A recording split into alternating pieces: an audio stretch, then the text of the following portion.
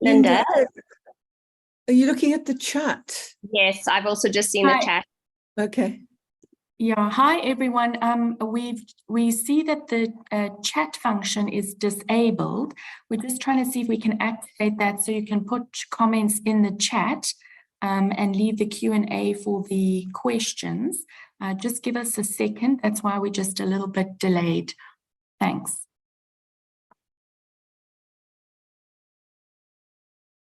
Thanks. I think we hope we've remedied it. I'm not sure if anybody wants to try and place a comment in the chat. Great, thanks everyone. So I think we are organized and ready to start then. Good morning everyone. Sorry about that. So just to explain, this is a webinar, a Zoom webinar format.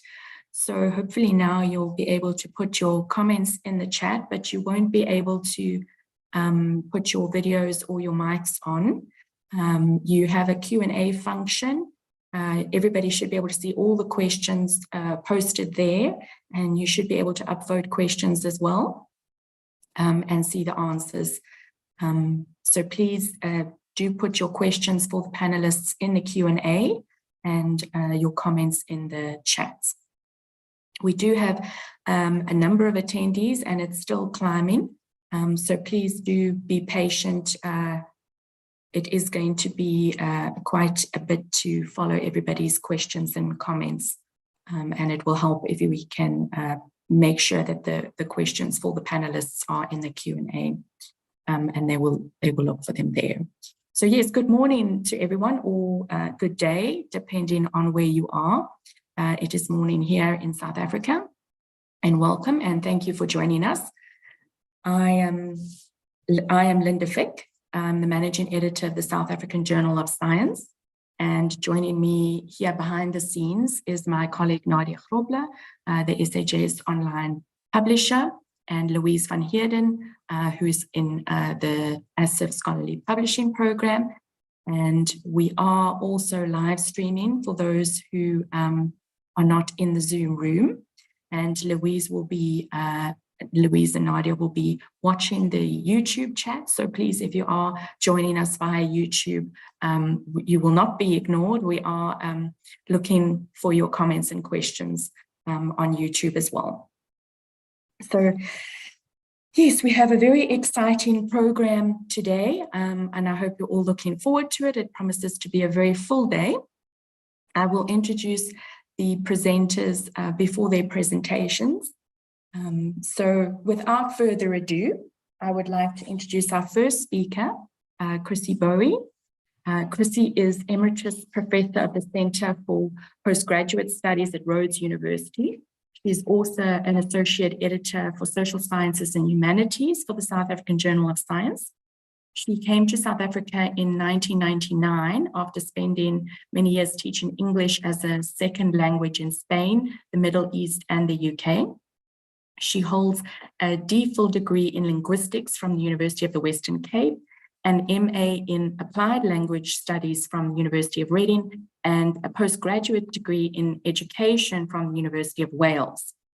Her research interests are in academic literacy, teaching and learning in higher education, critical realism, social realism, academic development, and educational development. So I think you will agree with me that we are going to really be given quite a lesson in language from Chrissy today, and we look forward to it. Chrissy, over to you. Thank you. Thank you. So good morning, everybody. I'm going to switch off my video to save bandwidth for anybody. I'm not very technical, but I hope it will help people who maybe are having difficulty with the connection. And I'm going to share my screen because I have a PowerPoint. There we go. It should be coming up now. And I'll go from the beginning. Okay, so I'm going to draw on research on writing. And there's a lot of research on writing. It's a huge field of study. So in keeping with our status as academics, I'm going to draw on the research rather than common sense in order to talk about what you can do to get yourself writing and to keep yourself writing. So let's see how we get on. Okay, now a lot of the research that I've been talking about focuses on the products of writing. So it looks at things people have written and it analyzes those. So researchers have looked at an analysis of a thesis. I had a PhD student, she supervised her at the University of Sydney a couple of years ago, and she looked at PhD theses. So she was looking at the format of the thesis. You've got lots of work which analyzes journal articles, student assignments, and so on and so on. But what that work does is it focuses on what's on the page.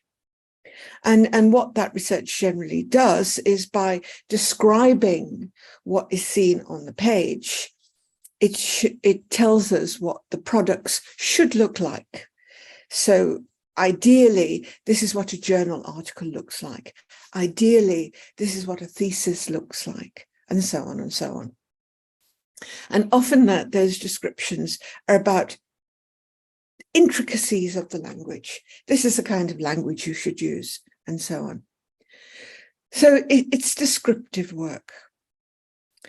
Now, the problem is that it's really important to have that kind of research, but it doesn't tell us about how to produce those perfect texts. And we've all been to lectures from undergraduate years onwards, where lecturers have told us about what a perfect assignment looks like, what a perfect essay looks like, and supervisors tell us what a perfect thesis looks like. But it doesn't, that sort of information, that sort of advice, it doesn't tell us how to do it. And here you are as a writer, stuck, not knowing how to get going or not knowing what to write next. And that's where the other side of writing research comes in. Because what this research did was and it's been going on for a number of years now, it looks at writers as they write. So it's looking at things writers actually do as they're writing. Now, as I said, it's been about for a number of years. It actually began in the 1970s. And the woman who's normally identified as the person who wrote the seminal article is Janet Emig, and she wrote on the composing processes of school-based learners. But her work really set the ball rolling. And over time, the research has become increasingly sophisticated. And it's looked at writers writing all sorts of different kinds of texts, academic text, fiction, reports, whatever. It's looked at that. And it's looked at writers working with a wide range of languages, including non-alphabetic writing systems. And one of my first encounters with this kind of research was back many, many years ago, early 80s, when I was doing a master's degree in Reading in the United Kingdom. And there was a PhD student looking at writing in Chinese. Chinese doesn't use an alphabet, it uses a different kind of writing system, but nonetheless, she was still looking at that. Now, over time, and as this research became more and more sophisticated, and perhaps I should just say that in the beginning, what the researchers did was they said, can I watch you as you write? And what I'd really like you to do is to speak aloud as you're writing, tell me anything that comes into your head. And that was quite an unsophisticated way of going about research. As we got video cameras, you could put a video camera over someone's shoulder and you could actually watch them writing, record them writing, and record their voice at the same time. And nowadays you have programs on the computer which record every keystroke and analyze the keystrokes. But over time, it became possible to identify what successful writers did and compare what the successful writers did with what unsuccessful writers did. And once you get enough of that, you come to a position, or researchers came to a position where they were able to identify what were called successful writing strategies. And then those strategies were developed into an approach to teaching writing. It's called the process approach. And this process approach is taught all over the world, but it doesn't seem to have hit schools in South Africa. And to a limited extent, it's taught, or it isn't taught, in writing courses in South African universities. I don't really have any experience in the rest of the continent, but we've got an approach.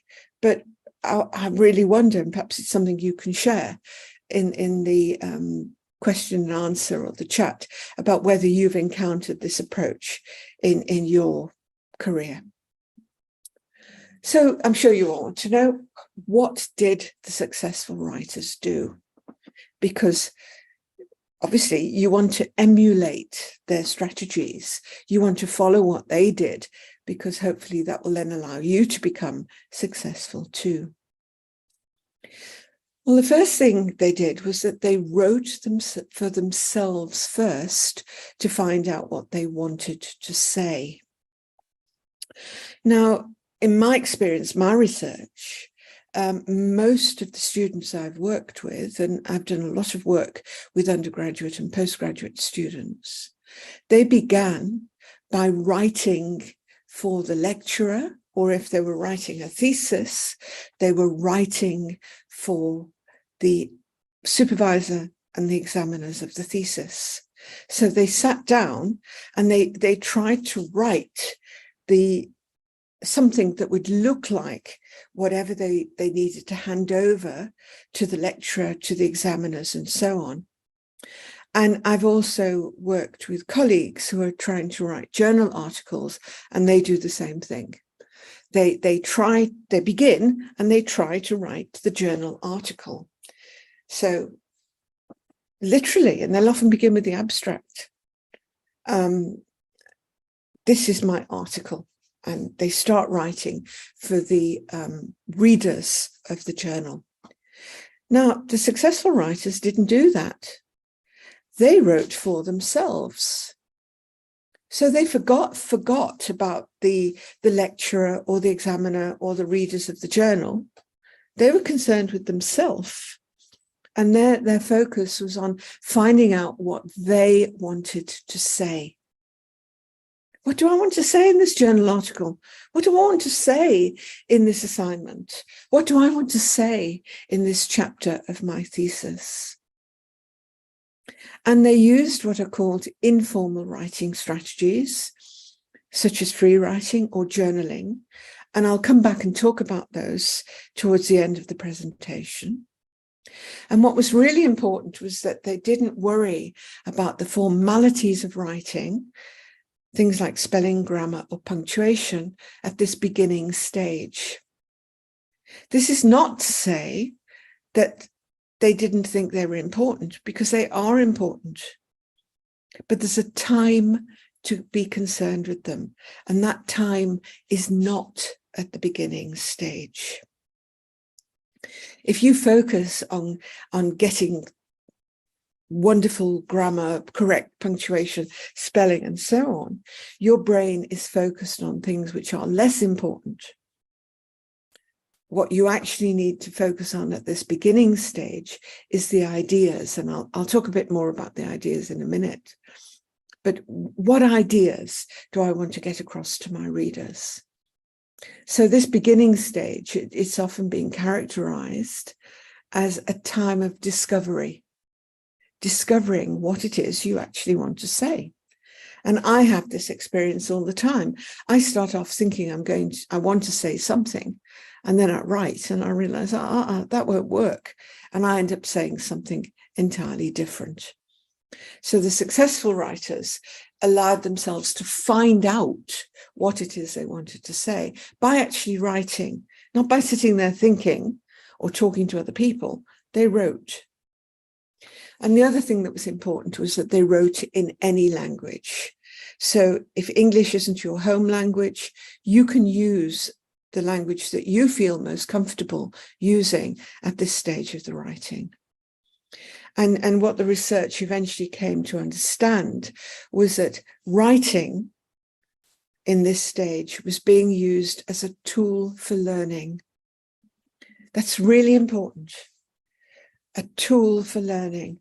And we now know that writing, far above speaking, reading, listening to lectures, writing is the most important tool for learning.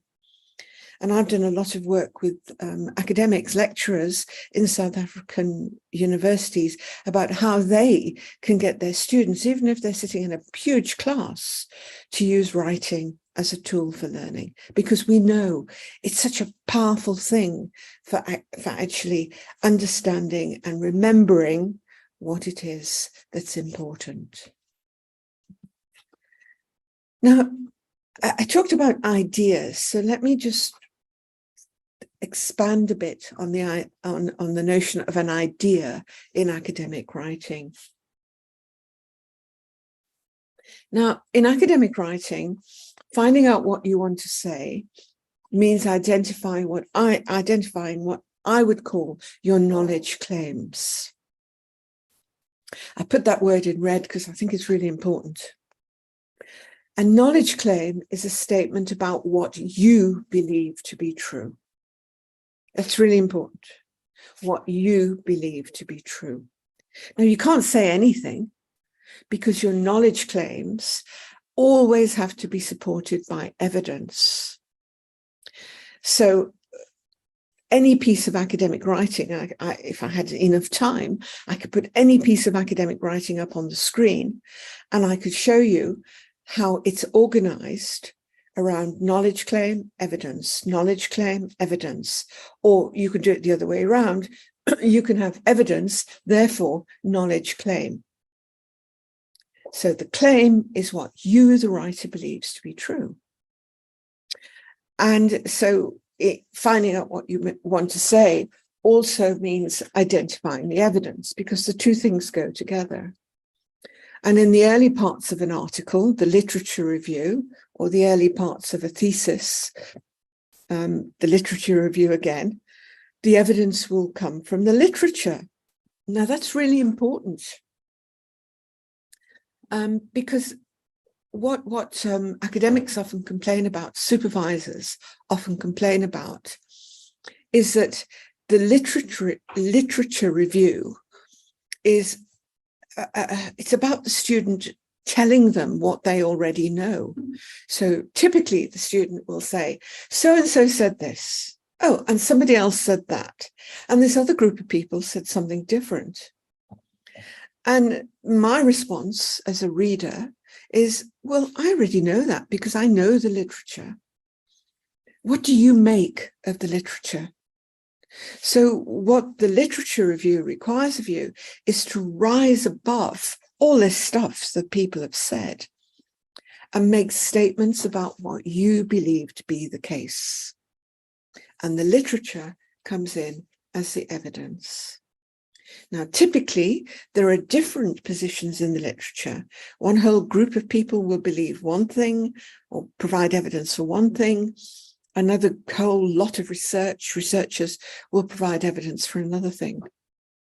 But that's part of your job as the writer. You have to identify competing claims.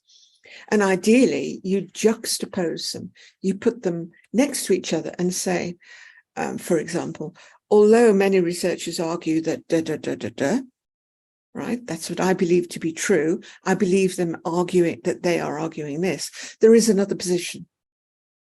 And then you say, this is a position. It's what I believe to be true on the basis of my reading of all the literature. So if you think about the literature like that as evidence for claims you want to make, it's actually quite powerful. It puts you in the position of the knower, and it requires you to, if you like, adopt a different position to somebody who's just relating, who's just telling what's in the literature. That's the early part of a piece of academic writing. But in the latter part of an academic writing, piece of writing, your evidence will come from the data. So if you're writing a journal article, this is where your own data comes in.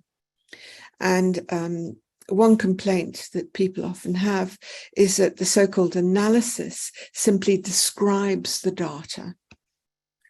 And as a researcher, you need to do better than that.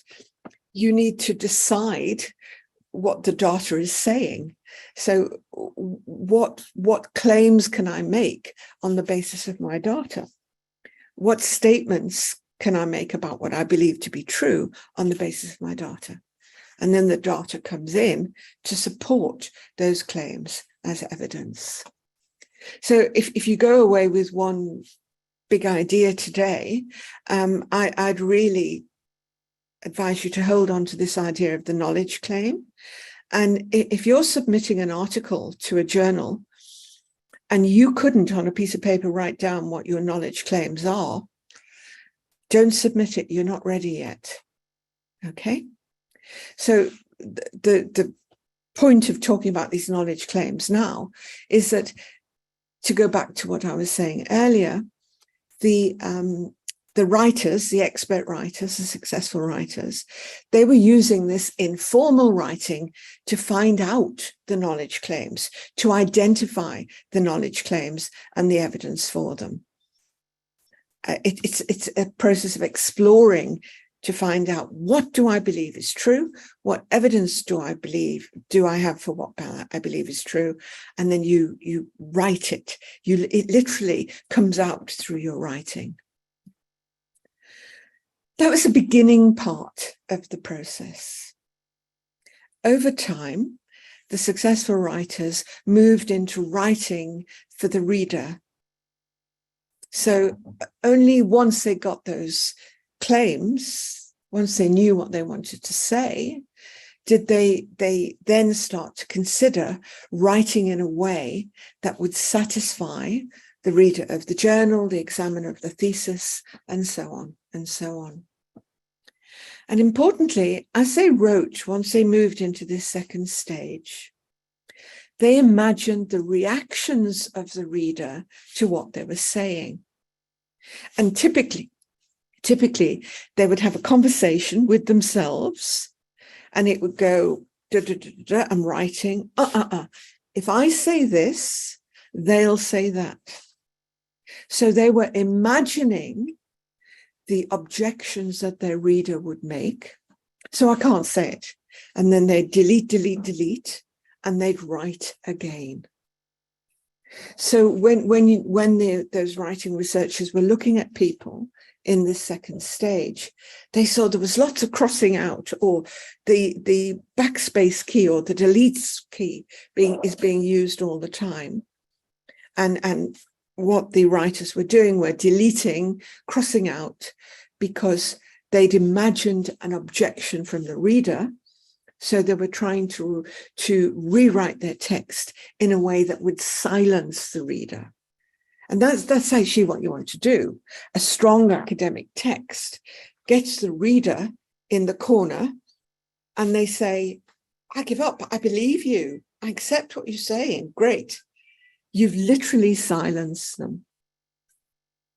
So what the research showed was that writing in the second stage became a process of drafting and redrafting a text in response to what's been called in the literature this imaginary conversation. And what was important is that if the writers got stuck, they didn't stay stuck. They moved back into the less formal generative writing they'd used to find out what they'd wanted to say in the first place. so that they didn't keep trying to write the article in the fancy language and so on. They moved back, if they needed to, into using their home language, into using a more informal way of writing to try and work it out. And then they were able to move back into the actual format of the text that they wanted to write, and focusing on their readers. What was also important was that even at the drafting stage, these successful writers didn't pay a great deal of attention to the form of the writing. They weren't really fussing about the spelling. They didn't turn Grammarly on yet. They were focused on the knowledge claims, the evidence, and the way those knowledge claims joined together, linked together to make an overall argument. Finally, though, when they thought they'd satisfied or silenced their reader, they moved into editing their text. So this is when the attention to the spelling, the grammar, the punctuation, or is it better said like this or said like that? That's when that came into play. So editing involved a process of polishing the text to ensure that it was technically perfect and stylistically appropriate.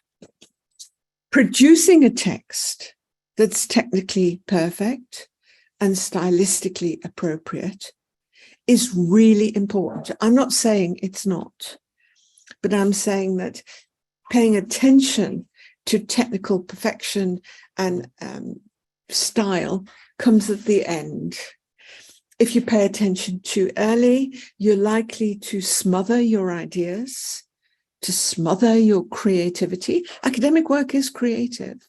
It requires all your brain power to come up with these new ideas and the evidence for them. But it's at the end of the writing process.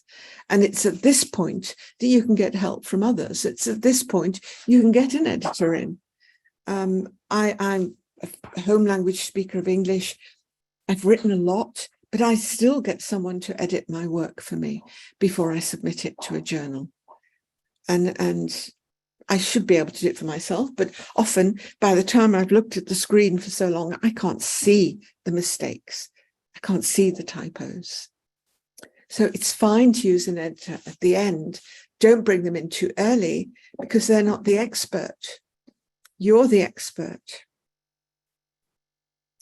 So as I said, the strategies used by successful writers allow us to identify 3 stages in a writing process, and there they are.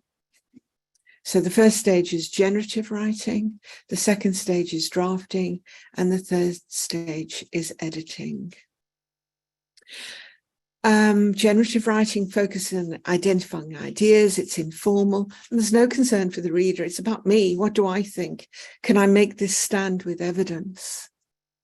Drafting. Now I'm worried about the reader.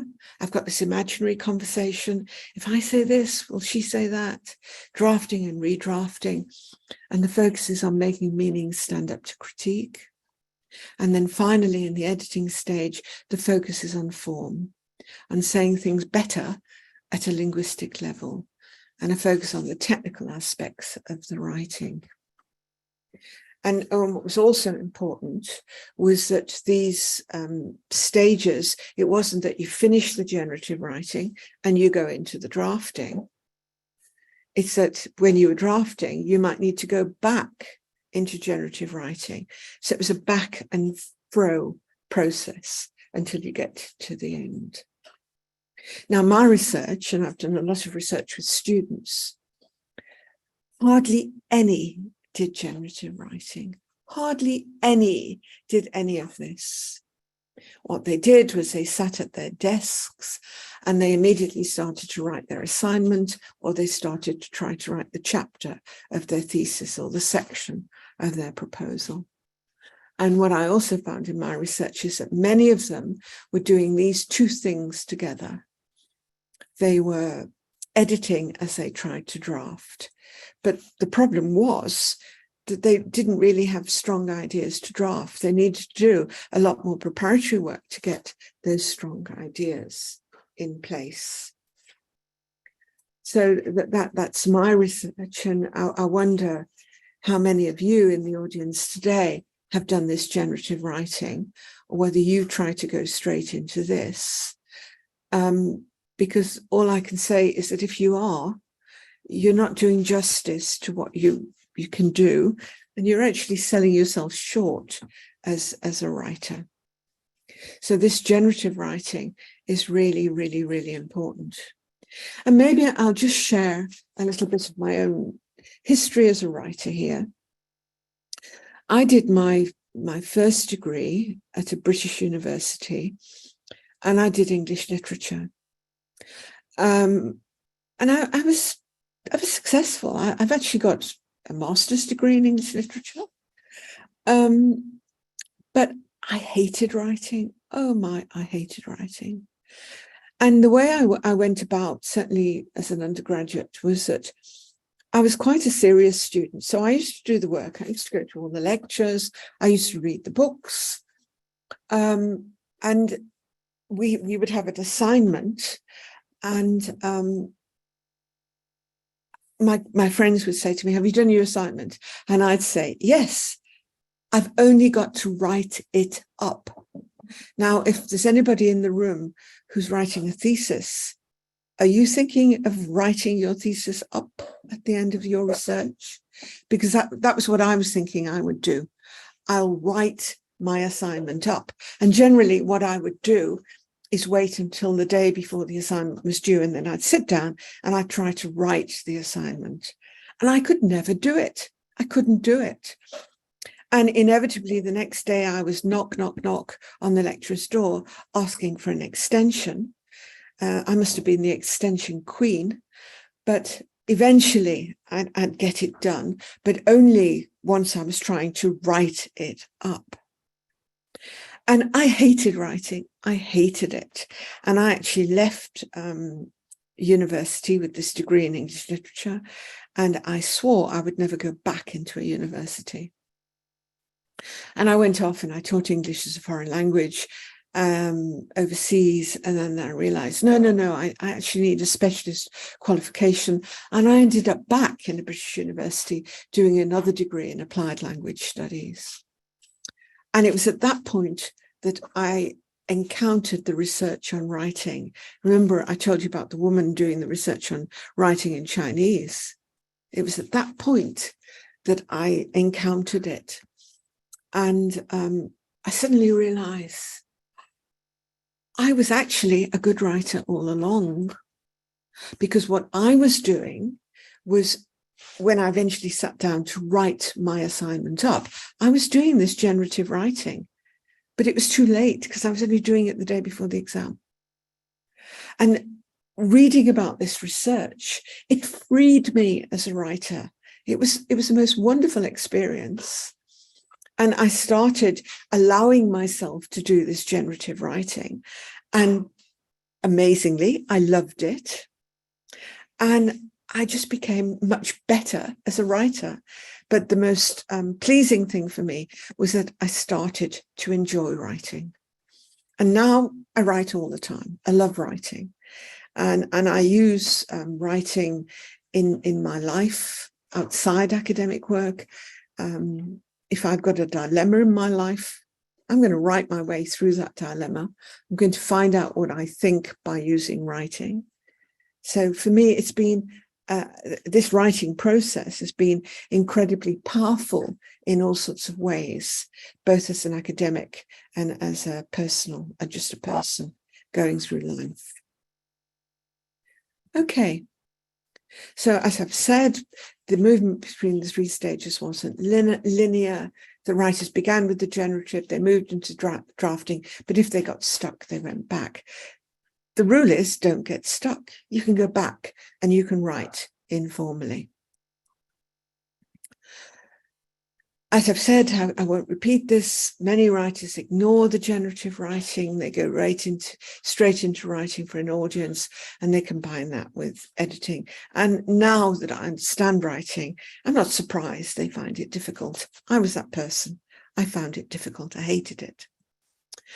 So what I'm going to do now is to look in more detail at some generative writing strategies, things that you can try to help you find those meanings, to find those knowledge claims, those statements that you want to make about what you believe to be the case, and to find the evidence for those knowledge claims. And I'm going to talk about two. The first is free writing, and the second is keeping a reading journal. And if you go to a library and you look for handbooks on teaching writing, you'll find these in those handbooks. I'm not sure how often teachers of writing often teach them, but they're there. I'm not telling you anything that's not there on the books on the shelves of libraries. Okay, so let's talk about free writing. So free writing begins with you identifying a question that you want to answer. So a question could be, what's the relationship of X to Y? Or if you're struggling over the meaning of something, what does X really mean? What does X mean in this context? Okay, so you find a question that's puzzling you. You set a time limit, and the wonderful thing is that the time limit is short. Don't go over 7 minutes. 3, 5, 7. The reason for setting that time limit and keeping it short is that free writing is very focused, and it's hard to keep focused over a longer time. And what you can do is put the timer on your phone on. Okay, you've got your question, put the question at the top of the screen or on a piece of paper. You've got the phone on timer, and you press start. And what you then try to do is write without stopping for the entire time. Literally, you try to keep the fingers moving on the keyboard or the pen moving across the page. Really work hard not to stop. Just let the thoughts flow. Any thought, nothing stupid, because nobody's going to read it but you. It's a bit like emptying your head onto the screen or onto the page in response to the question. Of course, as I've stressed, don't worry about spelling, grammar, or punctuation. Nobody's going to read it but you. Write in any language. And when the time is up, when the phone beeps, you stop. That's the rule. Put the pen down, take your fingers off the keyboard, because you can do another free writing. And what you do then is you read what came out. Literally, you read what emerged. You don't have to read what you wrote immediately. You can, when the timer beeps, you can stop. But you should read what came out later. Go back and revisit your free writing. And all I can say is that my experience of using this and experience of using this with my students, and I supervise a lot at doctoral level, is that stuff always comes out. Ideas always emerge. And I actually do free writing with my student in a supervision. So if a student asks me a question and I don't know the answer, I'll say, I don't know, but let's free write. And I free write and the student free writes. We sit there, either in the online meeting or person to person in a room. And then we both say, okay, what have you got? What have you got? And we can move forward. And my experience, and my students would also testify to this, is that free writing is this incredibly powerful tool of finding ideas. And of course, once you've found an idea, you can work with the idea. You can strengthen it. You can get the evidence to support it, and so on and so on. But free writing is literally a way of freeing your brain up and seeing what comes out. So that's one strategy. And all I can say to you is try it. It's not going to kill you. 3, 5, 7 minutes. Just try it. Try it more than once and see what happens. I've seen free writing make an enormous difference to people. People have been stuck and suddenly they realize, I can become unstuck. And it can be a tremendously liberating experience. And of course, you can fit free writing in at any time in the day. You know, if you're waiting for someone, do a bit of free writing. You can. It's not like you have to go and sit at your computer and write. That's pretty daunting. The free writing is easy writing, so you can fit it into your day. Right. The other thing is a reading journal. And I find a reading journal really useful. I still have a reading journal because I read all the time as an academic, and I have a reading journal. So think about what people usually do when they start reading. Typically, they'll highlight, underline, and make notes. When they do this, the focus is on identifying important points, on understanding and remembering. And often if you use these techniques, you can look back at a photocopy of a text and you realize it's nearly all yellow, or it's nearly all underlined, or if you're making notes, your notes are almost as long as the original thing you were reading. But the important thing is that if you're using those techniques, your focus is on understanding and remembering. But academic writing requires more than this. It requires us to make these knowledge claims and to support them with evidence. And that's particularly true of the literature review section. If you hear supervisors of theses complain, it's often about the literature review section. So how does highlighting, underlining, or making notes allow you to identify those knowledge claims? I don't think those strategies are particularly effective at allowing you to identify the claims. I'd argue that a reading journal is a much better approach. So how do you keep a journal? Well, you open a folder on your computer or you buy a notebook. You can keep it in hard copy. You write a complete reference for everything you read at the top of a new file or a new page. And you'd write the reference as you would write it in your list of references in your bibliography. Then sit somewhere comfortable. You don't have to sit at the computer. You don't have to sit at the desk. Importantly, you then read without taking notes, highlighting, or underlining. Don't have a pen near you. Close the computer. You read. You focus on what the author is saying, what claims they're making, and what the evidence is for those claims. And as you focus on what the author is saying, your question is, do I believe this? Am I convinced? Am I convinced by this claim? If I'm not convinced, why aren't I convinced? You don't have to read a whole journal article. You can read a part of it. You don't have to read a whole chapter. You can read a part of it. But when you finish reading, you can write an entry in your journal. And actually, a reading journal, doing this reading in this way, it allows you to plan your time quite efficiently. And you can't keep working for hours on end.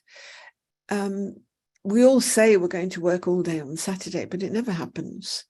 So it's much better to work in shorter bursts and be really focused. Then you know what usually happens. You get up, you make a cup of coffee, you walk around, you do this, you do that. Much better to plan your time and say, well, I'm going to write this section. I'm going to read this section of the chapter or the article, and then I'm going to write a journal article. And when I've done it, I'm going to take a break. I'm going to do something nice. So what you write in the journal. Okay, here are some questions, and it's good to be guided by questions. How does this text agree or disagree with other texts I've read? Think about the literature review. You need to identify broad areas of agreement and broad areas of disagreement in the field. Well, answering that question will start to help you to do that. How does it relate to my article or my study? Okay, that's really important. What's interesting about it? What's not interesting about it? Why isn't it relevant? And then finally, what do I agree with or disagree with? That's a really important question. Because remember, your focus is on writing knowledge claims, statements about what you believe to be true, and then finding the evidence for them. And the literature is going to come in support of that claim. If you keep a reading journal, then over time, you will find the positions in the field, and you will start to see how what you are reading is relevant to your study, and you will start to be able to make these claims based on the literature. I said earlier that I supervise doctoral students a lot. I've got quite a lot of students, and when I begin a new journey with a doctoral student, I ask them to keep a reading journal for 6 months. That's part of an agreement, and I say, please do that. And if after 6 months you tell me it's not useful, that's fine, but I want you to try it. And I haven't had a single student who hasn't kept it up to the end of their journey. And often those who've kept them in hard copy, they've got these notebooks which sit alongside their thesis. And it's sort of like, here's the evidence of my journey, and there's the final product. It can be very satisfying. So again, all I can say, try it. I hope I've made an argument for why the old highlighting approach isn't a particularly good one. I'm going to move now into the second phase, drafting. Remember, this is where you focus on your reader, your audience. And I think other sessions in this workshop later today will help you to know your audience much better. But some questions that you need to hold in your head as you're in this stage are things like, what do the readers know already? So what don't I need to tell them? And the opposite, what don't they know? So what do I need to tell them? So understanding your audience is quite important for that. What objections can they make? That's the big one. If I say this, what will they say? What objection can they raise? Because what you want to do is silence the objection before the reviewers in the journal can make the objection, or the readers of the examiners of your thesis can object. And the other big question is, how does evidence support the claim I'm making? What's missing? And as I've said, your aim is to silence your reader. You want them in the corner of the room with their hands in the air saying, I give up, I believe you, I believe you. That is a powerful piece of writing if you're able to do that.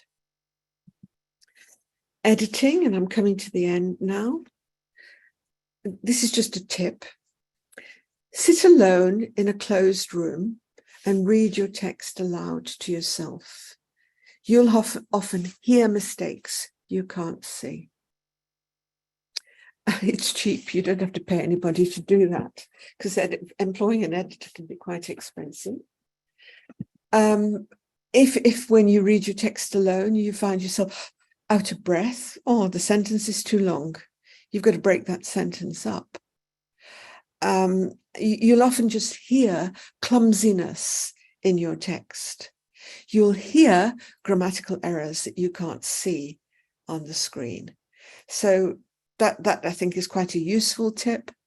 And, you know, if you are a postgraduate student and you're submitting chapters to your supervisor, supervisors get upset when stuff comes in that's doesn't have a degree of polish.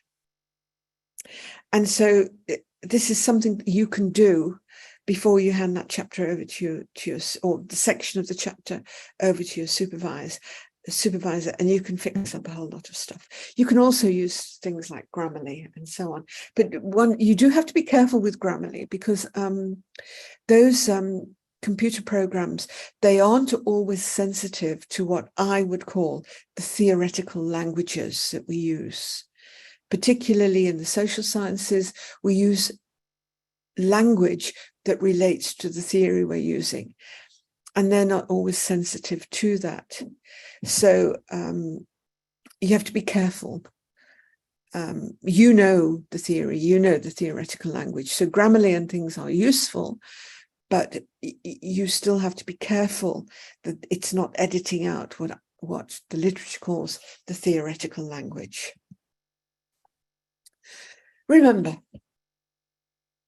I'm talking about an article here, but it equally applies to a thesis. Your article or your thesis is about presenting new knowledge to your audience. It's a contribution to knowledge. What are your knowledge claims? Could you write down the knowledge claims before you submit the article, or you give that thesis in? And how well supported are those claims with evidence? If you can identify the claims, and then you can look at the strength of the argument for the claims, the evidence for the claims, and then you're a long way into getting a strong piece of writing. And even more importantly, then, if you look at the way those claims link together, do they flow? Does my first knowledge claim lead to my second knowledge claim? Does it lead on like that? That's a way of checking your argument. So that's all I have to say. I'm going to stop the share, and I'm very happy to answer any questions if Linda will help me, because I haven't been watching the chat or the question and answer.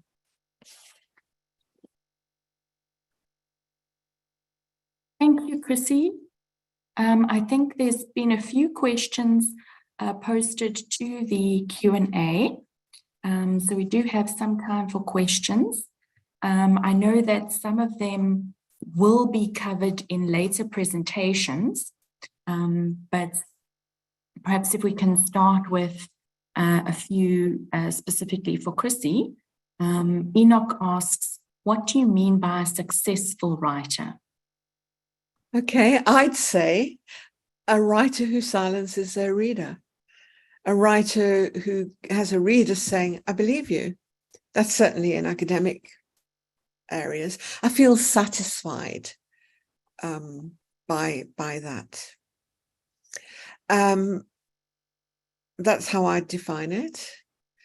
Shall I go on to the next one? It's Tabisile.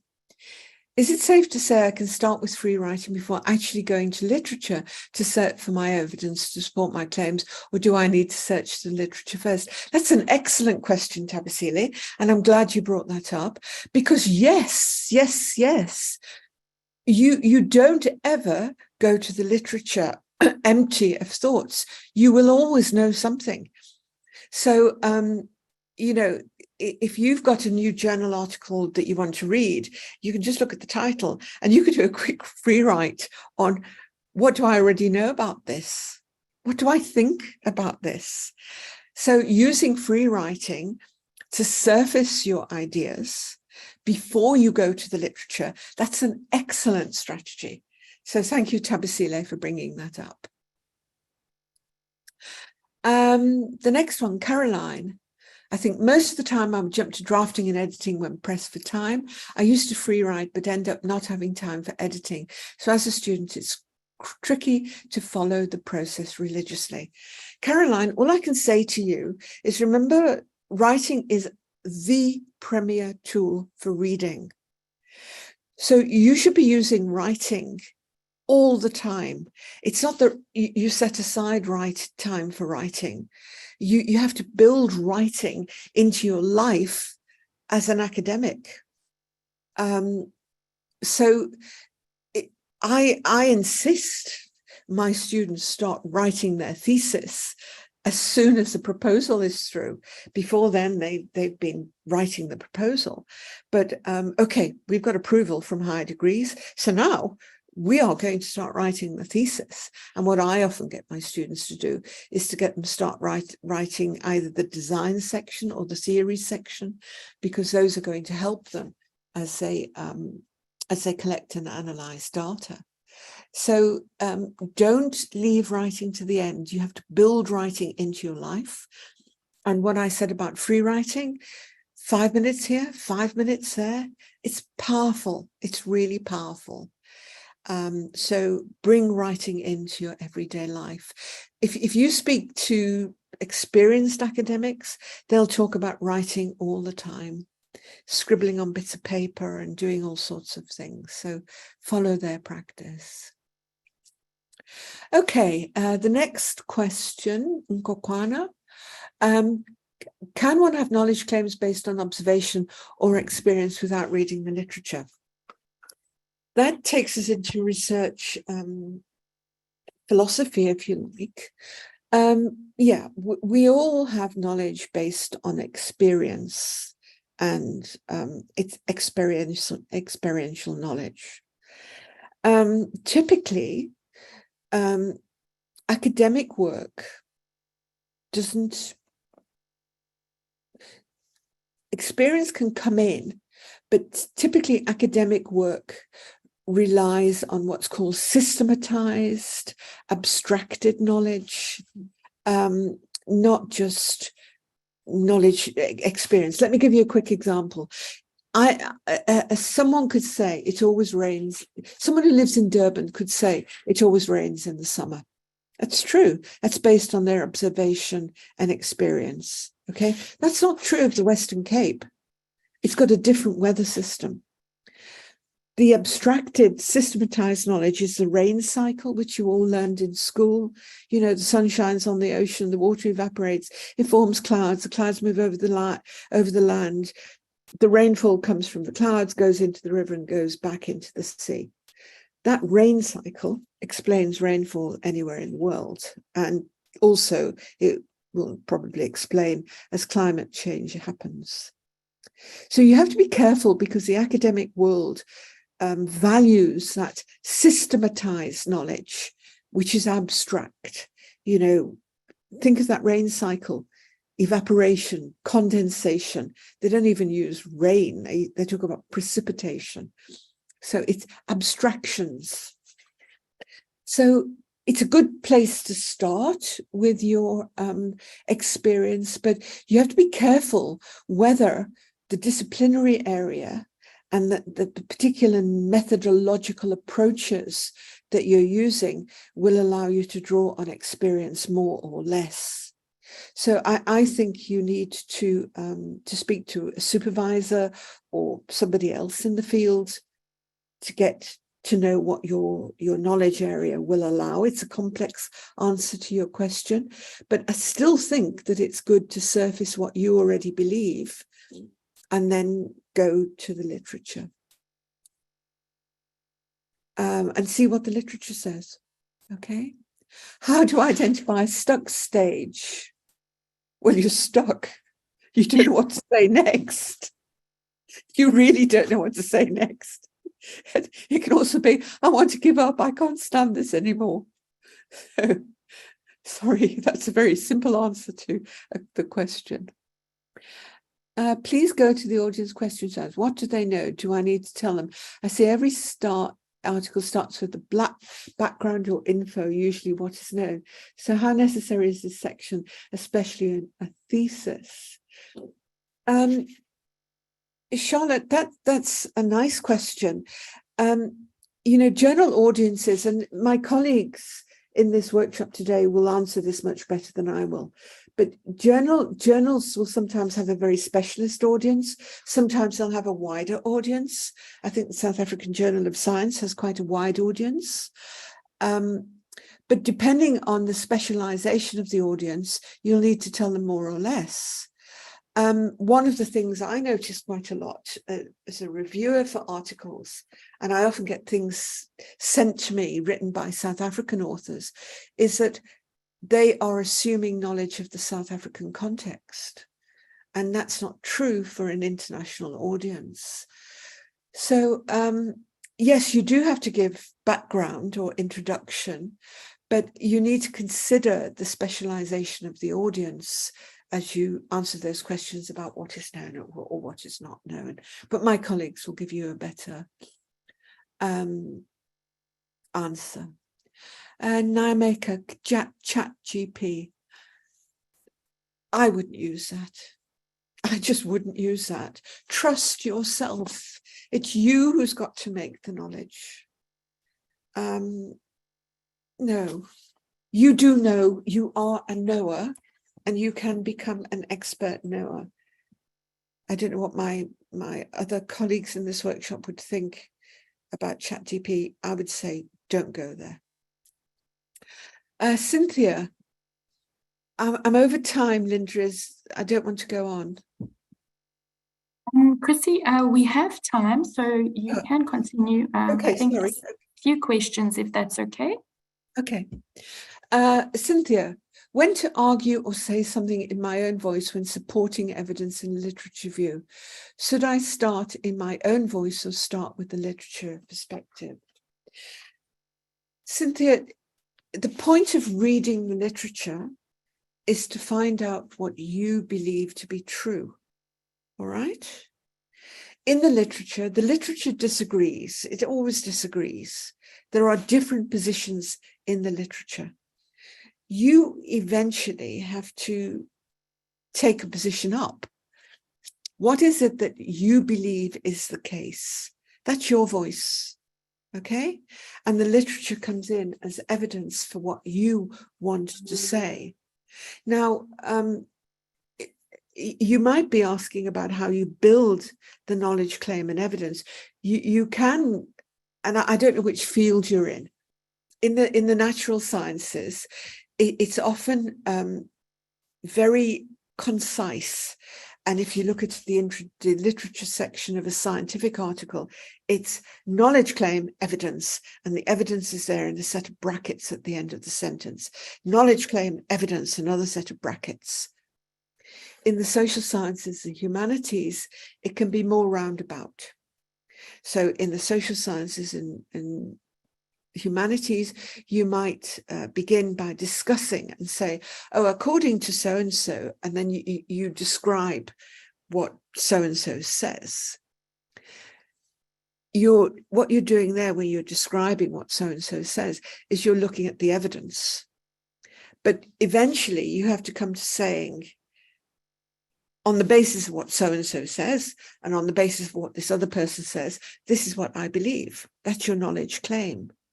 So you can work, as the scientists often do, knowledge claim evidence, where the evidence is just in the brackets. Or you can do it the other way around, where you can do evidence, and you can be quite descriptive in your exploration of the evidence, but you do need to find those claims and strongly signal the claims in some way. Okay. My colleague, there's a very useful website called Enhancing Postgraduate Environments. Enhancing Postgraduate Environments. If you type that into Google, go to the website. It's got a lot of resources for postgraduate students and supervisors. And there's one on, it's called a forensic analysis of a journal article. And my colleague, Sue McKenna, she does that analysis. So Cynthia, if you go and look for that, I think you might find that quite useful. Freddie, you're writing a book chapter under pressure. Nothing new there. I live a life under pressure, as all academics do. Will free writing work for me? I would say yes. I would say free writing is a way of getting you closer and more efficiently to getting that chapter finished. Is free writing motivated by our experience of the subject in question? Not necessarily, Ntabiseng. You've read the literature as well, so your free writing can also be motivated by your reading of the literature, by what you've heard in discussion with other people, and so on. So it depends what you mean by experience, I suppose, but that academic experience can be the experience of discussion and the literature as well. Dennis, silencing my audience.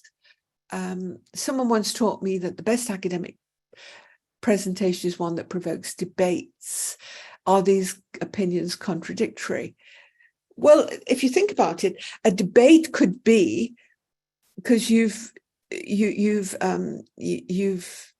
produced a position which is actually very strong, and then people are going to talk about the strength, but they're also going to talk about how it disagrees with existing positions in the field. Look, I don't think you're ever going to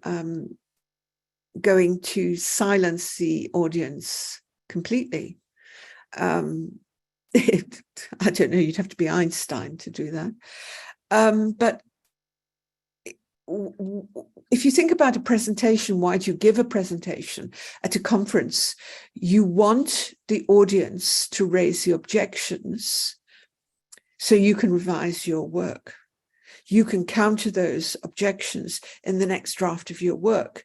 So making a presentation at a conference before you submit an article to a journal, it's part of this writing process. So I'm not sure if maybe the person who spoke to you was referring to that.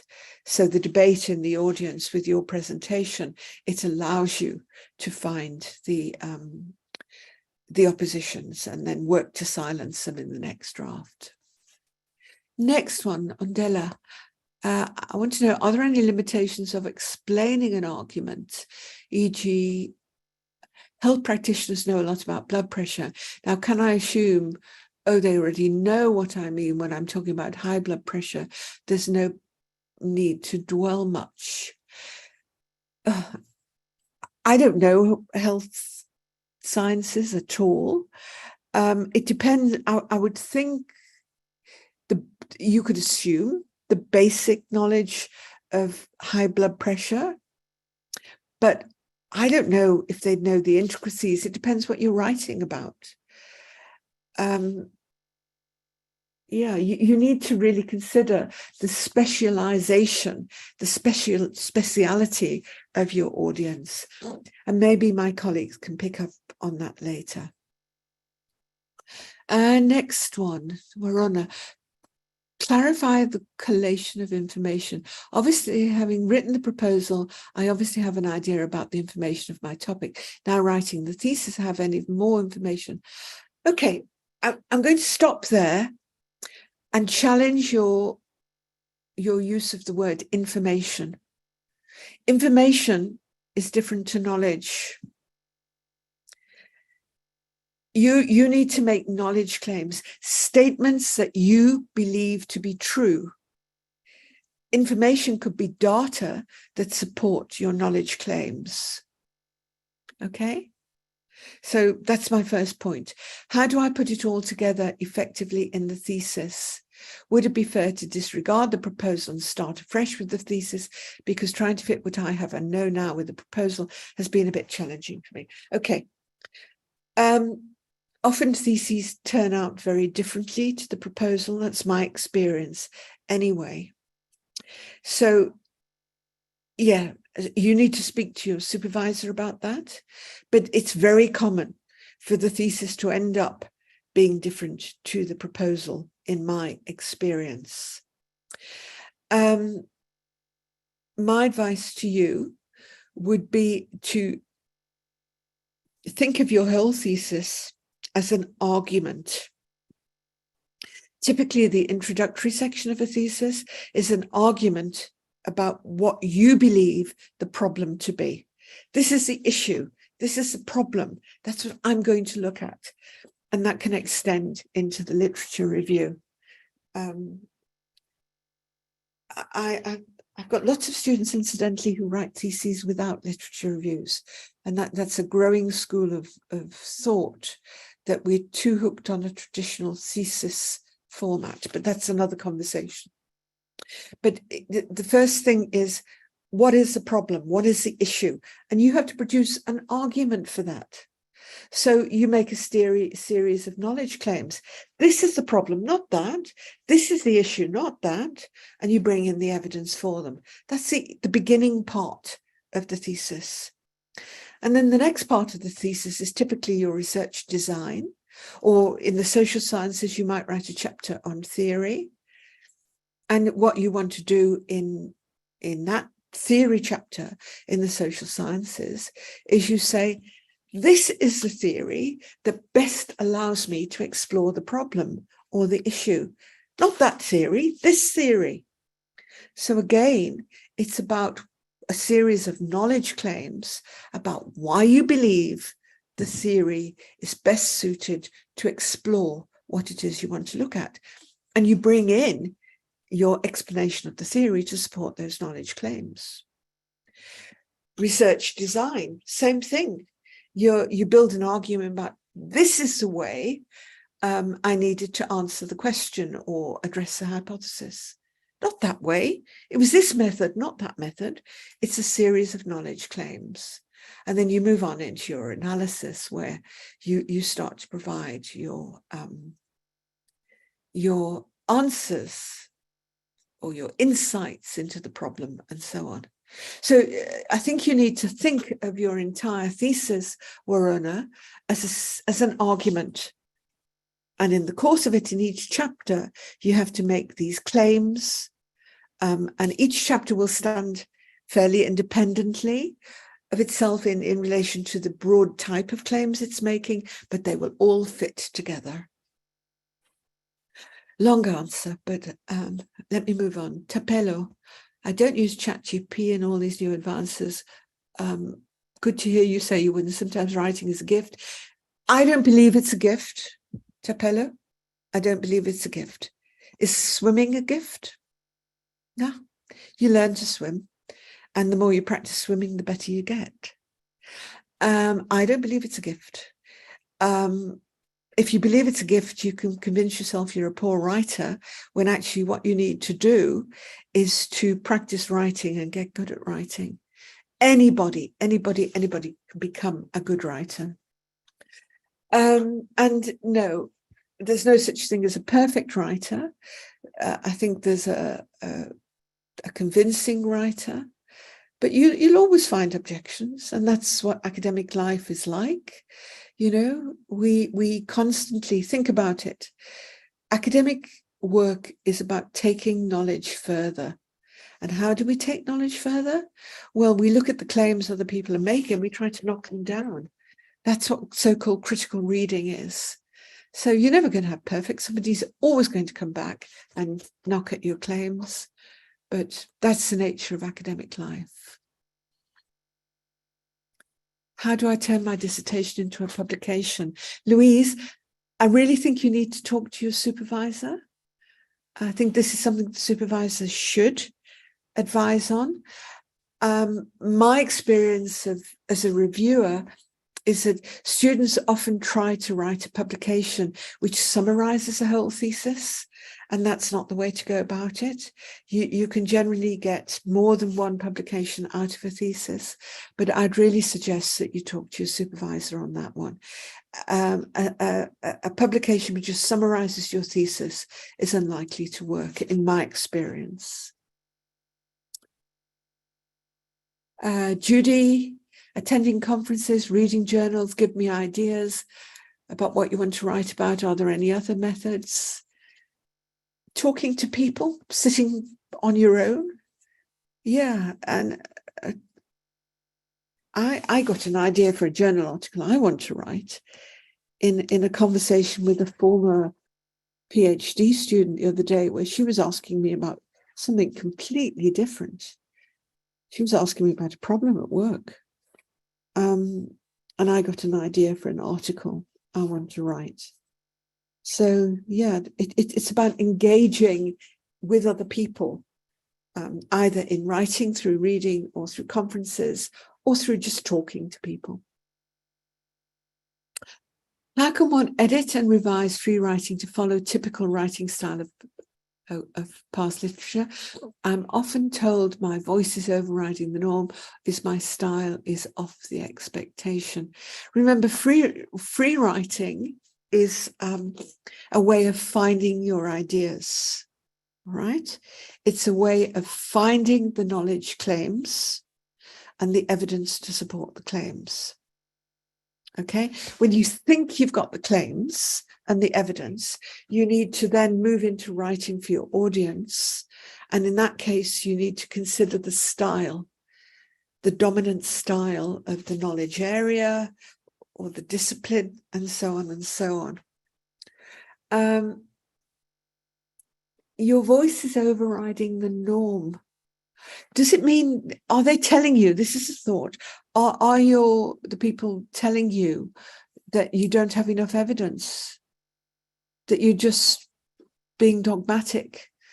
You know, academic work doesn't allow you to say what you think. You need evidence for what you think, because your audience is going to look at the evidence and they're going to try and make your claim fall down. Okay? So free writing is finding the claims and the evidence, and then you're going to move into drafting, where you're trying to make the style of your writing acceptable for your audience.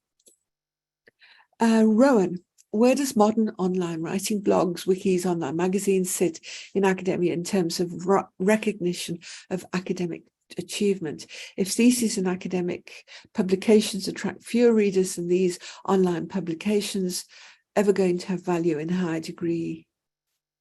Are these online publications ever going to have value in higher degree qualifications? You know, the problem with blogs, wikis, online magazines is that they're not peer reviewed, Rowan. The key question surely is whether experts, and experts would be the reviewers who review a journal article, have considered the knowledge claims and the evidence that you're presenting in an article, and if they think they're okay. You know, you write a blog or you write a wiki, or you could submit something to a magazine, you know. I think the conversation is different, because the conversation requires you to do it in an academic way, where you reference, where you produce the evidence. But often the evidence, there is none in those online things. It's just, well, this is what I think. Well, okay, where's the evidence for what you think? So it's different kinds of knowledge, I think, that you're talking about, Rowan. It's academic knowledge is always evidence-based. And I personally think you can't get away from the evidence basis, because otherwise we're going into very dangerous territory. So I think that, you know, to get on in the academic world, they're looking, all the measures are looking for the extent to which work has been through peer review, rigorous peer review, and the accredited journals give that rigorous peer review. Okay, anonymous. I feel as though I've lost the ability to write. After writing a beautiful MA, my PhD has been a soul-sucking experience. Do you have any advice? I'd love to talk to you, anonymous. If you want to talk to me on the email, you can find me online and I will answer you. But I don't know. Is it because you're working in a different area? Is it because of your relationship with your supervisor? I don't know. But it doesn't have to be a soul-sucking experience. And I think that you can get back on track. But I need to know more about why you think it's soul-sucking. I feel like an agony aunt here. But I don't think you have to stay in that soul-sucking experience. I think you can get out of it. Is there any difference between a problem and a gap? I think that depends on the knowledge area. There's a long answer to this question, Nosipo, and I think it is in the way different knowledge areas go about building knowledge. Okay, in the sciences, researchers collect data, and what they try to do on the basis of data is build ever more overarching principles and theories to account for all the data. And new data keeps coming in, and they keep having to adjust the theories and principles. And what you then get is a sort of pyramid shape, where what you want is a theory or a principle which will account for all the data that's being produced. Okay. And then if what researchers often then try to do in building that pyramid, it's very, very strong. They want it strong, is they identify gaps in the pyramid. But that's the way of sciences. In the social sciences, the humanities, what often happens is that researchers see a problem and they bring a theory to look at the problem. So the theory acts like a pair of glasses.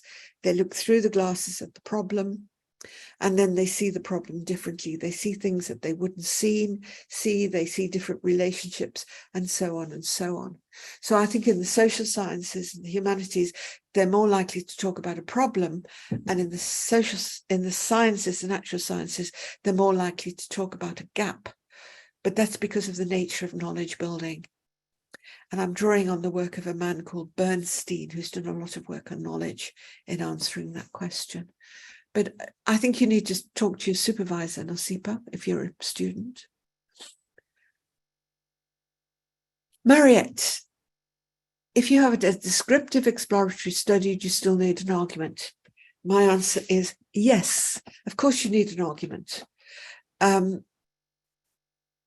Even if you're exploring, yeah, you still need an argument. All my PhD students, well, nearly all of them, they're doing these exploratory studies because in my field, I work in a field called higher education studies. We can't find definitive answers because the system is open. There's too many things to consider and they're all changing all the time. So it's always an exploratory study, but you still need an argument, and the argument would go along the lines that I described earlier. You know, this is the problem, or this is the issue that I want to explore, or that needs exploring. This one, not that one, this one. There's an argument. And then if you're in the social, this is the theory I need to use, not that theory, this theory. There's your argument. This is the way I need to go about addressing the using the theory or collecting data. There's your research design. And so it goes on like that. So yeah, it's still an argument. Shoma, how am I doing for time, Linda? Still okay? Yes, Chrissy, we've got time. So if you're okay to answer a few more questions, I see okay. They are. I'm happy. I've just lost track. Sorry, no, we're a little bit ahead of time. So we can continue if you're happy to do so. I see there are participants who've raised their hand. If I can ask you please to put your questions in the Q&A and only raise your hand if you're unable to put a question in the Q&A. Okay. Thank you. I'm enjoying it. So yeah, that's great. No, it's I think it's very useful to have this time for all these questions. So thank you. Shoma, in building evidence to support a knowledge claim, is there an acceptable minimum number of references that one should include to qualify an argument? How long is a piece of string? You need to be satisfied that the evidence is robust. Is there one way of answering this would be, is there enough consensus in the field to support this position? Is there enough agreement in the field to support this position? And then Another consideration would be the quality of the references. Am I citing the key people in the field? Because, you know, there are always key people, and then there are the people who draw on their work. And one of the things that I always tell my own PhD students is that you need to demonstrate your mastery of the field. You need to show the examiners, you know who's who in the field. And what students will often do is they'll cite other students. So you get a huge name in my field, like Basil Bernstein, and the student will use as a reference Bernstein in Eastman, and Eastman's a student. It's like in this game of knowledge making, cite the big players.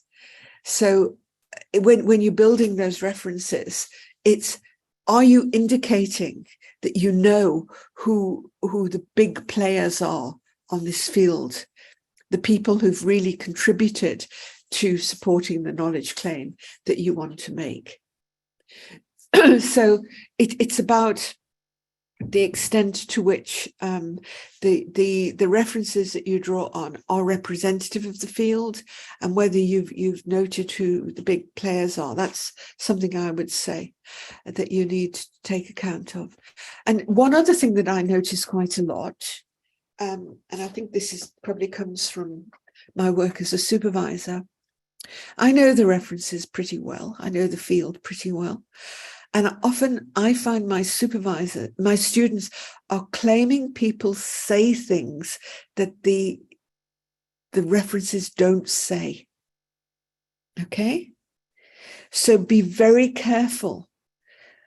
Does the reference really support what I'm saying? Be careful that you don't translate what other people say into the way you want to believe. Okay, it's really it's difficult, that, but I find it all the time with my doctoral students. They'll often appropriate, that's the word, they'll appropriate someone else's work to support their own, when in fact, if they read that person's work closely, it doesn't say that, it doesn't support them. So it's about your ability to really check the rigor of your references. Are these people really supporting what I'm saying? Really supporting what I'm saying? And am I noting the big players in the field? I think that's the best I can do with that one, Shama. Next one, is it acceptable to use the same literature for my PhD thesis for journal article publication? Yes, I think there's an answer to that. Yes, of course. Yeah. I won't go into that. If you're basing it on your PhD, why not use the same literature? Okay. Is thesis by chapter publication a more efficient route if you want supervisors to be productive in assisting with publication? Scientists tend to be following this route, and their systematic publications are more highly rated. I don't think it's... I think a PhD by publication is actually quite hard. It's not necessarily the easier route. I think you have to be careful, because sometimes it's about playing the publication game. And I'm very skeptical of universities who want the subsidy in South Africa from the publications, as well as the subsidy from the thesis. If you look at PhD by publication, and there's quite a lot of work on this, and I'll refer you again to that Enhancing Postgraduate Environments website, Enhancing Postgraduate Environments. There's something there on PhD by publication. You have to be, you have to find a golden thread between those publications. You have to make an argument for the coherence of those publications in a surrounding narrative. So I don't think it's easier, but what you will probably do is contribute to the rating game, to the numbers game. But I'm not sure it's easier, and I'm not sure it's actually the best way for beginners, PhD students, to go about developing their scholarship. I'm skeptical. But there is work on this. Professor Liesl Frick at the University of Stellenbosch, she's done a lot of work on this. You could go and look at that work. The next one, Salahuddin. How do you improve your grammar in writing? Salahuddin, I hope that what I've said today has managed to convince you that grammar is important, but it's only important at the end. Okay, at the end. Your grammar will improve with use. The more you read, the more you write, the more you speak, your grammar will improve. But please don't be overly focused on the grammar too early in your writing. Attention to the grammar at the end is appropriate, but not too early. So that's all I can say. You'll improve it by using the language, but don't let focus on the grammar stop those ideas. Remember, the most important things are your knowledge claims and the evidence that you build to support those knowledge claims. Okay, I wish to hear your view on hypothesis. Okay, the idea of the hypothesis, it's just a particular way of understanding knowledge making, fairly typical of the natural sciences, where you set up a statement and then you test the truth of the statement. So your data comes in to test the truth of the hypothesis. But that's just one particular way of going about making knowledge. It's stronger in some fields than in others. In my field, I don't know anybody who does hypothesis type research. It's all exploring a problem and answering a research question.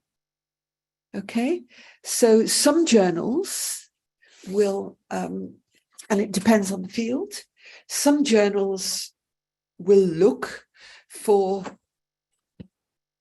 articles, will want articles that draw on hypothesis testing research. Other journals won't. I can think of, I've just reviewed an article for an international journal, and I recommended a reject because I said that the authors had not understood the journal audience, and what the authors were doing were offering hypothesis testing research. So I think it depends on the journal. Hi, Chrissy. Yeah. Sorry, it is 10:35 now, so I'm not sure how everybody feels just to have a few minutes to get up and stretch legs and grab a coffee. There are a few questions still, but we do have a Q&A session after the next presentation, so we'll get to those questions still. If that's okay, then we'll just take a quick 5-minute break and we'll be back at 10:40 with Leslie's presentation. Thank you, Chrissy. That was a really great, I think from the comments and the questions, you can see you've got everybody really thinking and some very useful practical tips for everyone. Thank you, Chrissy. It was a pleasure. Thanks. Bye.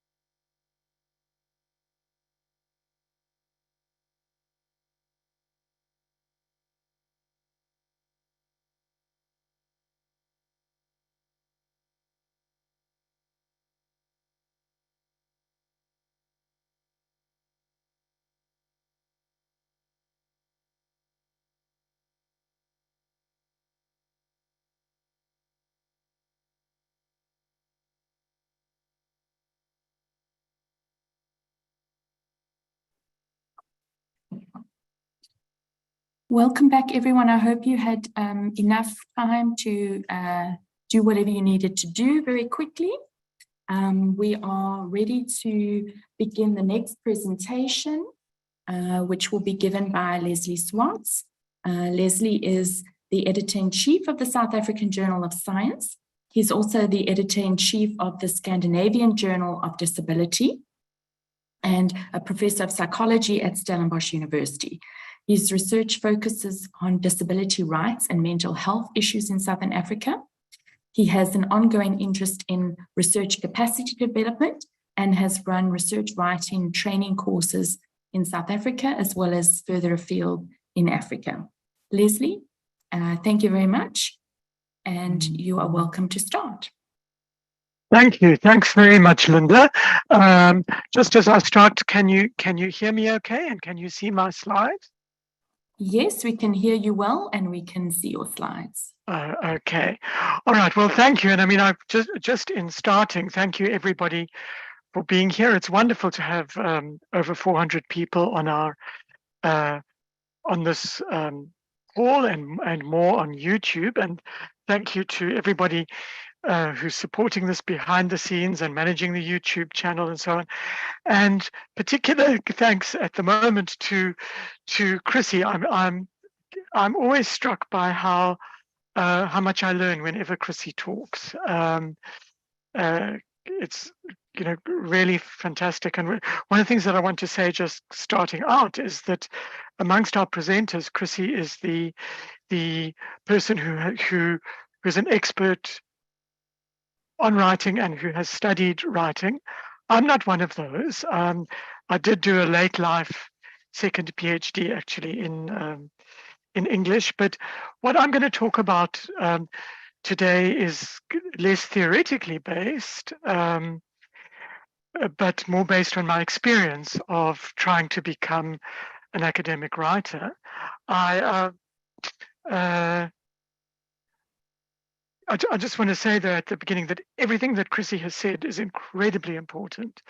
And if I could just make one sort of general comment before I start. One of the things that's absolutely crucial and key to me in terms of what Chrissy was saying is that you're writing because you want to say something, because of your interest in knowledge, because of your wish to be part of conversations. I'll talk a little bit more about this just now, and not just because for your job you have to produce a certain number of outputs. I have never seen a sustained, productive, happy academic career from somebody who doesn't get some sort of pleasure or interest out of reading and writing. That's really part of our job, and I think Chrissy demonstrates that beautifully. Linda, as you know me very well, I'm terrible at timekeeping, so please just shut me up when the time comes.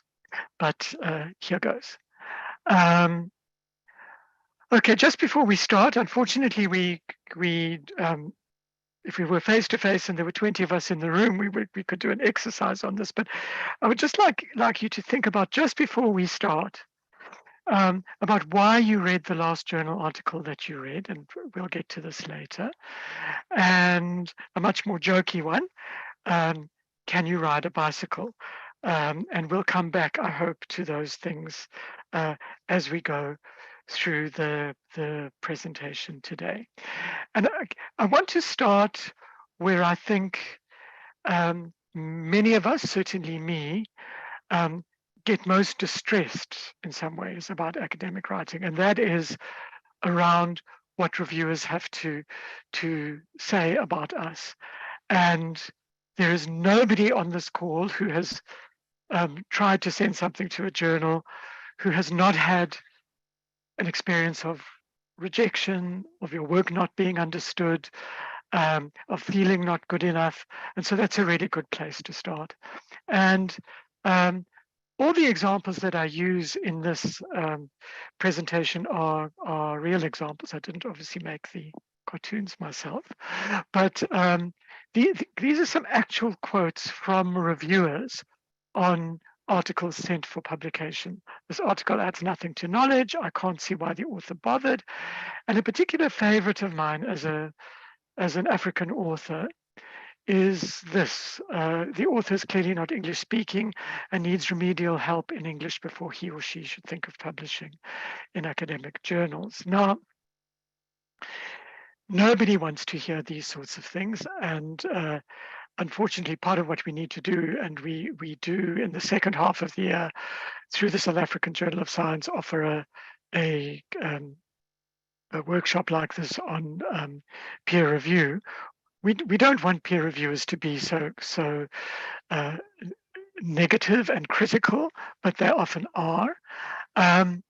But part of my job in encouraging you to write in some ways is to help you to develop a bit of a thick skin about these. So as I said, all of these are real examples.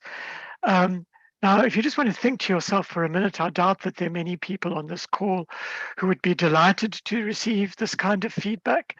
Some people have said to me they're relieved to get it because actually they feel, oh, somebody understands that I actually don't know anything.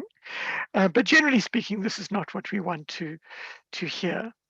And one of the most fundamental things that I want to stress for those of you who are new writers and are uncertain of the field is that, first of all, this isn't good quality feedback, but secondly, we've got to be able to put this feedback in its place. So what do we do when we get this kind of sort of response which makes us feel unhappy? Well, like, I'm a psychologist by training, and our response to threat really fits under three categories: fight, flight, or freeze. We may want to fight back and argue with the reviewers. We don't know them.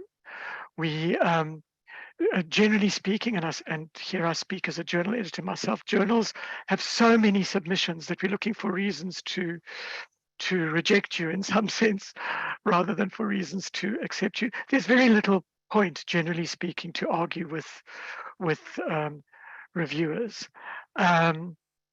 Another response will be flight, and I've certainly, and this distresses me enormously, I've seen people send in something, get some feedback like this, and never again try to publish. They run away. That's the flight. And I think the most common response is people feel completely, they don't know what to do. And what I want to suggest to you is that we really need to put all of this in its place. And I use these three examples because these three examples are all examples of feedback which I myself have received on material that I have sent in for publication to academic journals. The last one is particularly interesting because I am first language English. I spend a lot of my time teaching people how to write in English, academic writing in English. But part of this comes from the kinds of assumptions, even if there's anonymous peer review, that people make, for example, when you're publishing from Africa.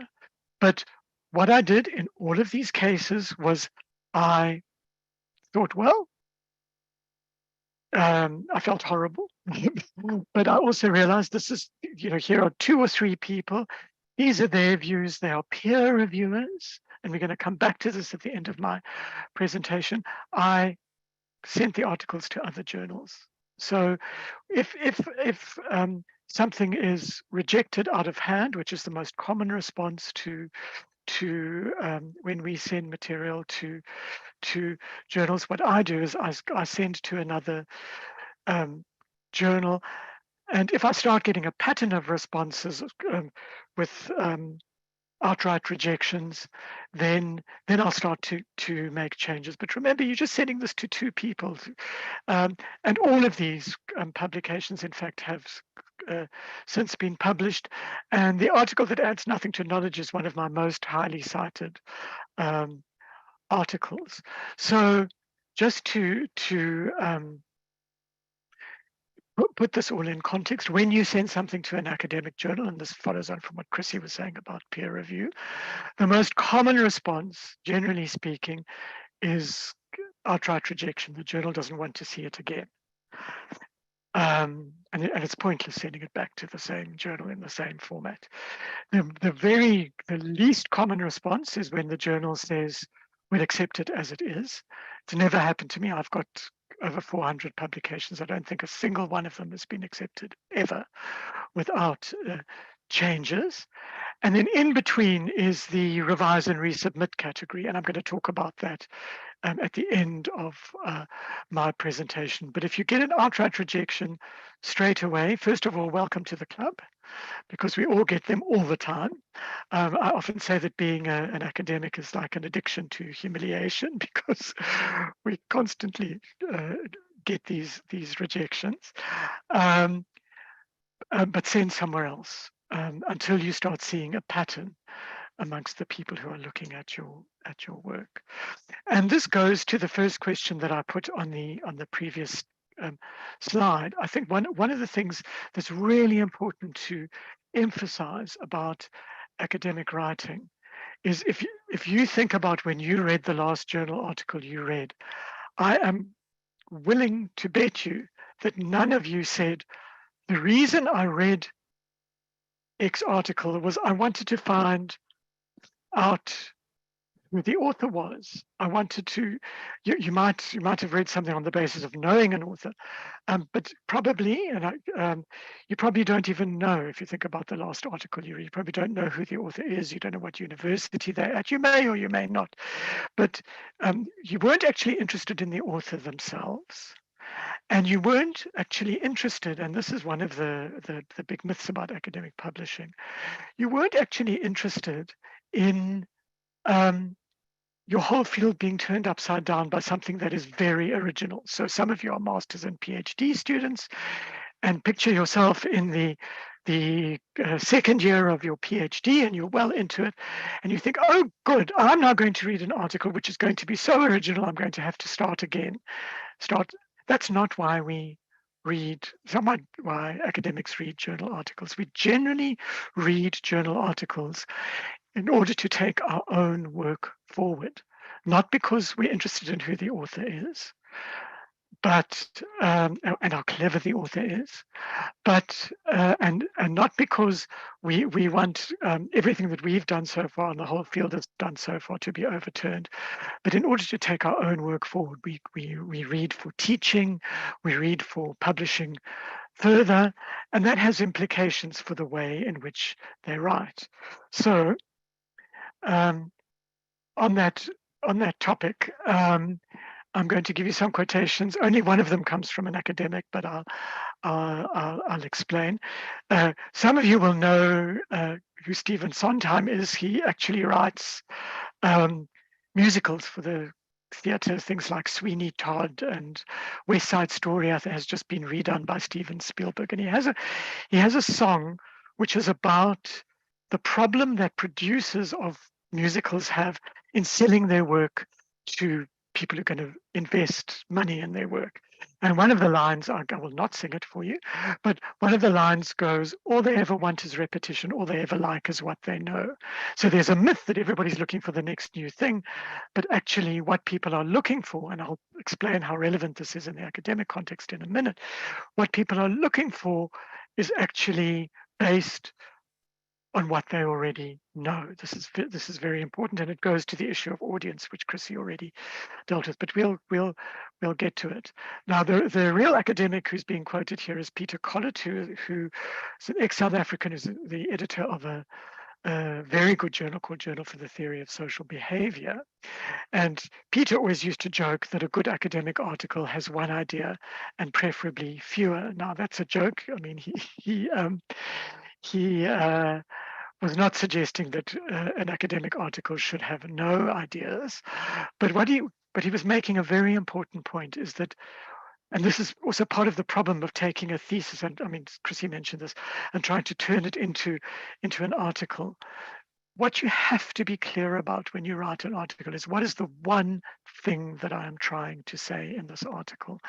And if you are thinking, they're not going to think I'm clever enough, I don't deserve to be here, I don't deserve to be saying these things, which is all part of, the academic imposter syndrome, and it's particularly bad for us based in Africa.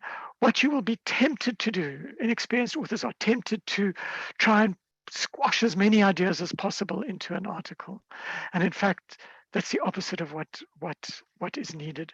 What your reader needs to know is the one contribution, and you should be able to say to anybody, this is the one thing that I'm trying to say in this article. There will, as Chrissy mentioned, even from a master's degree, there's often 2 or even more potential articles that come out of there. So your question for your article that you're writing now is, what is the one thing that I want to say that is going to contribute to a particular conversation? And we'll get to the issue of that conversation, which Chrissy has already alluded to.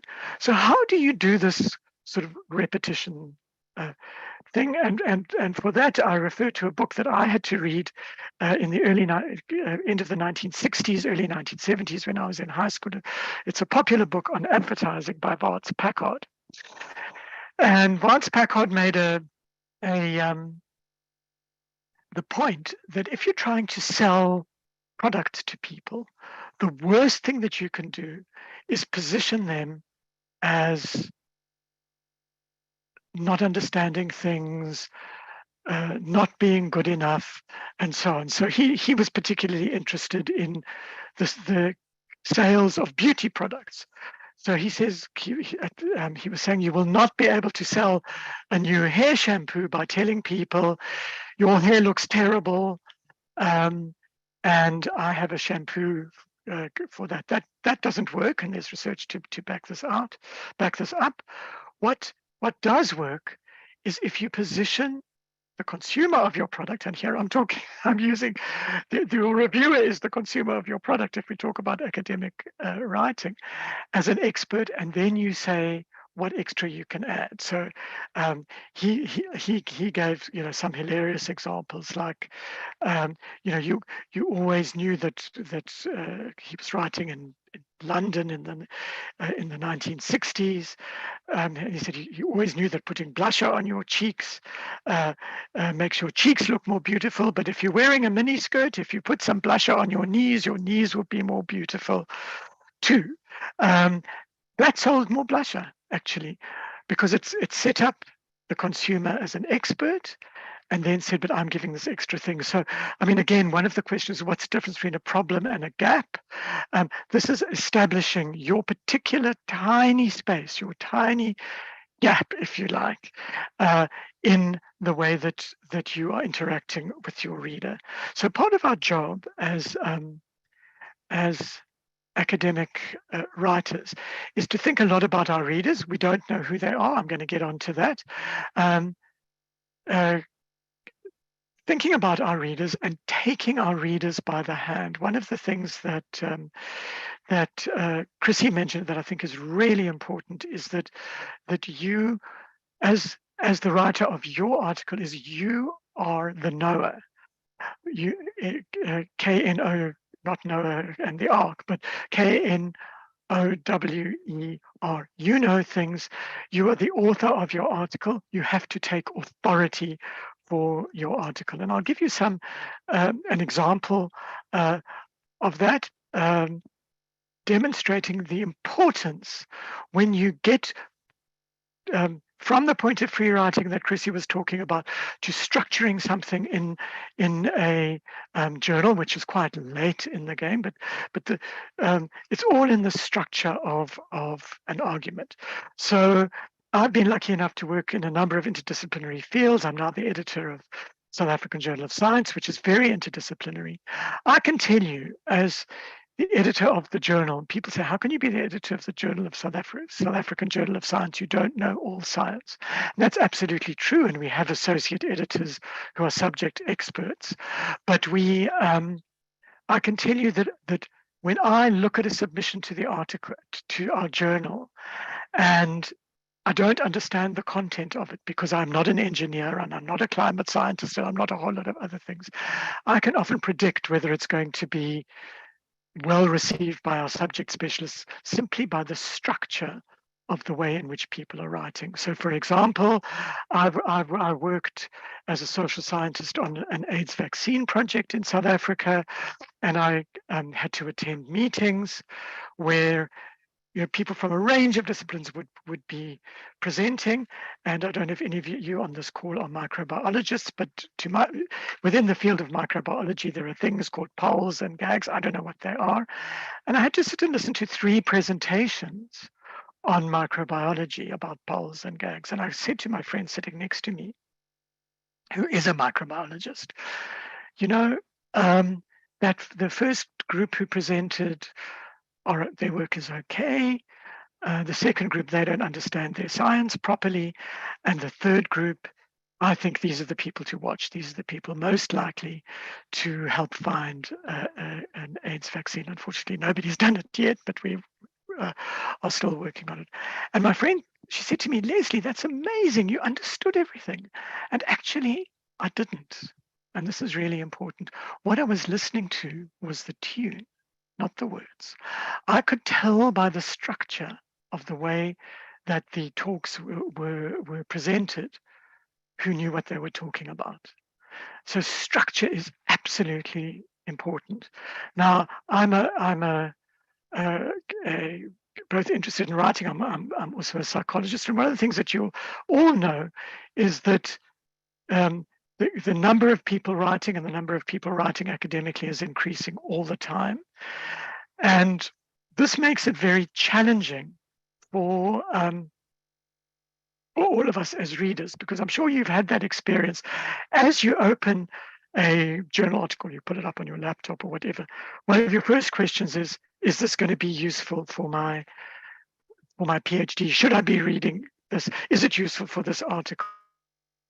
So part of what you're doing is you're demonstrating an academic example of what psychologists know as attention deficit disorder. Some of you will know, might yourselves have been, children who find it very difficult to pay attention.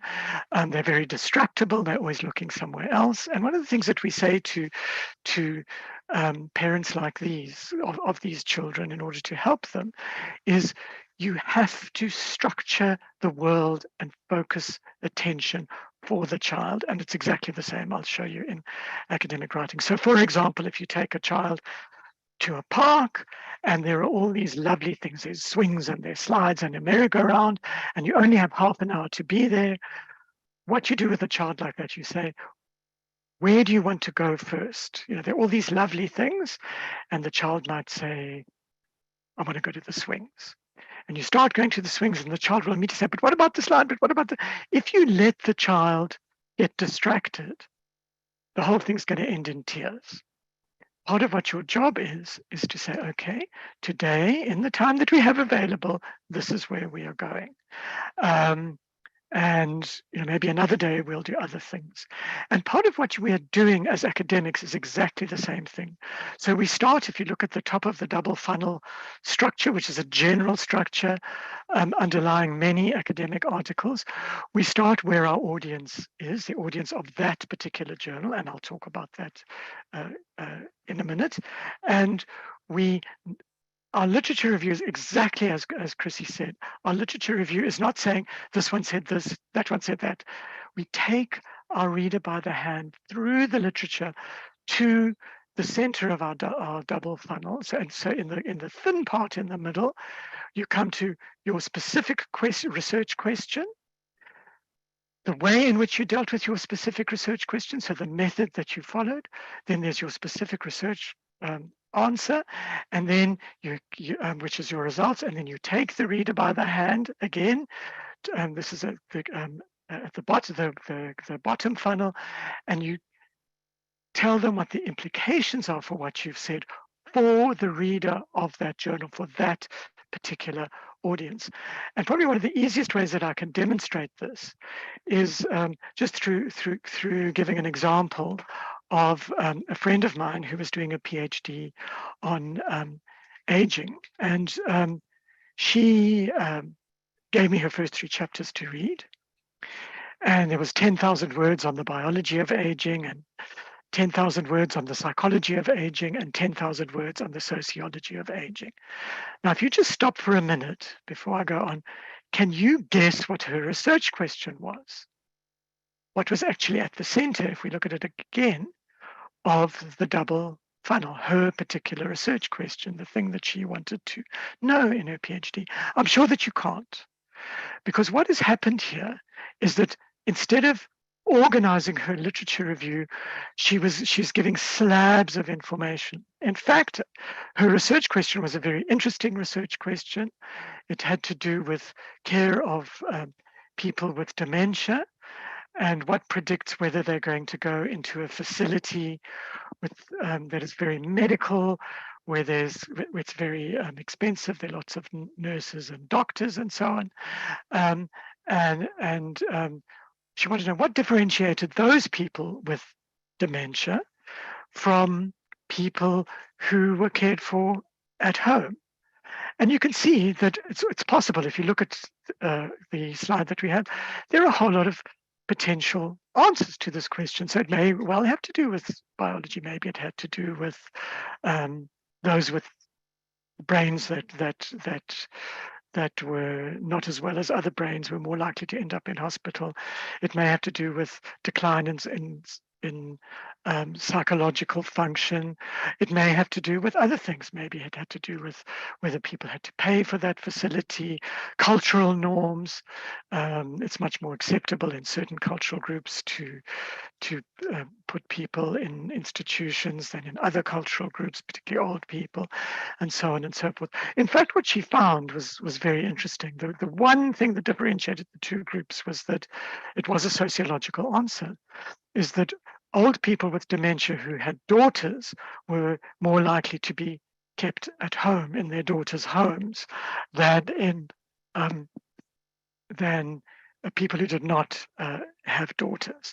But I think you can see that the question of in setting up her PhD, the question of the biology of aging is important. The question of the psychology of aging is important. The question of the sociology of aging is important. But what she did not do in terms of the double funnel structure that I've spoken about, she didn't take us through an argument. What she did was she said, this one says this about the biology, that one says that. That is not an argument. You are the knower. This is your argument. So from different research disciplines which have different words and so on, we're really interested in, I think, what boils down to a very simple question that we have to communicate to our readers. And just look first at the left-hand panel on your screen. What do we have to convince our reader? Why did I do this study? How did I do it? What steps did I go through? What did I find? And what does it mean for the readership of this journal? And there are all sorts of fancy ways, and it differs from discipline to discipline. So some people would call the why I did it part the rationale, and other people would call it the justification. And people start fighting about the words on the right-hand side, but they forget, and I feel I'm sort of supporting a lot of what Chrissy said. They forget that actually, what do people want to know? They want to know, why did you do this? What did you find? Is that backed up properly by evidence, the how and so on, and what does it mean for me as a reader?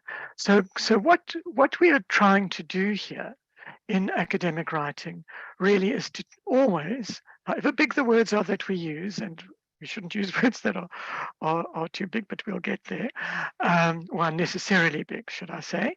But really, it's about understanding the very simple structure of the argument that we are making. So what is beneath the words? Now, a number of you have asked the question of how do you know who you're writing for?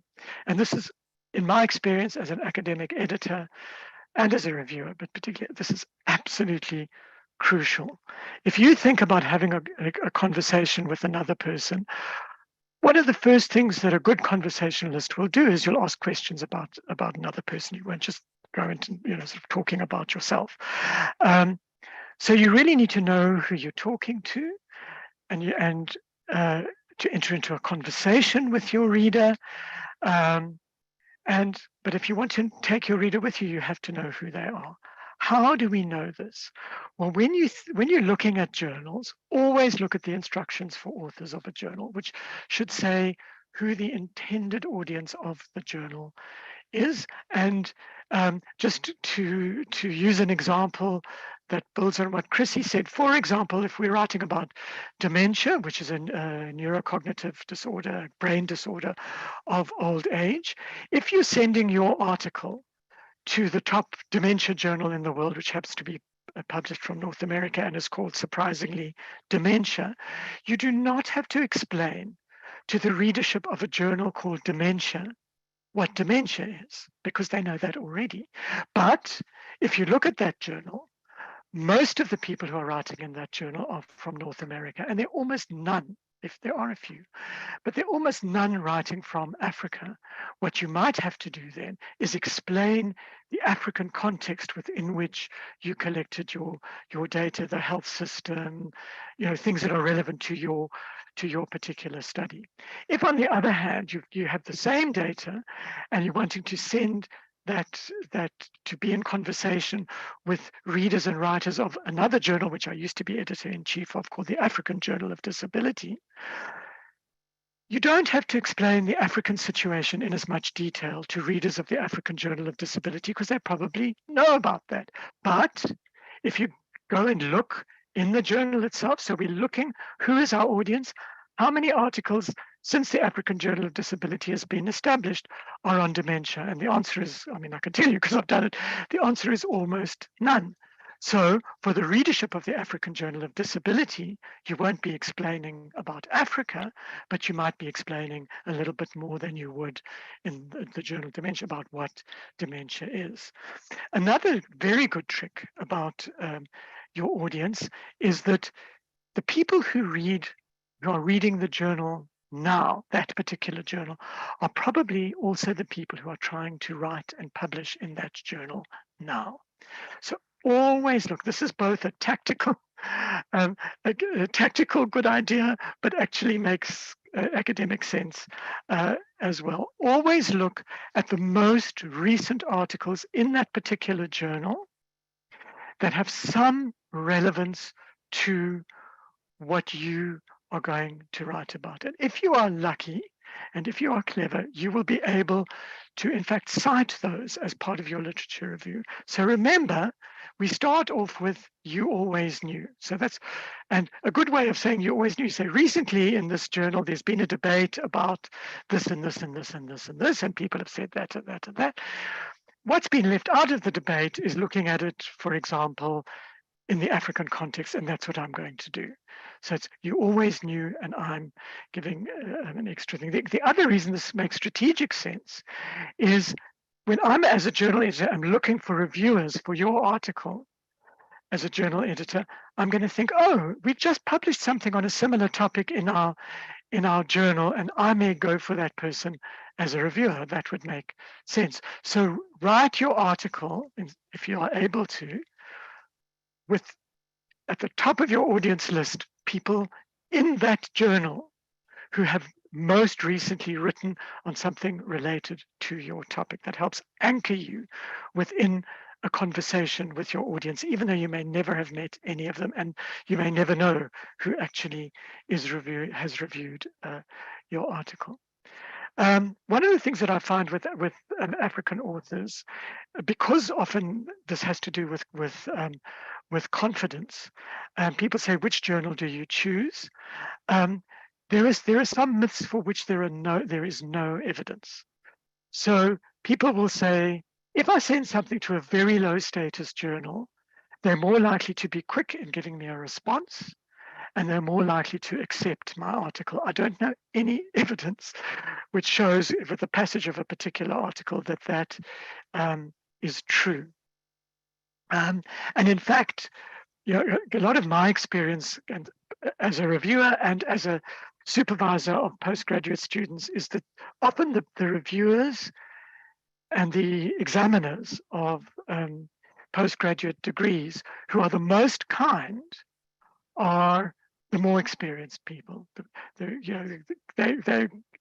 will often be the most constructive, and it's often because they don't have something to prove. So in thinking about your big question should be, who do I want to be in a conversation with? And that is the best journal for you. Don't be too modest and don't undersell yourself. That being said, don't be a kind of smart aleck. So don't be like me when I started publishing. I discovered that the editor of the British Journal of Psychiatry had made a mistake in a computer program that he'd written. And I wrote a very rude article about all the mistakes in the computer program and sent it to his journal. He wasn't very impressed. Years later, actually, he published something showing that he'd found the same mistake. Don't be too much of a smart aleck, but your fundamental question is, which conversation do I want to be in, and go for that. I hope they're not journalists, or if they are journalists, please forgive me on this call. Linda, how long have I got? I've sort of lost track of time. Oh, never mind. I'll just carry on. Linda, if you could just shout if you, because I can't see the chat or anything. One of the big mistakes that inexperienced academic authors make is to overclaim. So with a journalist, one small thing will happen, and we always say journalists, this is not true about good journalists, by the way, but we say that journalists want to make mountains out of molehills. So, one person says, I don't like the government, and then the headline is widespread dissatisfaction with the government. In fact, what impresses your readership, this is really important, what impresses your readership in an academic article, because so much depends on the knowledge claims that you make and your understanding of those knowledge claims, is if you are clear, very clear, actually, on how little you can say from your particular small contribution. And I'll tell you a joke which was told to me by one of my maths lecturers when I was studying maths as an undergraduate, and I'll update the language a bit, but a mathematician and an applied mathematician and a physicist were on a walking holiday in Scotland, and silhouetted through the mists on the side of a hill, they could see sideways on this black sheep. And so the physicist says, oh, so the sheep in Scotland are black, I see. And the applied mathematician said, no, you haven't got evidence for that. All looking at that is some of the sheep in Scotland are black.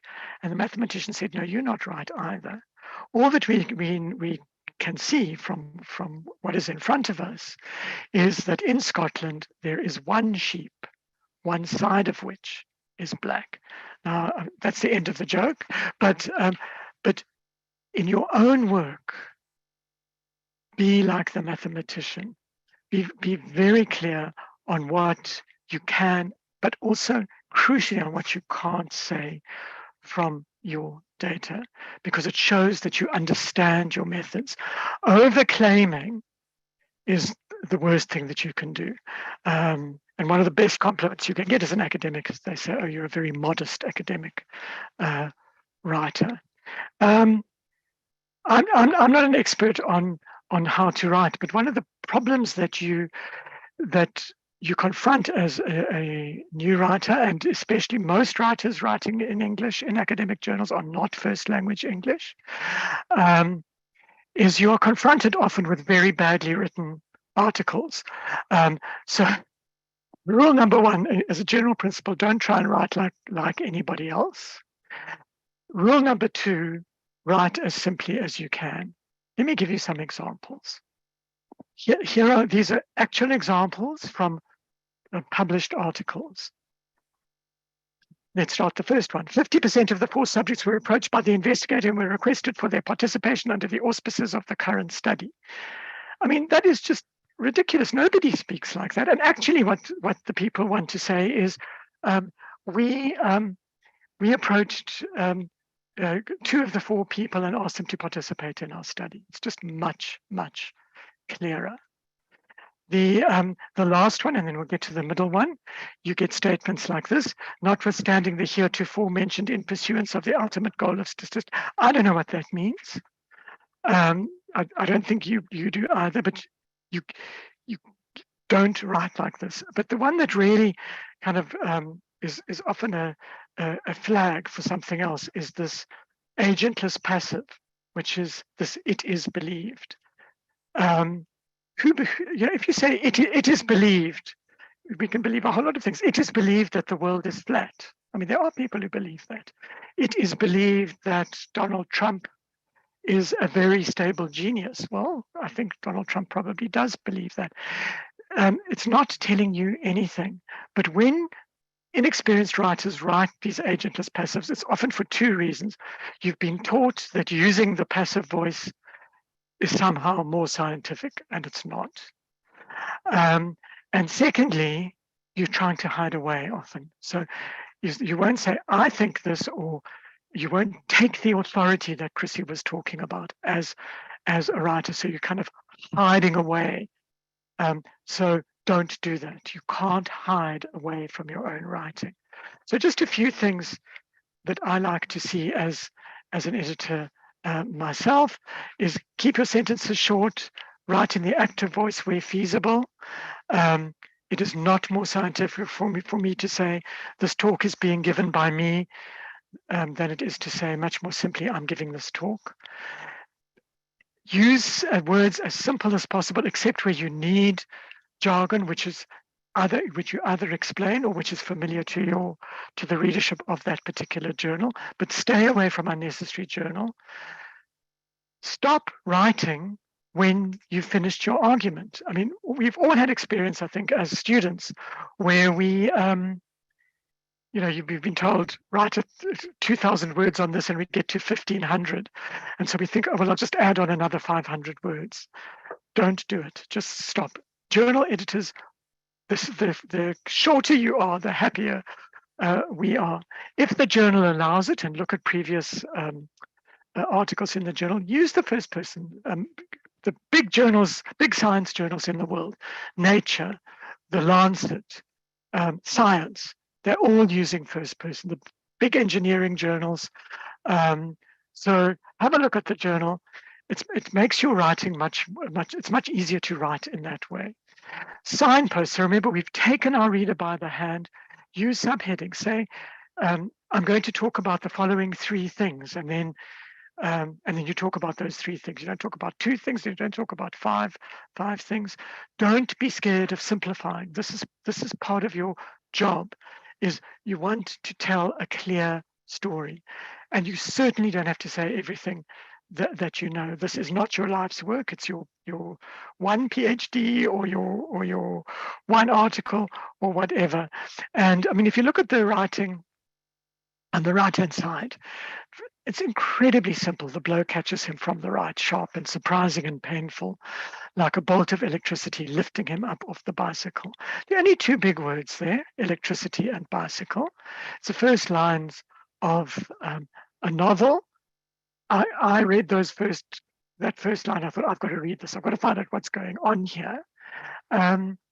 Very simple writing, and it's actually written by J.M. Coetzee, who won the Nobel Prize for Literature.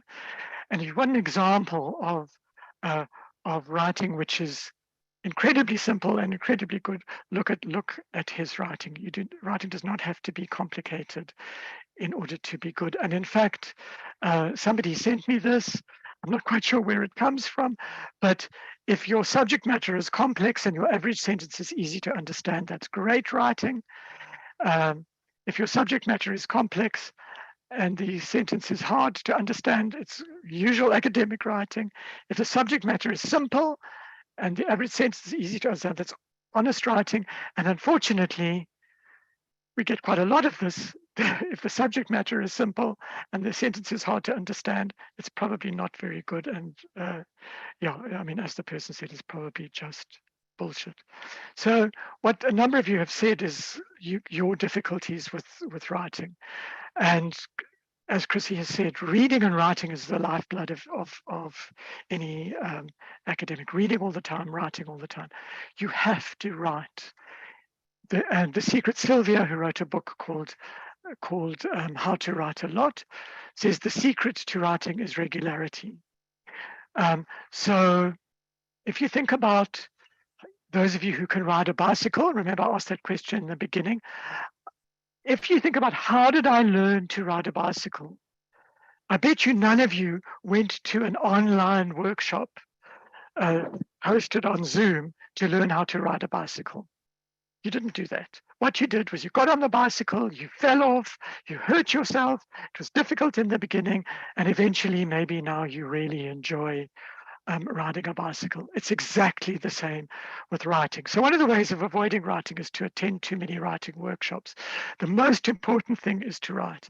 So Lizette Raber, who's a journalism professor, says use the ABC approach. It is the art of applying the bottom, your bottom or your bum to the chair. You've just got to write. People who teach creative writing talk about something very similar to what Chrissy was speaking about. They talk about morning pages. This is not hours a day, and somebody said it must be 3 hours a day and so on. You've got to be able to write under the circumstances that you have. What's nice about morning pages is getting up 5 days a week, 10 minutes earlier than you used to, and just writing, just getting words on the page or on your computer. It doesn't matter how terrible it is, because also as Chrissy said, writing and editing are not the same. Do not try and edit. The most important thing in the beginning is to get words on the page. And luckily with computers, it's relatively easy to save different versions. You are going to feel as you write something today that this is rubbish. I will never use it again. 6 months down the line, you think, what was I thinking that day? I need it. And if you've destroyed that version, you're not going to get back to it. So keep all your terrible versions, but the secret is writing. And if you have 5 minutes a day, then you write for 5 minutes a day. Avoidance is and procrastination are terrible things. Very important, and I mean this again has to do with building on from what Chrissy was saying. You don't have to start at the most difficult place, like with the abstract. The abstract and the first sentence of an article, in my experience, are the most difficult parts of an article to write. So just start where it is easiest to write, and it's not usually the beginning of the article. And don't worry about formal or academic language. Just getting your ideas out there is really the important thing. People often say to me, what is academic language? I've been an academic editor for 30 years, and I don't think there is a special thing. It's just, good academic language is good, clear writing. So for me, if I have data that I want to report on, the easiest places to start writing, if I'm wanting to write up a study, is I start with the method, because it's easy for me to write, we did this, we did that, we did the other thing, these are the instruments that we used. Then I write the results. Here are my tables, this is what I found, and so on. And then it's much easier for me to start where my journal readership is and to go to my method and results, because I know where I'm going. So I tend to start writing with either with the results first or with the methods first. I don't start writing, generally speaking, from the beginning. But if for you, it's easiest to start at the beginning, start at the beginning. Now, I promised you we would get back to dealing with peer review. If you just Google, don't do it now, but if you just Google peer review and just put it in, you will find hundreds of cartoons about how terrible peer review is, and I haven't got time to go through all of these. But remember that the people who are doing the peer reviews are people just like you. It's really, really important. So remember, if it's accepted straight away, you're happy. If it's rejected, my suggestion is go for another journal and see if you start getting pattern similar kind of responses from journals, then change things. But whenever you get a revise and resubmit, always do it. Often there will be very, very discouraging language sent to you by the journal saying you've got to do major changes, we're not sure whether we'll take it. That's often generated so that people don't think, oh, if I just fix this up, they'll definitely take it the second time. And so now I'm going to talk about the process of revising and resubmitting, which I know Jen, who's talking after lunch, has got a wonderful podcast which focuses mainly on this. Okay, so let's think about revising and resubmitting. First thing to remember, and I hope that the cartoon is not offensive to some of you, the people who are reviewing your work are people like you. It's not some special fancy person. They generally don't know who you are. So it's not a comment on how clever you are, and they don't care how clever you are. Remember that what they're interested in is how is what I'm reading in this paper going to take me and the field forward. Everybody gets rejected. It's horrible. So hide under a rock if you want to, but then tell people. This is really important. When I first started publishing, I was at University of Cape Town. Nobody was publishing in my department, and I was too embarrassed to tell anybody. And it would have been much better if I had. I mean, you can tell me, email me, and I will show you terrible reviews that I've had. But always remember that most reviewers are trying to do their best. So you also have to remember that the peer reviewers are the ones who have the power. So sometimes it might be the case that you actually quite like the way that you started with your simple car, but after peer review, you may end up changing your article not quite in the way that you wanted. And this is one of the challenges. I mean, Chrissy was talking about PhDs by publication. This sometimes happens so that your article sort of changes direction a bit to fit your reviewers, and then it might not fit so well in your PhD. But it is the peer reviewers who have the power, and you need to bear that in mind. They're not the enemy. They're not the enemy. But what you need to show peer reviewers, I do my peer reviewing. I do a lot of peer reviewing. I do it at my kitchen table, generally speaking, round about 3 or 4 o'clock in the morning. It's work that I do for nothing, and we must all do it for nothing. What do I want from authors who are responding to me? Not that they're always going to agree with everything that I say, but I do want to know that they've listened to what I have to say and taken my ideas seriously. So how do you eat an elephant? Bit by bit. You must be able to show your reviewers that you've responded to each and every comment. I'll show you how to do this in a minute. It's generally pointless to start criticizing reviewers. I'm as in my role, I'm dealing at the moment with an author who's being rude about reviewers, and it's not helping the author at all. And of course, when your reviewers misunderstand you, it might be because they don't understand how clever you are. But what you have to think about is, how have I put things which have helped them misunderstand me so much? Always try to understand what they say, however hurtful. So I don't know if you know from Hamlet, they're looking at the clouds, and you should be like Polonius. So Hamlet says, I think that cloud looks like a whale. Say, very like a whale. No, I think it's more like a porpoise, very like a porpoise. Try and treat your reviewers with respect. So what I always do is I take all the review comments, and the first thing I do is I put all the review comments are divided into manageable bits, and I'll show you how I do that in a minute. And I put them on the left-hand side of a table, and that immediately makes things easier, because then you have cut up all of these pages and pages of response that you might have got into manageable bits, and I deal with the easiest ones first, and then deal with the more difficult ones. So I'm just going to give you an example.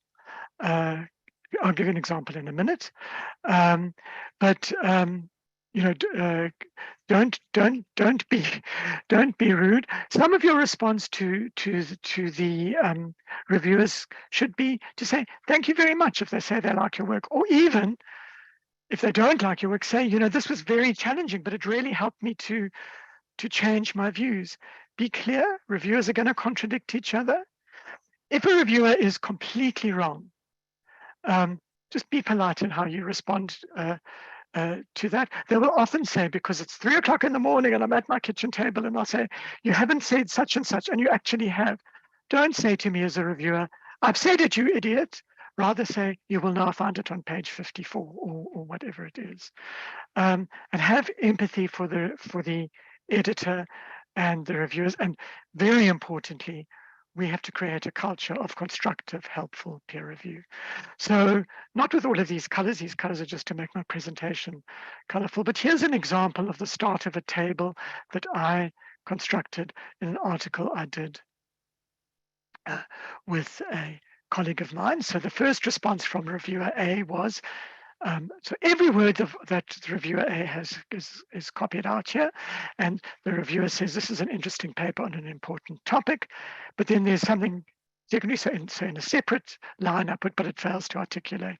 So I say thank you very much for saying this is an interesting paper, and then but it fails to articulate its premises. Thank you. This is what we've done to fix it. Okay. I was later on, I was shocked. I mean, this is a nice one to get. I was shocked that the brilliant work of SAJS was not cited, which is sort of hilarious because I am SAJS. But we apologize for this oversight, and we agree. We've now referenced SAJS as well as this other article.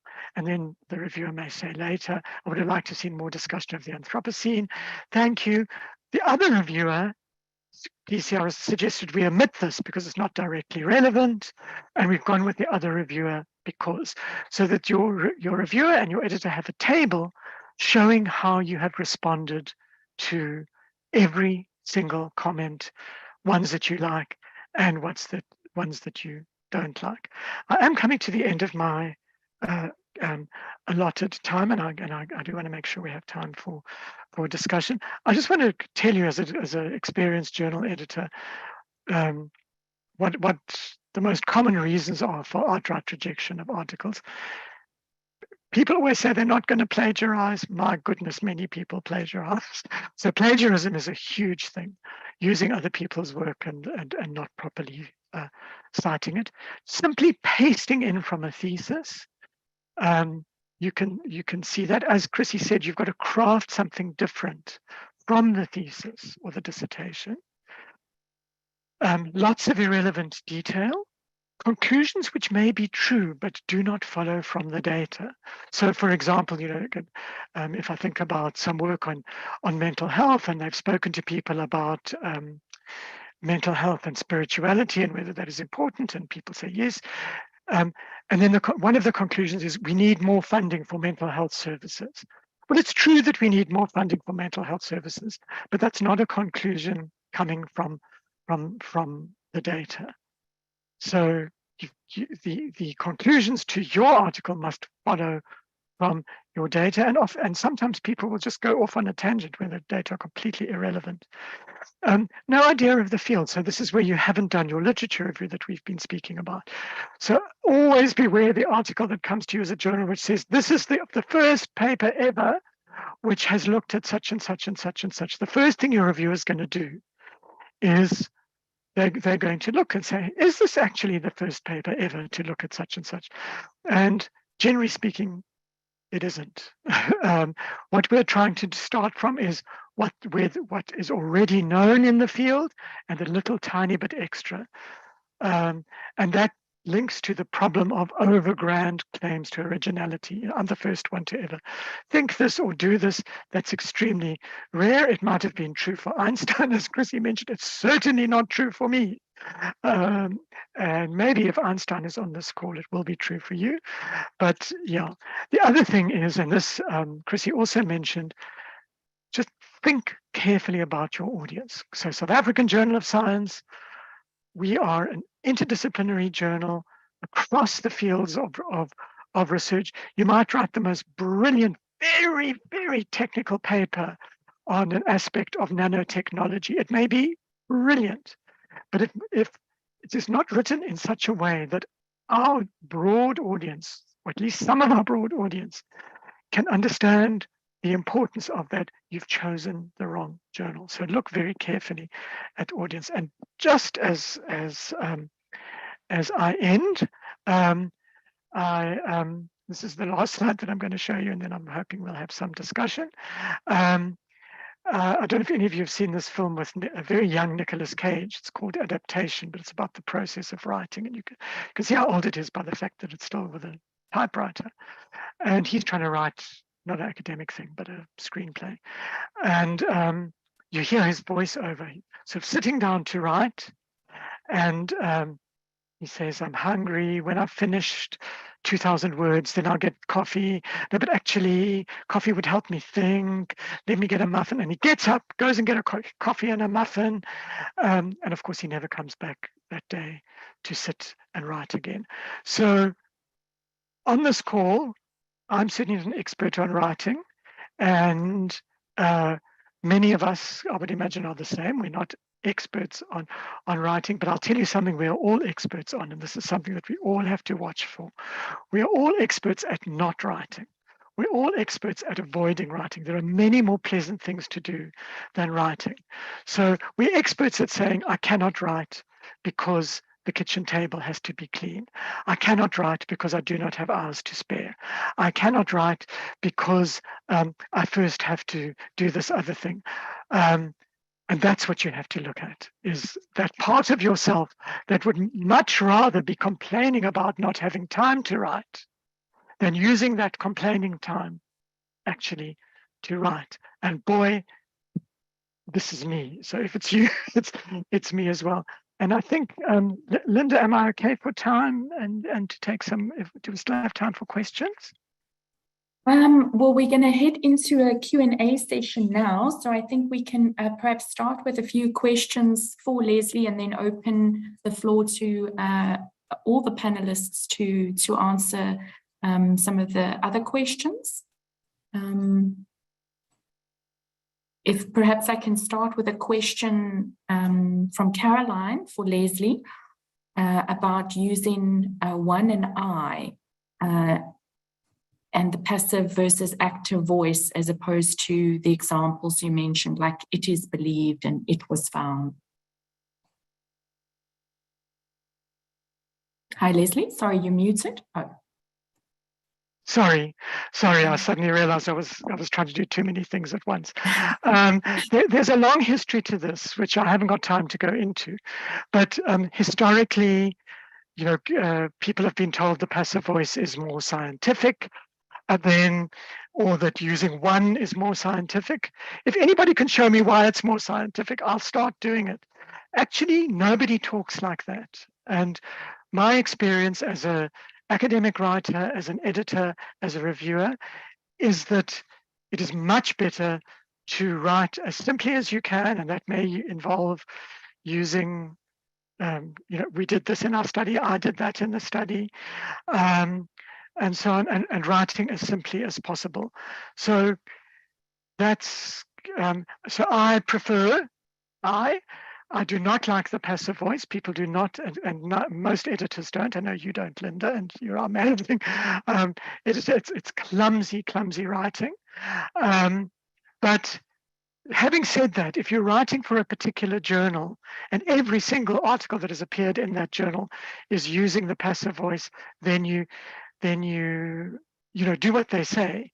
But actually, we've been told things like, this kind of a journal will never accept the active voice, and you go and look and everything's in the active voice. So check the journal. Unfortunately, many of us get taught, I was taught it, and unfortunately, many of the younger generation are still taught that this is somehow more scientific and that you have to do this. Remember, the people who are making the decisions about the journal are not people who've said those things to you, but the journal editors.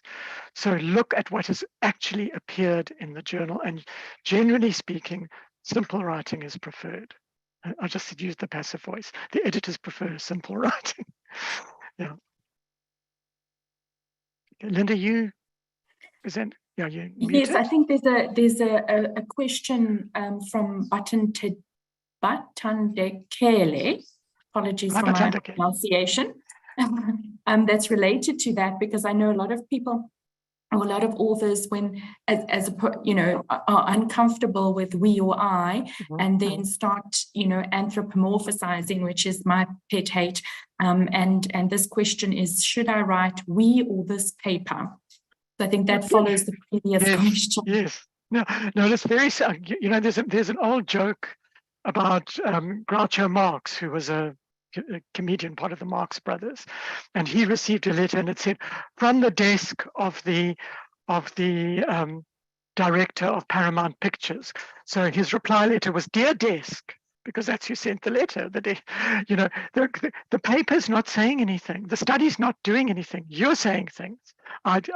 So I don't like that. Again, if every article in the journal that that's been published in the last year or is in press does that, then do it. But it's not good writing practice.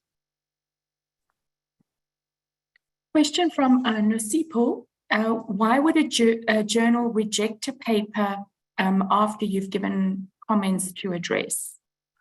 Oh, very good question, Nosipo. We give comments.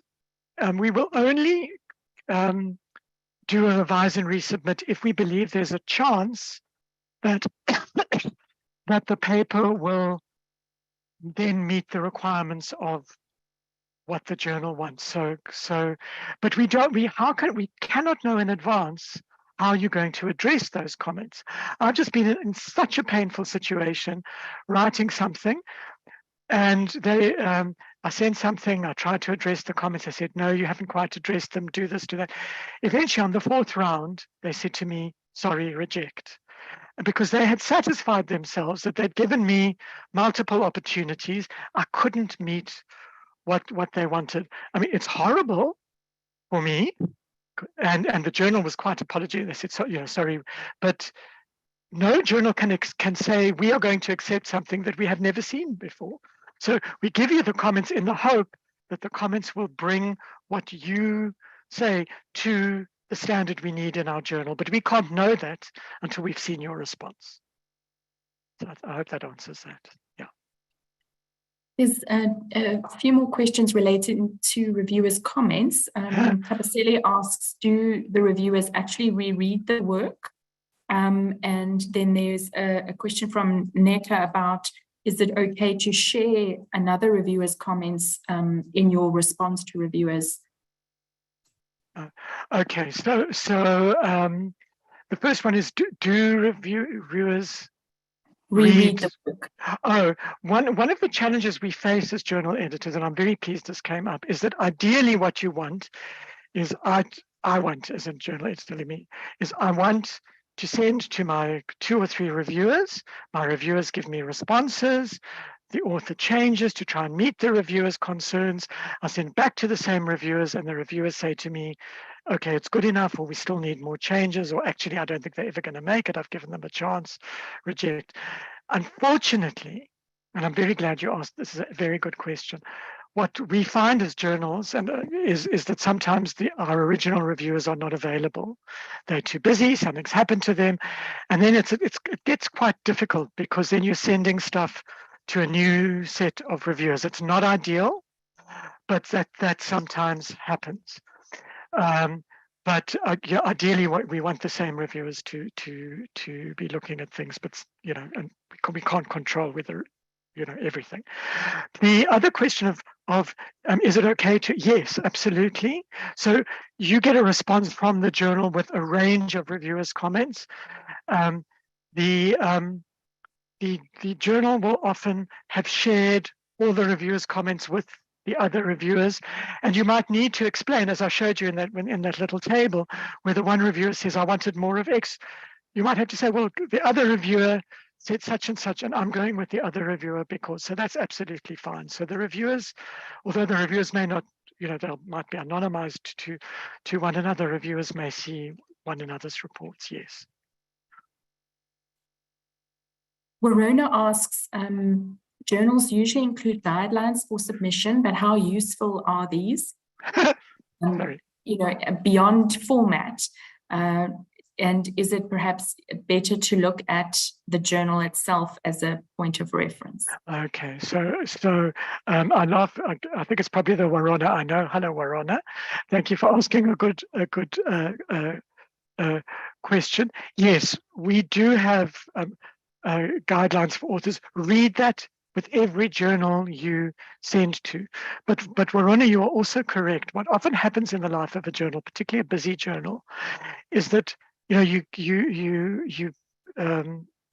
put up the guidelines for authors, and then things start to change a bit, and you're very busy and you're dealing with all of these submissions and so on.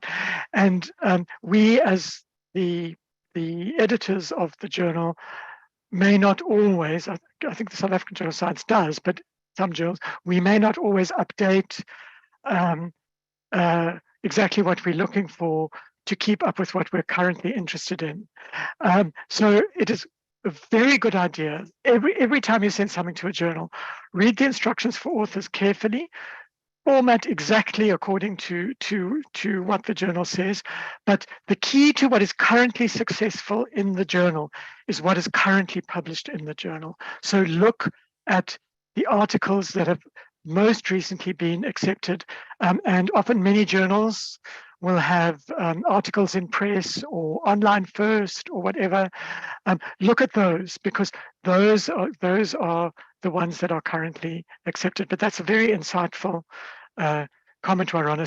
Sometimes I say it's a bit like Mae West used to say, I was Snow White, but I drifted. Sometimes the journal sort of drifts slowly away from what it said a few years ago. Yeah. A question from Alexei from the YouTube participants. Yes. You mentioned that shorter is better for journal articles. Does this also apply to other forms of academic writing, like honors and master's projects? I wish. For honors and you must ask your supervisor, Alexei. So my own view is shorter is generally better, and padding is terrible. For journals, generally speaking, we give an upper limit, but we're happy with shorter things because there's always a backlog, so it enables us. I mean, Linda and I know that, and Nadia, that every couple of months we're saying, can we squeeze this one in? Can we squeeze this extra article in? And if everybody's a little bit shorter, then we can squeeze an extra article in. Unfortunately, I believe, you've got to go according to what your institution requires. So some people will say for a master's it has to be a minimum of X number of words. I don't subscribe to that, but that you've just got to look at the particular requirements of your institution. But generally speaking, everything that you need must be in your article or your thesis or your dissertation, and nothing else. Thanks, Linda. I think the short answer is longer isn't necessarily better. No, exactly. There's a few questions regarding writing from a thesis or publishing from your thesis and plagiarism. Yeah. Okay, so it's the one example where you may not. This is what's known as text recycling or self-plagiarism. So if I've written an article in the South African Journal of Science and I want to report on the same study in the South African Medical Journal, I may not cut and paste stuff that's published in the South African Journal of Science and put it in the South African Medical Journal, for example. That's called text recycling or self-plagiarism. The one exception is when you're writing from a thesis. So you may cut and paste from your thesis, but remember, one of the things that both Chrissy and I said is that if you're just cutting and pasting from a thesis in general, you're probably not writing a good article, but there may be bits that you want to. It is always a good idea, and to be absolutely upfront about this, because to put in your references, this comes from this and this thesis. We will pick it up anyway. The first thing we do is put our stuff through software. So always just admit, or even put it in your covering letter. Say, sending a thing, it's based on my PhD, and lines so-and-so and so-and-so are taken directly from the PhD. Just alert the editor to it, but you may do that because it hasn't been, your thesis hasn't been through a journal peer review process, so it's a different kind of writing. I think we've only got time for one or two more. I see there are a few questions relating to negative reviewers' comments, and I think Leslie has, spoken of that in his presentation. Is we all get negative comments, and reviewers are human, and not to take it personally. And I think you went into quite a bit of detail with that, Leslie. A different question from Agnes: is it morally right for authors to write journal articles critiquing other authors, and how do such articles get approved? Okay, if you come back to what Chrissy said, and I mean, I don't know if Chrissy wants to jump in here. It's the nature of research, science, the academy, is that we are critiquing not only what other authors say, but ourselves. So the way in which you put your question is interesting, because what we should be doing is not critiquing an author, but critiquing an argument. So that gives us a clue as to how to do it. So to say, this person doesn't know what they're talking about, you don't know whether the person knows what they're talking about. Critique what's on the page. This this piece of text is not completely correct. This kind of claim, they're making this kind of claim, but actually, if you look at the data, that kind of claim would be better. It is absolutely in the nature of academic debate that we are going to critique things. And I'll tell you one of the nicest things for being somebody who's as old as I am and who's published as much as I am, is I've had the wonderful opportunity of looking at stuff that I wrote 20 years ago and saying, I don't think I was right. It's not a criticism of me. I've changed I made certain kinds of predictions about how the health system would be after the fall of apartheid in South Africa, for example. I was wrong. So, and there's nothing wrong with my saying, I was wrong, which I have done in print. So the ethics are, if you don't mention that there is a problem a problem in the negative sense, something wrong in previous argumentation or interpretation of data, that's much more of a problem than doing it in a constructive way, saying, okay, well, maybe with what we knew then we thought such and such, but now there's new evidence, whatever. Yeah, but you're playing the argument, not the person. I think if we can squeeze in one more question, this one's probably for Chrissy, about free writing in a language other than English that is not, not as easy to communicate scholarly work. I think this ideally would require a long answer about the nature of language. So language use involves more than your mastery of what's called the surface features of the language, the grammar, the spelling, the punctuation. It's about your ability to use any language for much deeper level functions. And, it was Bourdieu and Passeron who said academic language is no one's mother tongue. So you get people who are home language speakers of English and they can't write or read academic language. Right? They can use language for other purposes, but they can't do that. So, you eventually have to get it into English, but the point of the free writing in your home language is it allows you to attend to these deeper level functions of language without being distracted by the surface stuff. I'm calling it the surface stuff when I refer to grammar, spelling, and punctuation. Okay. Hope that makes sense.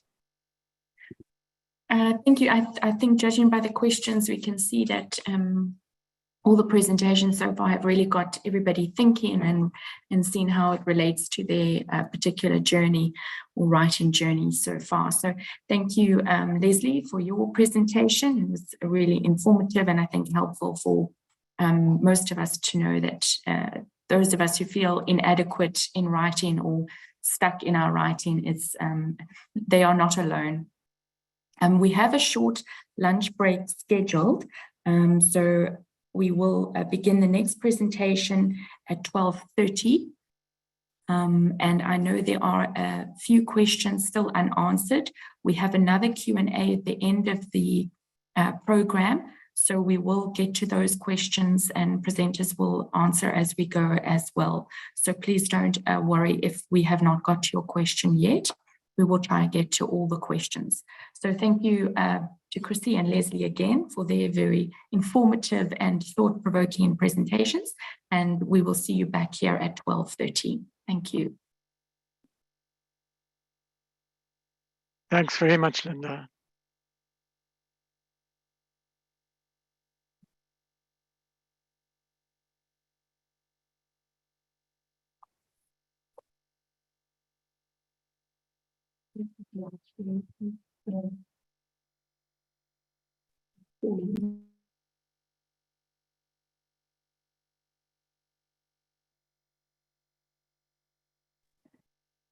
Hi, Basil. Are you? Hi, Linda. Yes, I'm here. Hi. Do you just want to do a quick test? Nadia can. Then we can. Sure. Let me just see if I can share my screen. Okay, we can hear you well, so that's.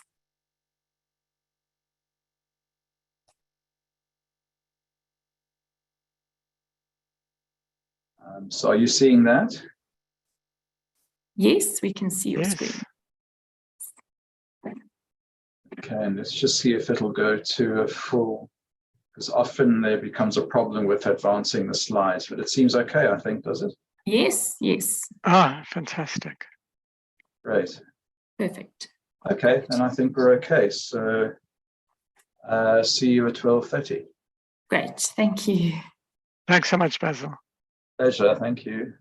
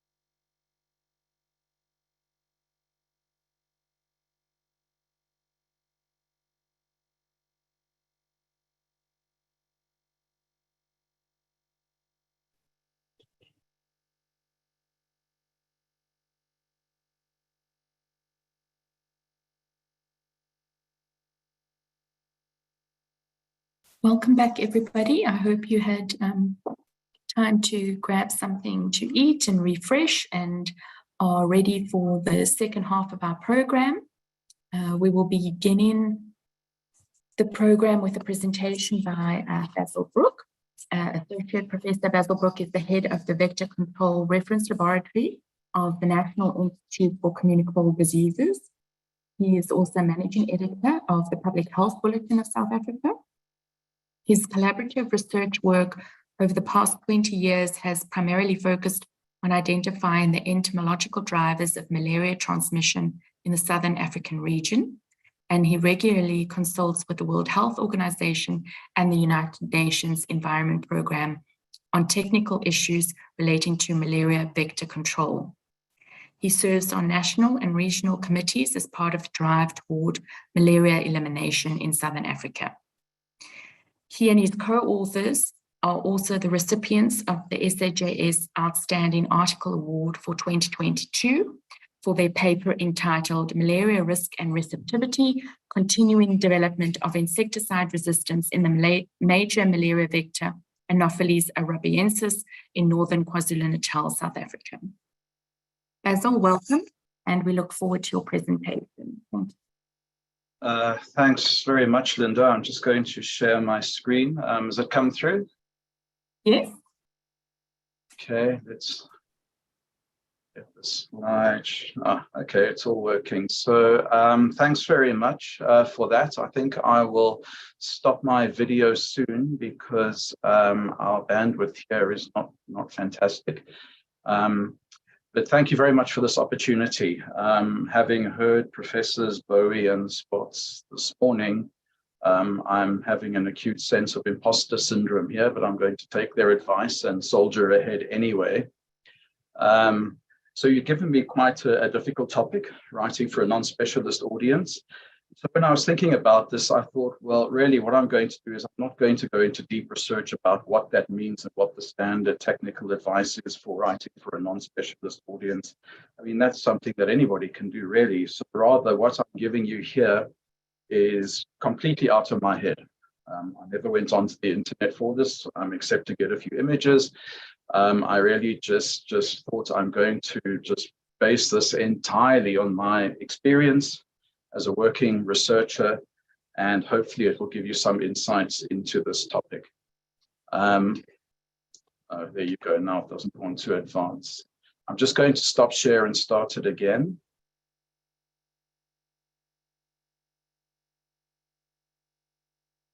Hopefully it will work fine.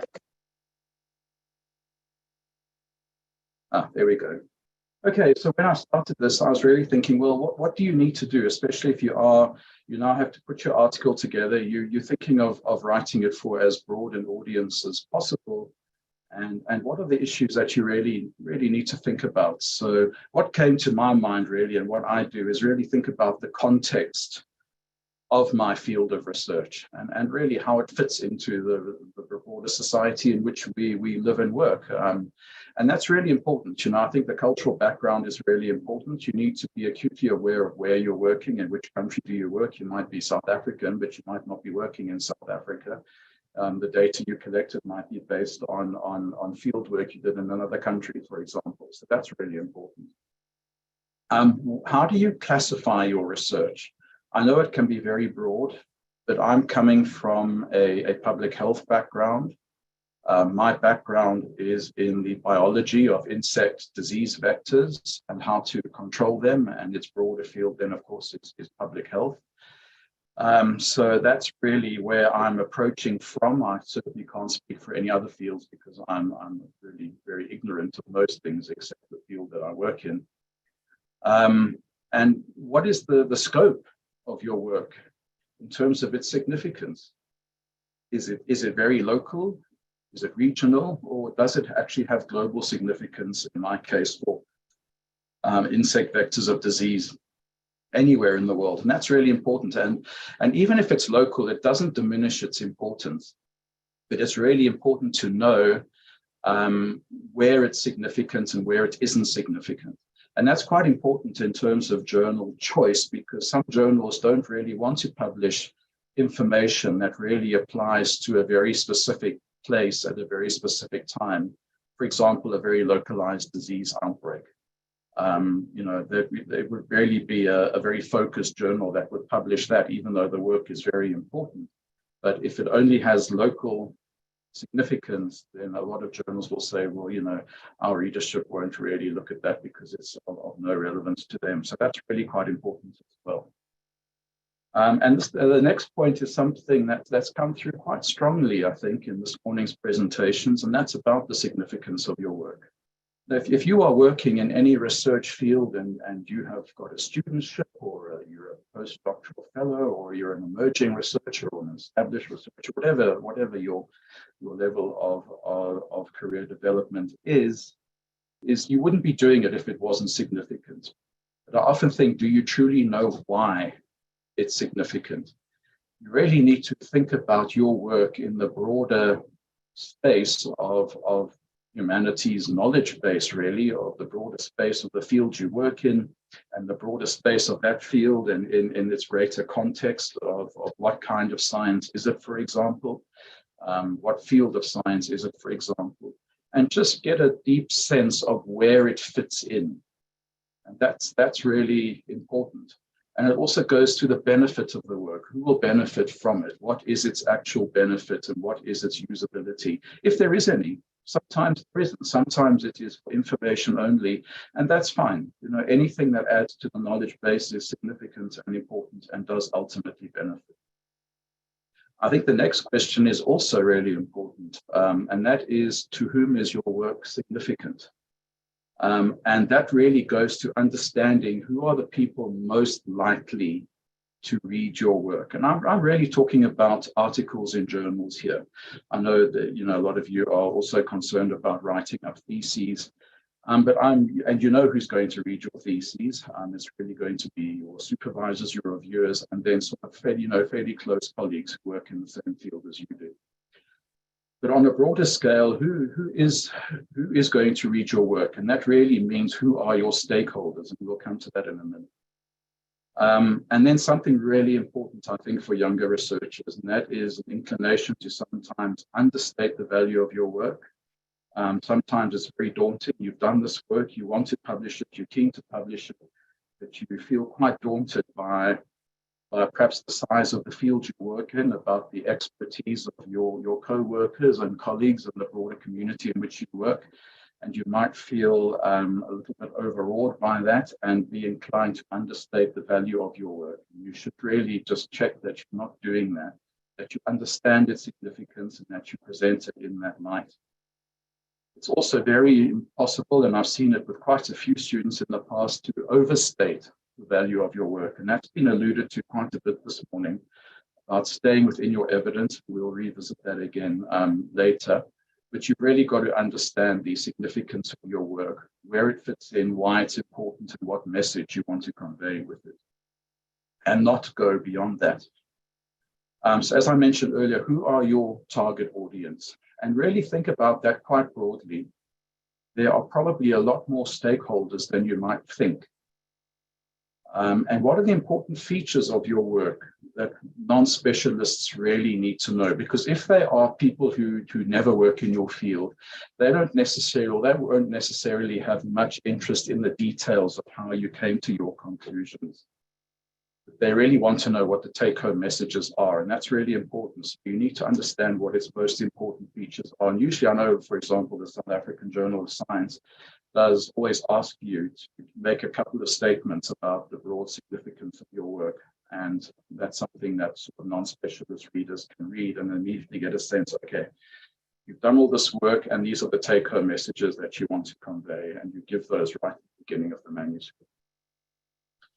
So stakeholders, as I said, doing a stakeholder analysis can be very valuable, because it will give you a deep sense of who actually has an interest in your work. So it's the obvious people, colleagues and other researchers. It's going to be senior staff at tertiary institutions. It's also going to be policy makers, industry players, donors, project funders, non-governmental organizations, professional societies, general interest readers, and even media channels. So I've had to do stakeholder analyses before, and because I work in public health, you immediately think, well, you know, it's the Department of Health and it's my colleagues. And then you say, oh, but there's also these people. Oh, but there's the industry partners. Oh, but there's the, you know, all the people in the other tertiary institutions that I collaborate with. Oh, but there's, you know, and it suddenly, and by the time I completed my list, it was pages long, and I realized that there are a lot more stakeholders in the field that I work than I originally thought. And that's really important, because when it comes to disseminating your work, you have a pretty good idea of where it needs to go, of who are the people that are most likely to read it. And one of the important things, if you have a good idea of who your stakeholders really are, as I said, you can disseminate your work a lot more effectively. But there will also be persons embedded in that stakeholder list who will be in a position to champion your work, which is actually really important. It's really important, especially for emerging researchers, that you're doing good work on that. There are people who will recognize that and help promote it and pass on the take-home messages on your behalf as well. So the different kinds of research, you know, because I work in the field of public health, we do have this way of stratifying or differentiating different kinds of research. And it's largely based on what it's for and the methodologies that are used to produce the information, to produce the data. So, you know, I remember the NRF used to have a term called blue sky research, which is essentially academic research. And it's important work. It's really important work, even though often it usually has no immediate or obvious practical application, but it does add to the humanities database. And, you know, I already put an extreme example here, the James Webb Space Telescope, because it's something that's very much in the media. And, you know, the aim of the telescope is to provide information on how the universe formed. Amongst other, I'm sure there must be a great many projects linked to the deployment of this telescope. So it's a really important frontier in science that will, you know, help us contextualize our existence. It's something we really, really want to do. But it's not going to solve particularly pressing issues that are with us now. And I've given some examples there, food security, pandemic preparedness, preservation of biodiversity and global warming, the effects of global warming and climate change. And so that's why it's really important to differentiate what the research does and what it doesn't do. So that's really quite different from this category, which I've just termed here applied research. Often people have different names for the same thing, but these are the terms that we are most familiar with. So this is basically research and development. And it's really about new technologies and methods that make, you know, things like production processes, services, and interventions more efficient.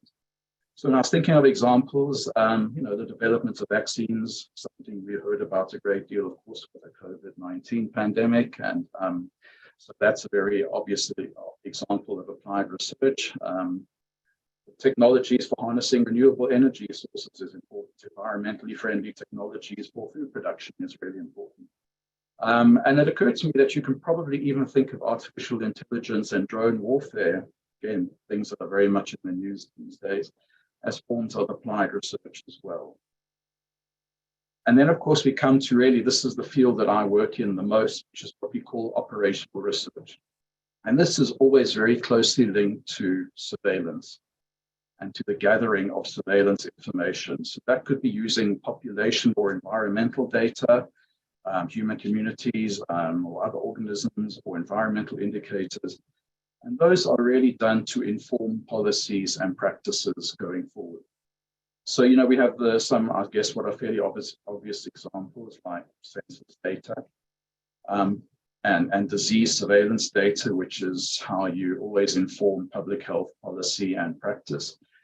Environmental surveys to inform anti-pollution initiatives, fauna and flora surveys to inform biodiversity and conservation initiatives, and geological surveys to inform mining practices. So operational research is really about very, very hands-on research, if you like, that is designed to enhance a policy or a practice that should be, or hopefully would be, to the good of the general public.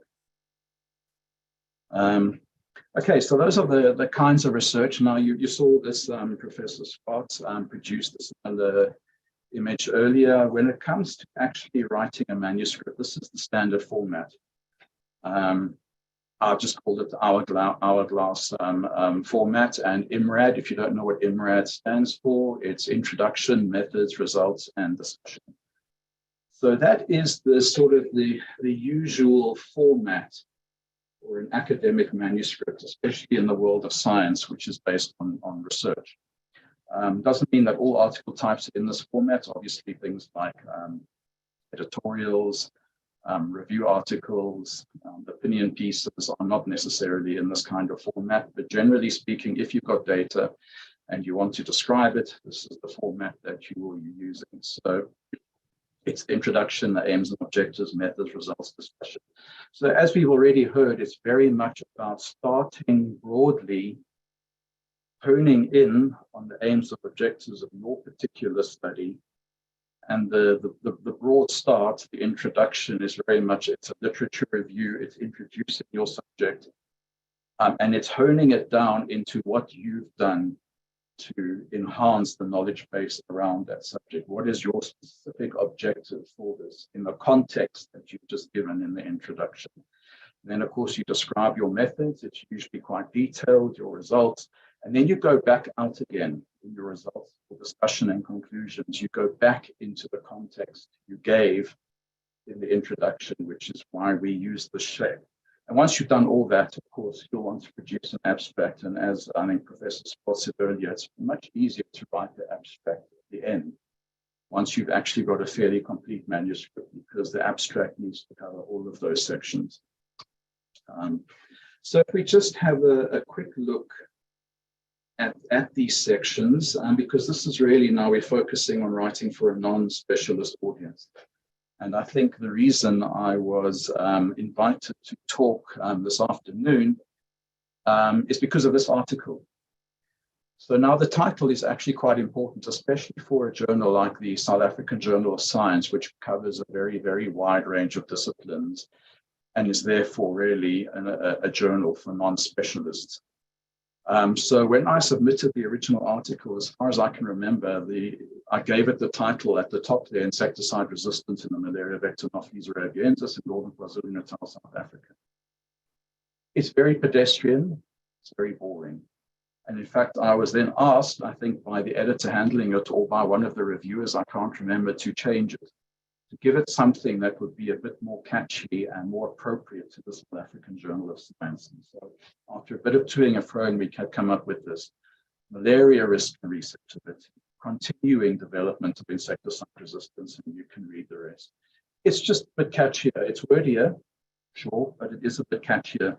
And that's really one of the first things you want to do. When you are writing for a non-specialist audience, you want to capture their attention. And so the title should really capture the essence of the manuscript and make it, oh, that sounds interesting, I'd like to read a bit more about that.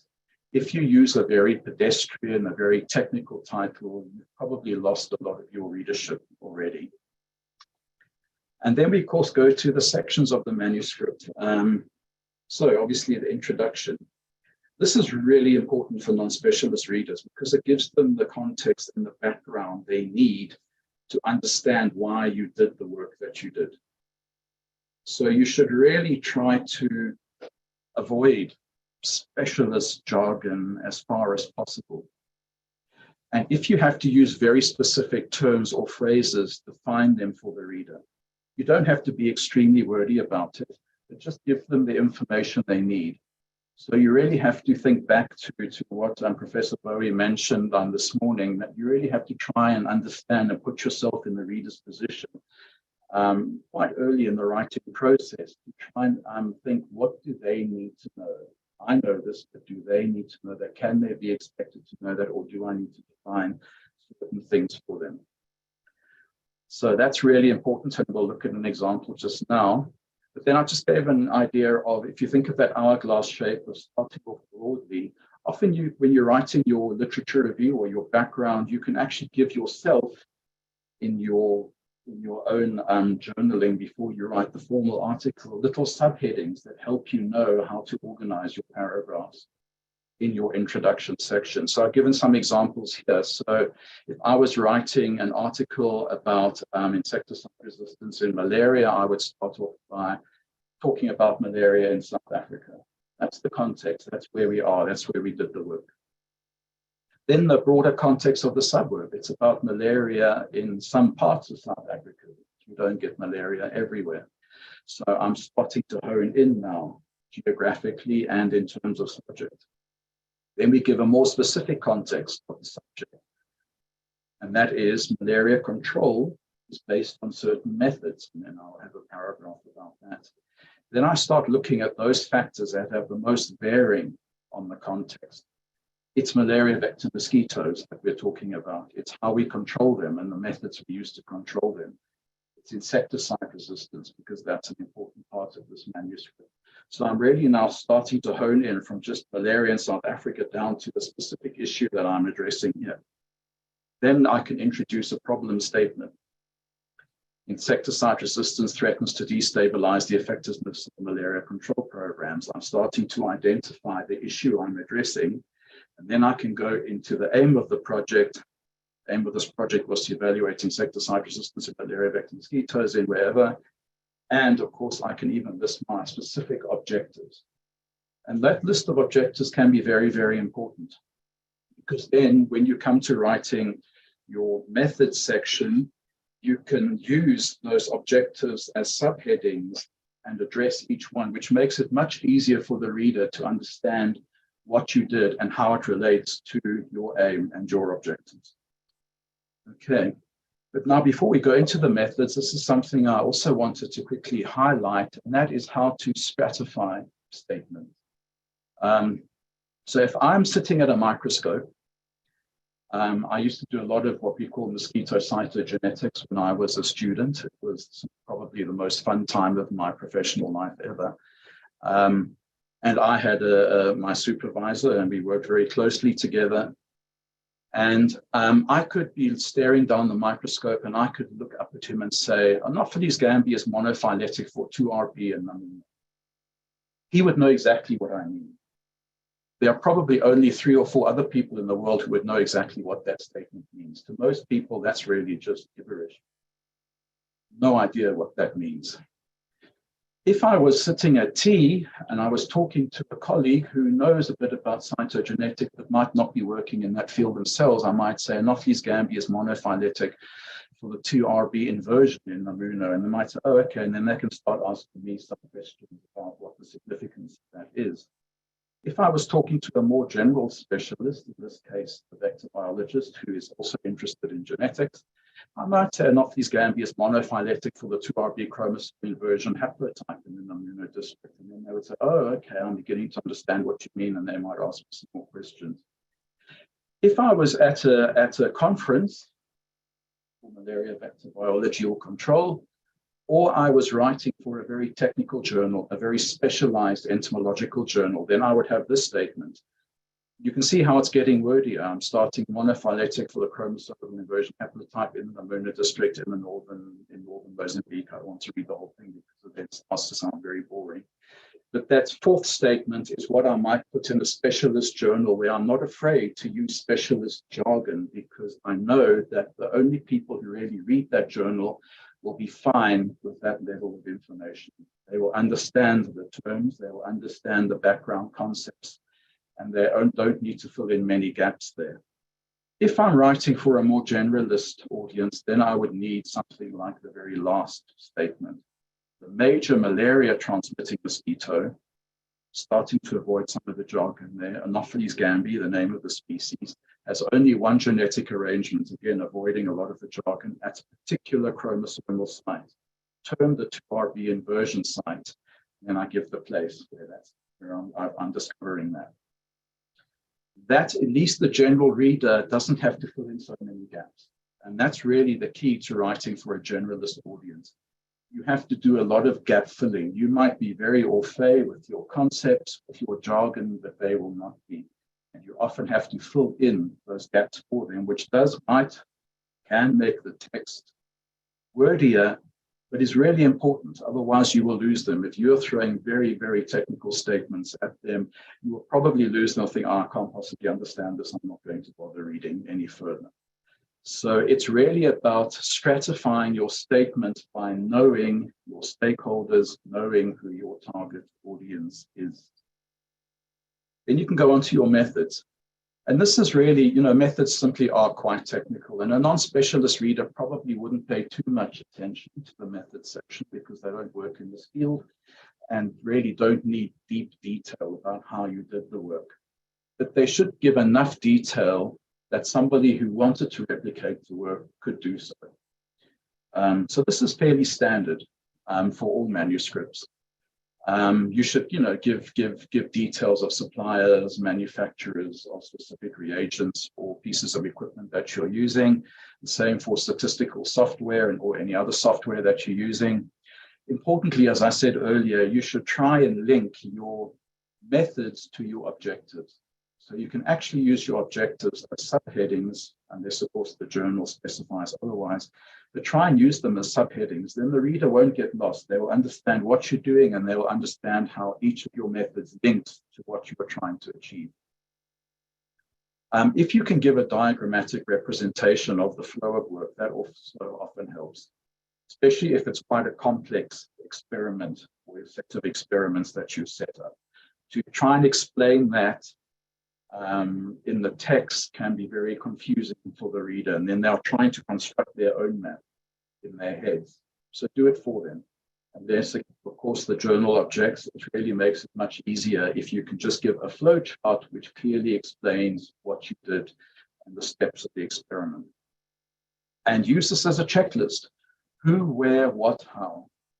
Your method section should answer all of those questions. Okay. So the results we know, it's a concise highlighting of the major results. You're basically explaining what you found. You're not discussing what you found. That's in a different section. What you are doing is simply explaining what you found. So if you're doing an analysis of a particular community and you find that the prevalence of HIV and such in your results, you simply state that. Prevalence of HIV in this community was such and such. You don't go on then to discuss why, how, where, what. You just make the statement and that's your result. That is what you found. That is you explaining what you found. You always move from simple to complex. So the simplest information, the simplest results go first, followed by the more complex information later.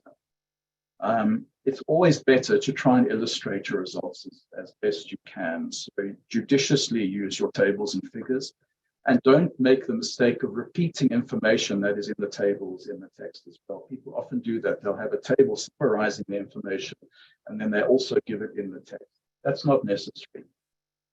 But it's only not necessary if you remember to do this thing at the bottom, and that is to give an explanatory legend for each table and figure that is detailed enough that the reader doesn't have to refer back to the text for any clarity. So that legend and the figure or the table should be enough that the reader can read that on its own and not have to refer back to the text and still get the information they need from that table or figure. That's really important. And I'm not sure if that's a hard and fast rule. I know Professor Sparks mentioned earlier that some of us were educated to do things in very particular ways, and we stick with that tradition and we don't vary from that. But I think that's really quite important, that explanatory legend is explanatory in itself. So with the figure or table, you have the information you need from that figure without having to look at it and keep going back to the text to try and figure out what the table means or what the figure means. Okay. And then the discussion. This is obviously extremely important, especially for the generalist reader, because this is really where you are interpreting your results. And again, you can link your primary results back to your objectives. You need to keep them in their context. Talking about a specific context, then your results need to be interpreted within that context. You need to compare and contrast your study with the findings of other relevant studies. And that's really important. you're almost certain, and I'll allude to it in a minute, that there are probably quite a few people working in your field, and there are probably quite a few relevant studies to your particular project that you need to include here for comparison, for verification, or maybe your results contradict other studies. Once you've done all that, you're going to write a conclusion. And if you are in certain fields like public health, for example, you may need to provide recommendations if recommendations are necessary. So this is really important in terms of what to conclude. And Professor Swartz really highlighted this, and I was really pleased he did, because this is so important. Do not make statements outside the scope of information or data that you provide in the manuscript. That's really important, because academic rigor means that all conclusions are supported by the evidence available. If you step outside of that, you're really just giving critics ammunition and reasons to be skeptical of the value of your work. There is no value in overstating the value or the significance of your work and stepping outside of what the data or your data actually show. So I've made the statement here, and I was, having listened to Professor Swartz, I was going to change the word humility to modesty. But then I thought, no, you know what, I actually do mean humility when evaluating the significance of your work. And I think it really goes back to why we do this in the first place. I remember as a student, I was a postgrad student, I was employed on a project on a bursary, a grant-funded bursary. I was very fortunate to be in that position. And I remember coming into work, and I was working on mosquito cytogenetics on chromosomes. And I remember often 2 o'clock I'd be driving into work, 2 in the morning, for example, because of the way these experiments were structured. And it was very quiet. But I often remember also driving in rush hour and having to drive in very difficult times because of the way these experiments were structured. And I would be looking at my fellow commuters on the road. And I was thinking, so many people who are lucky enough to have jobs in the first place are really going to places of work into jobs that they probably really don't like, that they are probably working for lunch, working for the weekend. And here I was going into a laboratory to stare down a microscope and to actually get some insight into some of the secrets of life, of how living systems work. And I remember thinking to myself, what a rare privilege that is. It's an extraordinary privilege to have the opportunity to be working in research science, to be given an opportunity to really have a look at the scaffolding that makes things work, and to have the opportunity for the thrill of discovery. And that should really make you very humble. It's a rare privilege. Most people, past, present, future, will never have such a privilege. They will never get such an opportunity. So it was an extraordinary opportunity indeed to be able to be doing that work, and to be able to be doing the work I'm doing now. And that should really make you quite humble about what you're doing, because you are being given a truly extraordinary opportunity here. And that exuberance, that humility, that appreciation should really come through in your writing. As Professor Swartz said, you should be modest and understand the significance of your work and be humble about it, knowing how lucky you are and how fortunate you are and how privileged you are to have the opportunity to be doing it in the first place anyway, and not just the making the discoveries themselves in terms of the experimental work, but then having the opportunity to present your analysis and interpretation and conclusions to the wider world. There's no point doing it if you're not going to do that. Communicating your findings is everything in science. If you're not going to do that, there's really no point in doing it at all, as you know. So that humility is so important, and it will come through in your writing. It really will, and it will help inspire readers to get interested in your work, in the field you work in, because that humility is really what informs how you interpret the data. And the rigor you need to use to make sure that you are not stepping outside of the boundaries of your data. And as I said earlier, no work is insignificant. It might be a small contribution, but what a privilege to be given the opportunity to make that contribution. So whether it's a massive discovery or a small contribution really doesn't matter. And you really don't need to worry about being the cleverest person in the room. You really don't need to worry about being the cleverest person in your field of study, because there is always a better scientist than you. There is always a better, a cleverer person than you, but that really doesn't matter. You are there, you are participating, you are doing the work, and that is what is most important. So do it with humility, do it with modesty, do it with absolute sincerity and honesty, and don't ever lose your enthusiasm for doing it, remembering how lucky you are to be doing it in the first place. And always acknowledge relevant work by other researchers in your field and show how their work relates to yours. Okay, remember, nobody works in a vacuum, and you need the respect of your colleagues, you need the respect of your principals, and you need the respect of your peers if you're going to build a good and flourishing career in research science. So when I'm talking about that rigor, this is really what I mean. It's the difference between meaning and inference. Okay, so I used that statement earlier, and the Anopheles gambi, that's genetic arrangement, and what it means. So, there are a number of ways I could write a conclusion about that finding. And the first one, it suggests reduced genetic variation in that particular mosquito population. Then I've written 3 others there. It's likely to mean that this population is more susceptible to insecticides. It's likely to mean that this population is a weaker transmitter of malaria. It could explain why there is less malaria in the moon node. It sounds like a good story. That's exactly what it is. It's a story. It's not true. The ones I've highlighted in red are claims that I cannot make based on that finding. And I've seen so many young researchers, students be inclined to go here to make unsupported inferences about their data, to make claims that they can't justify given the evidence that they have. And that's really important, that you catch yourself out and step back and say, can I really make this statement or not? So alternatively, with the same statement, I could write a lot more reasonable things about it. I could say there is this reduced genetic variation. It is almost certainly a consequence of what we in genetics call the bottleneck effect, when you have a massively reduced population. What would have caused that? Well, we know there's insecticide-based control there, and that's probably what has caused that bottleneck and that reduced variation.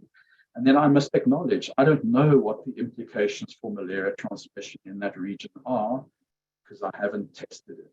I don't have data for that. I don't have evidence for that. Therefore, I must acknowledge the limitation of the study and stick to what the data actually tells me. And co-workers in this field will read this and say, that's reasonable. It's interesting that there's good evidence of reduced variation. We can speculate as to why. We can ask questions about what effect it will have on malaria transmission, and then we can go and test it. Go and test those hypotheses and see what comes up, and then we will have a better understanding of what this means. That is how science progresses. It's got to stay within the limitations of the evidence of the data we have. So I'm running short on time here, but I'm getting near the end. So it's really important in certain fields, particularly applied and operational research, which is where I work. And so one of the things goes to recommendations. Some of you might never have to make specific recommendations. But if you do, you have to be really careful what you say. So this goes even above and beyond making sound conclusions. If you're making recommendations that are going to affect policy or the implementation of practices or interventions, you have to be super careful, and you've got to consult widely. You've got to know what the standard policies are. You've got to know what the tried and tested practices are. You've got to make sure that what you're suggesting or asking for is feasible, I say, reasonable, and doesn't contradict things that are already known to work. And you should try and be specific. There's a particular kind of way of writing recommendations called the SMART format: specific, measurable, achievable, relevant, and time-bound. Stick to that. You can write a very vague thing like insecticide resistance should be managed. Anyone reading that will think, well, you know, what does that mean? How do you do that? Who should do that? How does it work? What are you supposed to do?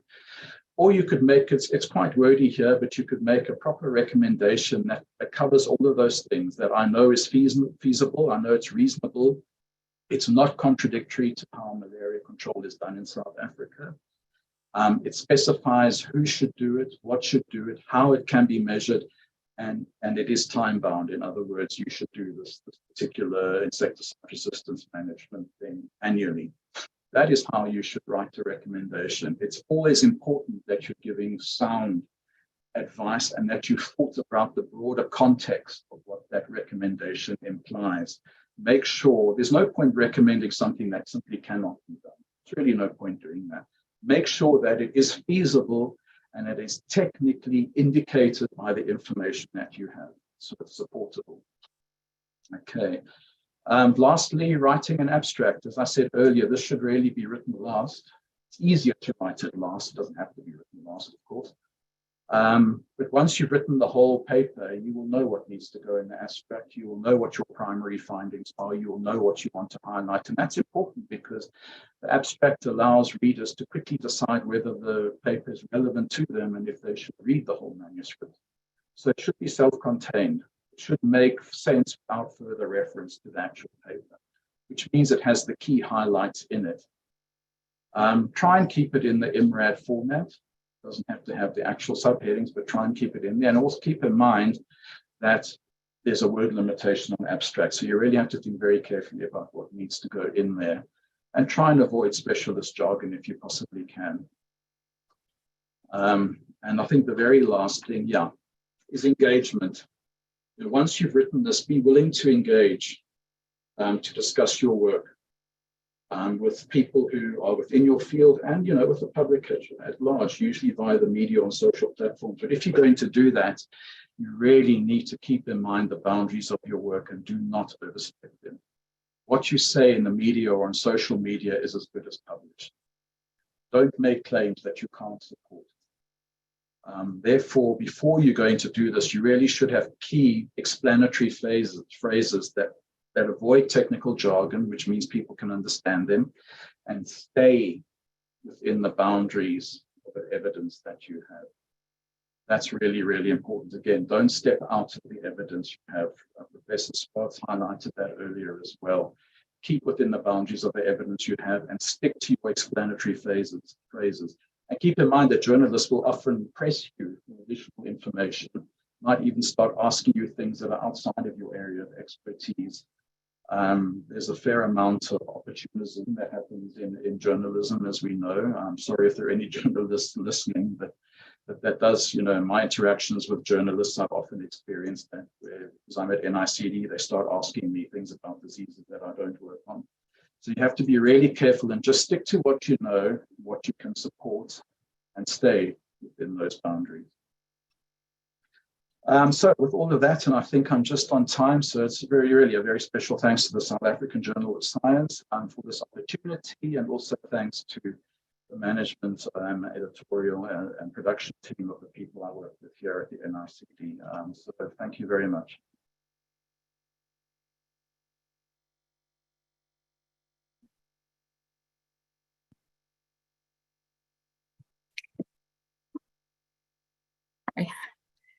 Thank you, Basil, for that very informative presentation. I know certainly all of us here at the South African Journal of Science, as a non-specialist, or as a journal that publishes papers that are for a non-specialist audience, much of what you said resonated, I'm sure, with all of us. So thank you for that. We do not have time for questions, so we can take questions during the Q&A, but I did just want to also say, you know, you raised a very important point about as researchers and academics that we get, our job is our passion, and how lucky we are to do that. And I think a lot of people have mentioned today, you know, being stuck and sort of feeling the downs of things. And I think it might help to remember that also and try and convey that through the writing yeah, remember why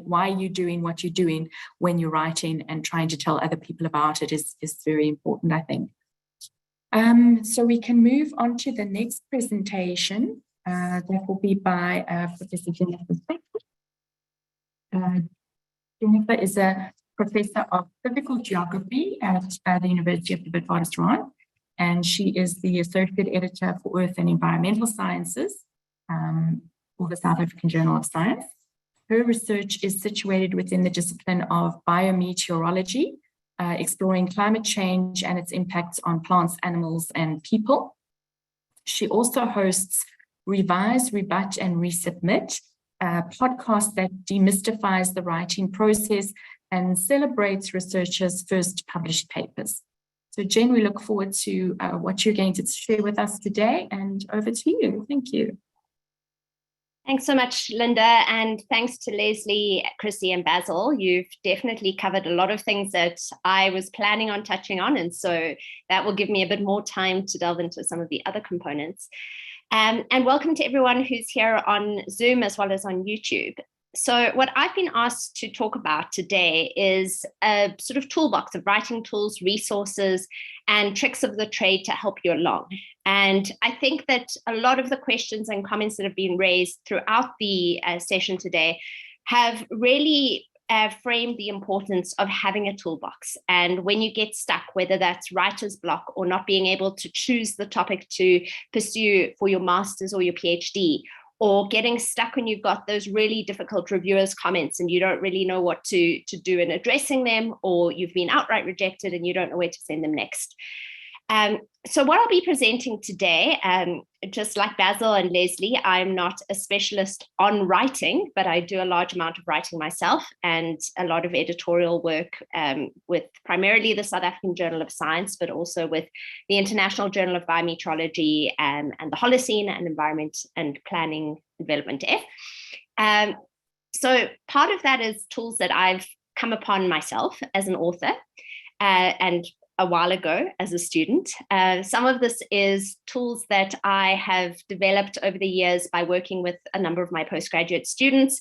I see a number of them have logged in, and Leslie, I had a little bit of a laugh to myself when you said that Alexi should speak to his supervisor because I'm his supervisor, so he can do so now. But then also some of these are tools that I've come across, particularly during lockdown, when I was trying to look into different ways of going about writing postgraduate research, motivating ourselves in this very bizarre world that we've all lived through over the last 3 to 4 years. So I'm going to be sharing those with you today. And hopefully by the end of this, you'll have that metaphorical toolbox that you can use to reboost yourselves, to re-energize yourselves, and to remember that passion that Basil was talking about and that privilege of being in this world where we are not just consuming, but actually generating knowledge about the world around us. As Linda has said, I'm based at WITS. I work in the geography department, but I'm also working with the South African Journal of Science as one of the associate editors, along with Chrissy and under Leslie's expert direction. So I want you to all think about what a paper writing toolbox might look like for you. What are the tools that you already have? What kinds of topics do you think those tools fall under? How accessible are those tools to you? And do you remember where the toolbox sits and what's in the toolbox when you start to feel stuck? And I ask this because I think when a lot of us feel stuck, we forget that we already have a toolbox that we developed during our primary school years, our high school years, during our undergraduate, during our early postgraduate years, but also a toolbox that we developed during the time that we spend scrolling through social media, the time that we spend when we're watching Netflix, the time that we might have spent doing a range of different extramural activities. And all of those different things that we've been exposed to in our lives develops a toolbox. So it might be a physical box with some pens and pencils and paper. And I think Chrissy in particular spoke about the importance of having a place where you are taking notes, having a notebook for free writing, having a notebook to keep detailed notes on what you're reading. And those are incredibly important. But it's also good to have a metaphorical toolbox. And so today I'm going to be speaking about the types of tools that we can use in building our inspiration, our time management, our structure, how we can think about improving the figures that we include in our papers, how we can improve our writing style, and how we can improve our referencing. And as I said earlier, some of these have been covered in quite a bit of detail already by Chrissy and by Leslie in the earlier talks this morning. So I'll start with tools to get inspired. I'd already put this up first, and I'm even more glad that I did, seeing a lot of comments in the chat and the Q&As about trying to find your inspiration again. And I think a lot of what was coming through was people who are in their PhDs who were really inspired and really enjoyed writing during their masters, and they start a PhD and it's really difficult to get back into it. And I don't think you're alone. And this is where I think we can really draw from the importance of what we're consuming in the time where we wouldn't say that we are working hard. It's not what we consume when we go to the library and we've scheduled time to work. So Instagram accounts.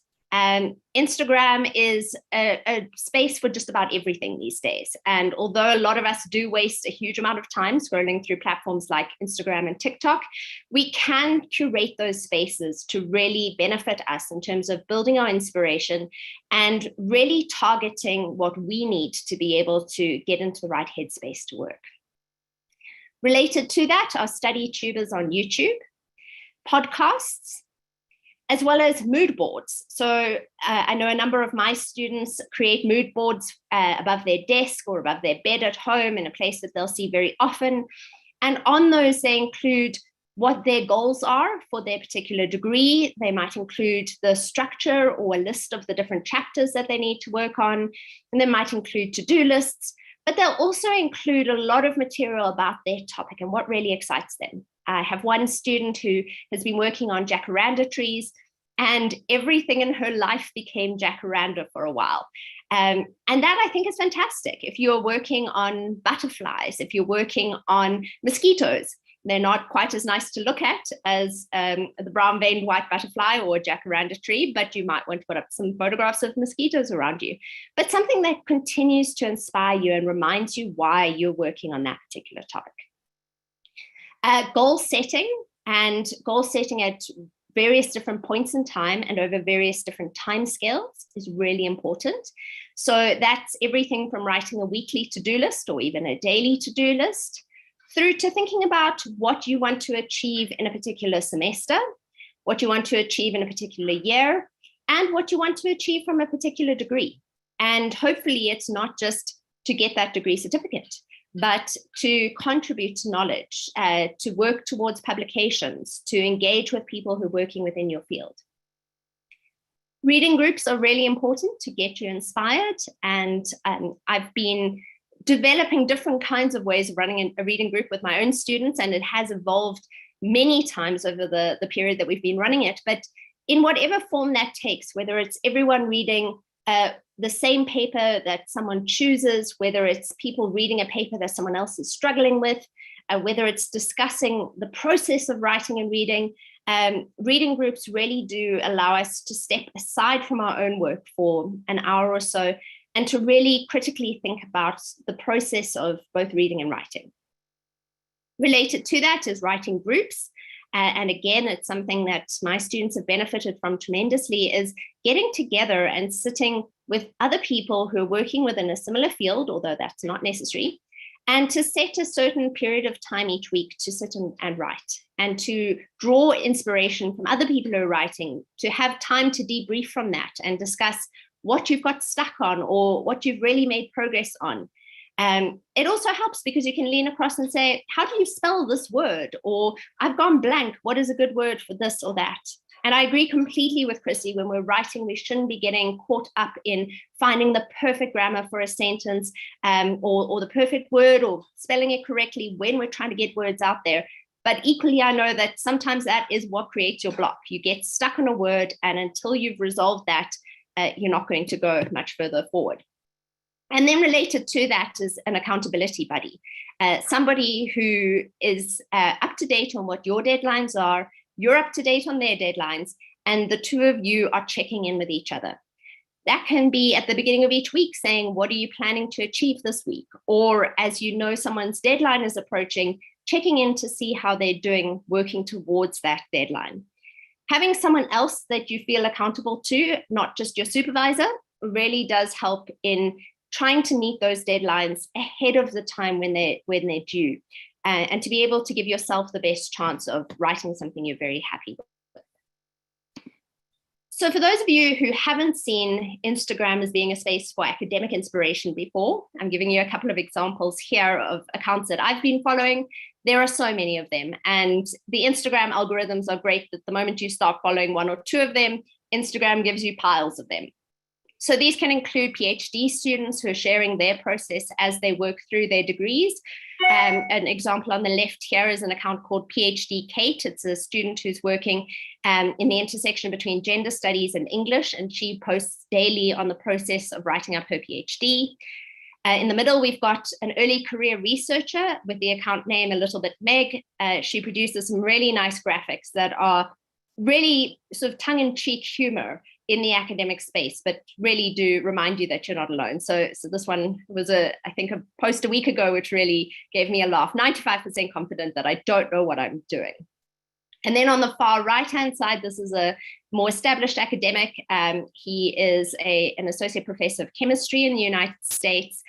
He posts the most hilarious sort of TikTok style reels. I think they're probably on TikTok in the first place, of him and his chemistry students performing dances in the lab. All of these things offer you slightly different types of inspiration. Some of it is to be able to see that being an associate professor of chemistry can be really fun. Some of them is to realize you're not alone, that other people also feel 95% confident that they don't know what they're doing.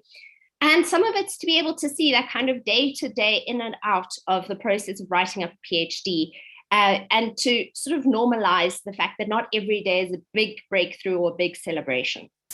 So this is just 3 examples. As I said, there are so many accounts, and it's about finding the ones that have a journey that aligns with your own journey. It's something that one of my PhD students, Okone, said while we were at a conference overseas, is I don't follow that account because her journey is different to mine. And I think that's so spot on. It doesn't help you to consume content and to follow people who don't align with where you are at in terms of your professional journey, your academic journey, your personal journey, and your aims and ambitions. So filter through and curate yourself a space that is really inspirational, so that even in your downtime, you're picking up little bits of inspiration all the time. In terms of study tubers, if you're not familiar with the term, there are a group of people in the UK predominantly who started to put up content on YouTube on study methods, study approaches, and then over time morphed into sharing a day in their life, a week in their life in a vlog style. And these can be really inspirational. Again, seeing what day-to-day life looks like when it's not all about big celebrations, but rather sitting in a library day in, day out. So the example I've put up for you here is an account under the name Lydia Violetta. And she shares many, many, many days of sitting in the library and writing up her dissertation. And again, it's very mindless watching. It feels very much like you're watching something on Netflix or YouTube, but you're seeing someone who is going through that process day in and day out. And I find it very helpful. And again, there are so many people doing this. There are a number of South African students who are now vlogging. We've had 2 or 3 maybe seasons of running a day in the life vlog through the South African Young Academy of Science vlogging program. And so we've got some of our South African masters and PhD students who film themselves doing a day in the life. I managed to eventually do one myself. I think that will be a once-off event. But it is helpful, again, just to really understand that the day in and day out frustrations and exhaustions are not something unique to you. And then in terms of podcasts, Linda mentioned when she introduced me that I have started a podcast called Revise, Rebut, and Resubmit. It's got 2 seasons that are out. And the podcast involves interviews predominantly with early career researchers, PhD students, postdocs, early career academics, on the first paper that they ever wrote and the processes they went through to get that paper published, how they chose the journal they're publishing in, the process they went of revising and resubmitting and potentially having rejections, and how that developed them as an author. Interspersed in that are also interviews with people who are either more experienced or who've taken slightly different paths. So, for example, our editor-in-chief, Professor Leslie Swartz, agreed to do an interview on this podcast with me. And we've also got interviews with one of the editors of The Conversation Africa and with a sci-fi author who has a PhD in philosophy and then went into sci-fi writing, Dr. Jason Werbeloff. So plugging my own podcast there, but I think that it, again, will make you feel less alone about the process. But in addition to listening to podcasts about the writing process, and mine is by far not the only one, there are also really inspirational podcasts that just get your scientific brain ticking. So Radiolab is a fantastic example. It's based in the United States, and they do deep dive research into a huge range of topics. The first one I ever listened to was on what's called the horseshoe crab, which produces blood that's used in a number of different pharmaceutical testing settings.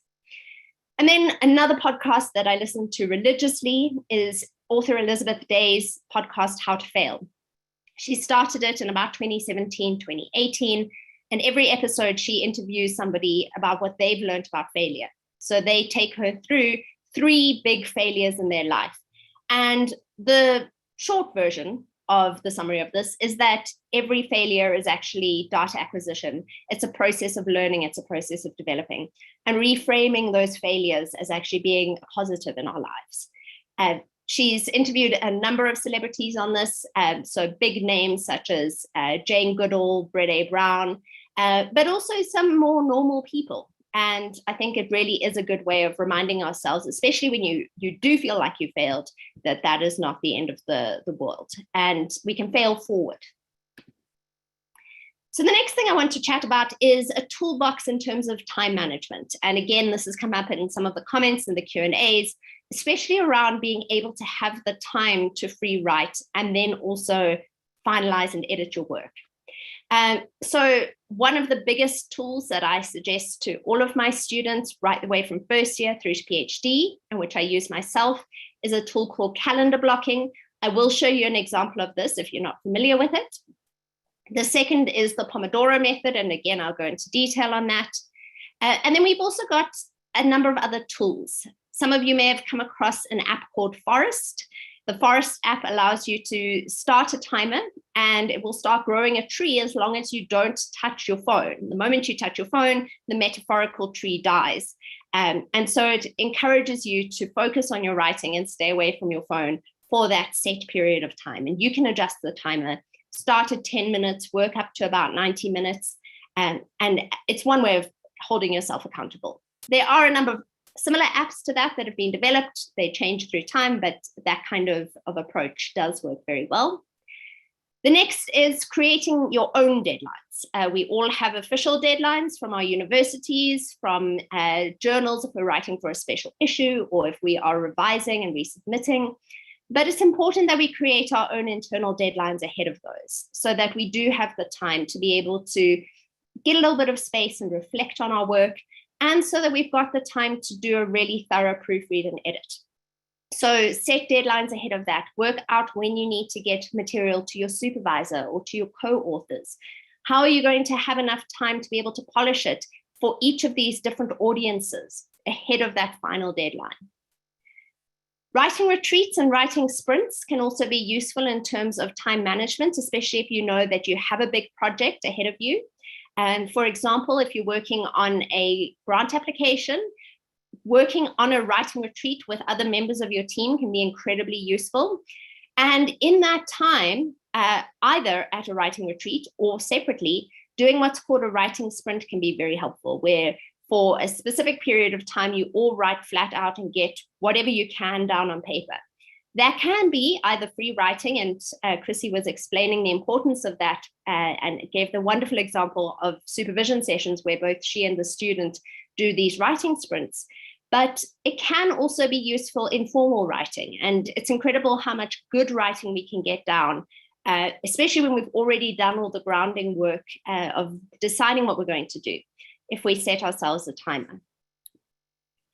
So I said that I would give you an example of calendar blocking. So this is a very fake calendar blocking example that I'd made for our first year students. What calendar blocking involves is opening up your calendar on your computer. So that can be your Google Calendar, your Outlook calendar, whatever platform you're working on, and creating a set of meetings, which are essentially meetings with yourself. Some of these are going to be actual meetings or actual face-to-face activities. So for example, here I put in course 1 lecture, course 2 lecture, course 3 lecture, course 3 practicals. So those are things that would have a specific location and a very clear time that's determined by someone else. Good calendar blocking also includes sort of dead time, your transit time between places, the time to eat lunch. Your calendar blocking then includes all of your social activities. So popping in things like your debating society meetings. And then in all of the spaces that are left around that, you can start to plug in time to work on specific tasks. And calendar blocking is most effective when we are really, really specific. So instead of just saying library, say work in Cullen Library, and you're giving reference that people at Wits will know, work at Cullen Library on chapter 2, section 3. So really, really specific, achievable goals. Give yourself an amount of time that you can make good progress on that goal. What also is useful with electronic calendars, you could draw this out in a physical calendar, but if you're working in an electronic calendar, if something comes up and you can't get to something, you can literally pick up that box and move it across to a future day. Life happens. We can get called out if there are family emergencies. We can have a friend who suddenly needs our help. We might just get distracted and fall asleep on the lawns at our university. Calendar blocking allows you to then remember that that's still something that you need to do, not just as a task with a deadline, but as a 2-hour slot of work or a 1-hour slot of work that you had dedicated to one particular task. And you can move that around to make sure that you're still achieving all of those within your deadlines. So within calendar blocking, it's a good idea to know how long things are likely to take you, but also to know how you work best. So one approach is the Pomodoro method. And as in the diagram in front of you, that involves firstly deciding on a task to be done. And hopefully you will already have done that in your calendar blocking and in your daily planning. Setting then a timer for exactly 25 minutes, working on that specific task and only that task until the timer rings. So don't jump across and check your emails. Don't remember that you need to send a message to someone and do that. Just focus on that one task for 25 minutes and follow that by a 5-minute short break. That 5-minute break is often quite useful to jump in and do the other kinds of things that we've been thinking about. So if you remember you need to text home to say that you will be late for dinner or something like that, you can do it in the 5-minute break. And then when you've repeated that 4 times, you then take a 15 to 30-minute break. And there is a lot of scientific evidence in support of this approach, that it is useful in training our brains to writing effectively, but it is also being refuted by proponents of the flow state, where focused work of up to 2 hours can take place with little distraction when you really get into it. And using the Pomodoro approach in that setting would actually be to your disadvantage. So the next thing I'm going to talk about is tools for beating writer's block. And Chrissy has already spoken about free writing, and I really strongly agree with her about the importance of that. Some other tools include mind mapping and drawing out your work that you're doing. Some people are far more artistic than they think they are. You might have boxed yourself as a scientist or as a literature student, but the moment you start drawing diagrams of what you're doing, your work really comes to life. And those can be very simple spider diagrams, but you might also want to illustrate them and bring a lot more to life there. The next, and Chrissy mentioned the importance of journaling. Keeping a reflective journal on your writing process and on your research process is also incredibly useful. This can be a few daily entries just to say, this is what I've got stuck on today, or this is where I've really succeeded today, or I worked at this coffee shop and it gave me a much better place to work in, or I was surprised that working in a place with noise was helpful. Going for a walk really, really helps. Just getting out into nature, seeing some different sights, getting some fresh air can help us tremendously. And it can be a short walk around the block to break writer's block. The next one is what's called body doubling. And again, there is some scientific evidence in support of this, that if you are working in a space where there are other people who are working, it motivates you. So that's why a lot of people find it very motivating to work in a library or to work in a coffee shop where other people are working. However, if you're working in a coffee shop where everyone else is sitting around chatting and catching up with friends, that might actually be more distracting because you are then wishing that you were them instead of getting back into your own work. But body doubling really has been very helpful to me and to a number of my students. And an accountability buddy is helpful here too, that you have somebody who you will always go to a space with, so that if you are the only two people who happen to be in the library, you've got that body double. Changing to a different task for a while is one of the things I find the most effective. In a sense, it goes against flow state and the Pomodoro method, but sometimes we just get stuck on a particular task, and swapping to a different task, even if it's for about 30 minutes, can help us to process the rest of what we were thinking about in the back of our brains and then come back to it. The other tool for beating writer's block, and this one my own students have heard many times, is writing 300 words a day. 300 words of anything. It can be free writing.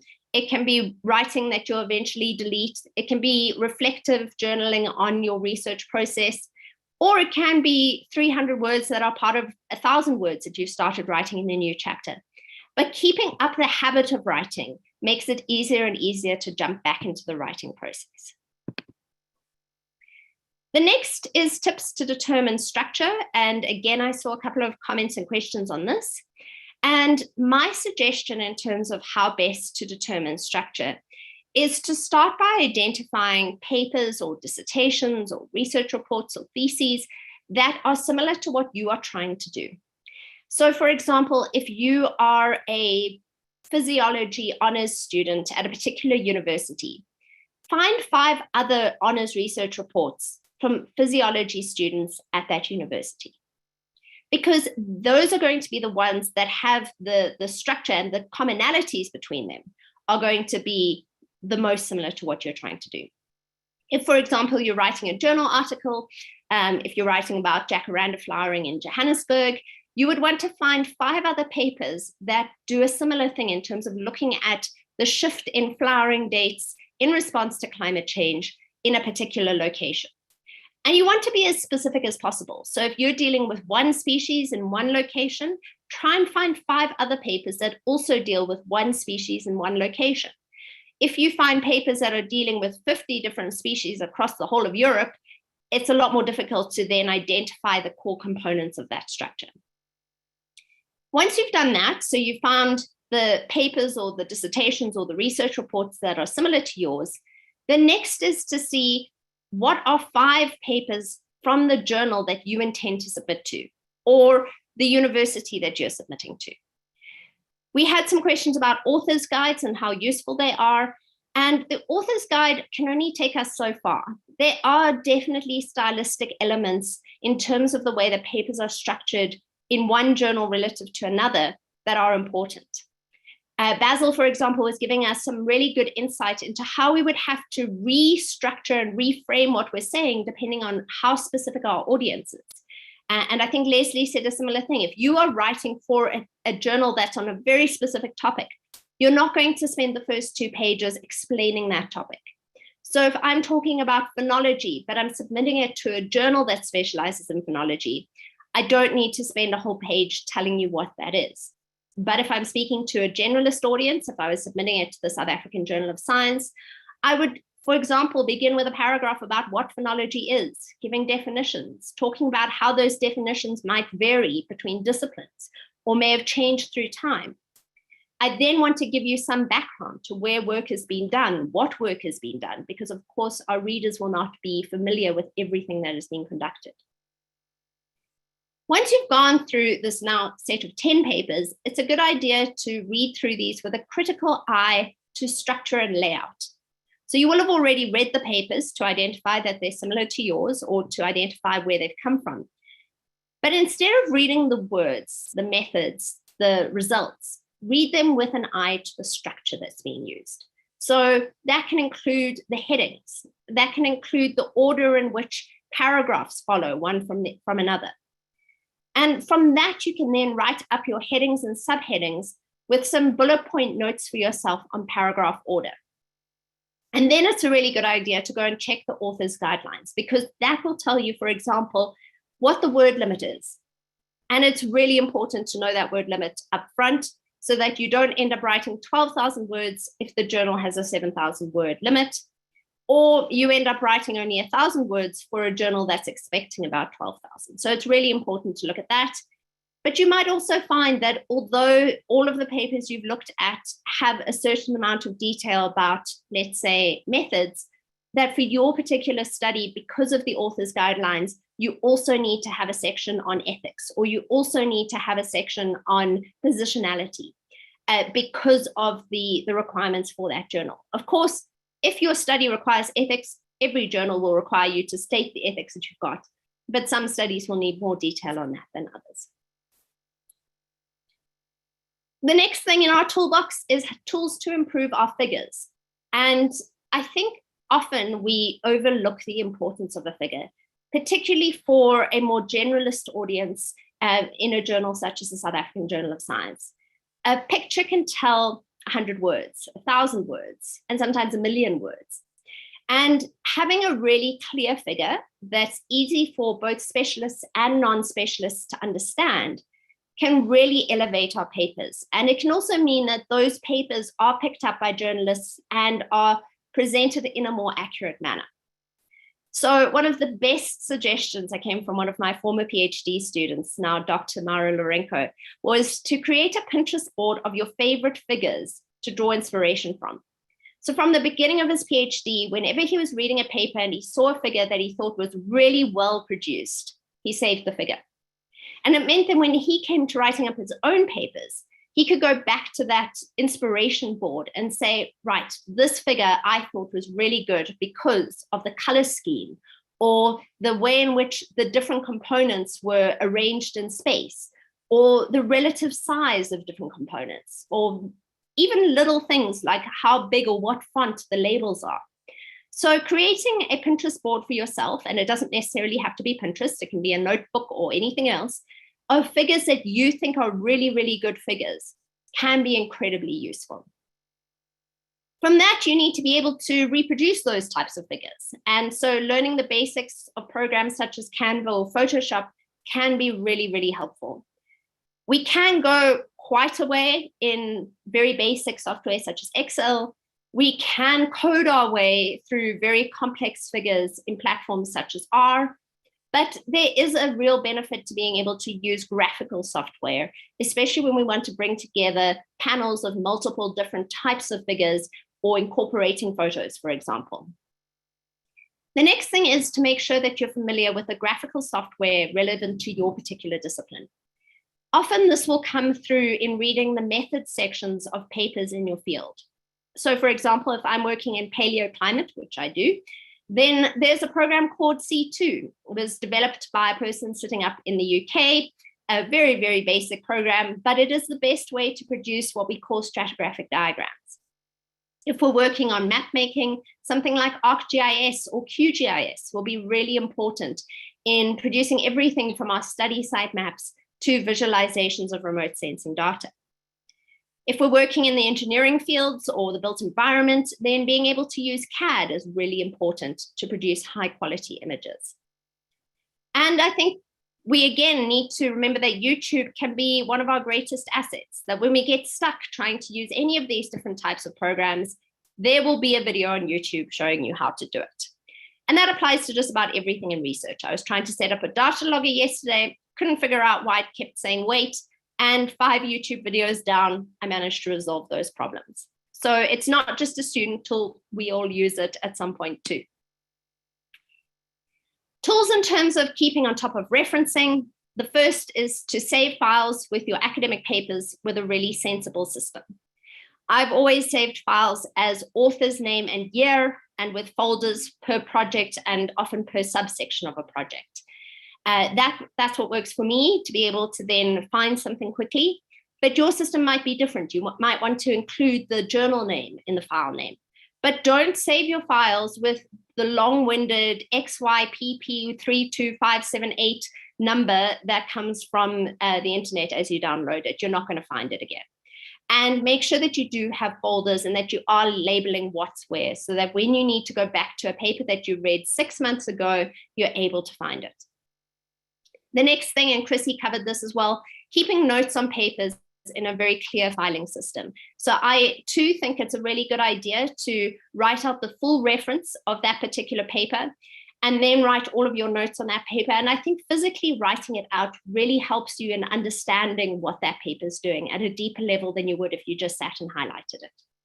So both of these first two things mean that when you're writing up your discussion section and you remember that you read something useful months ago, you're able to track back and find it and then be able to cite it appropriately.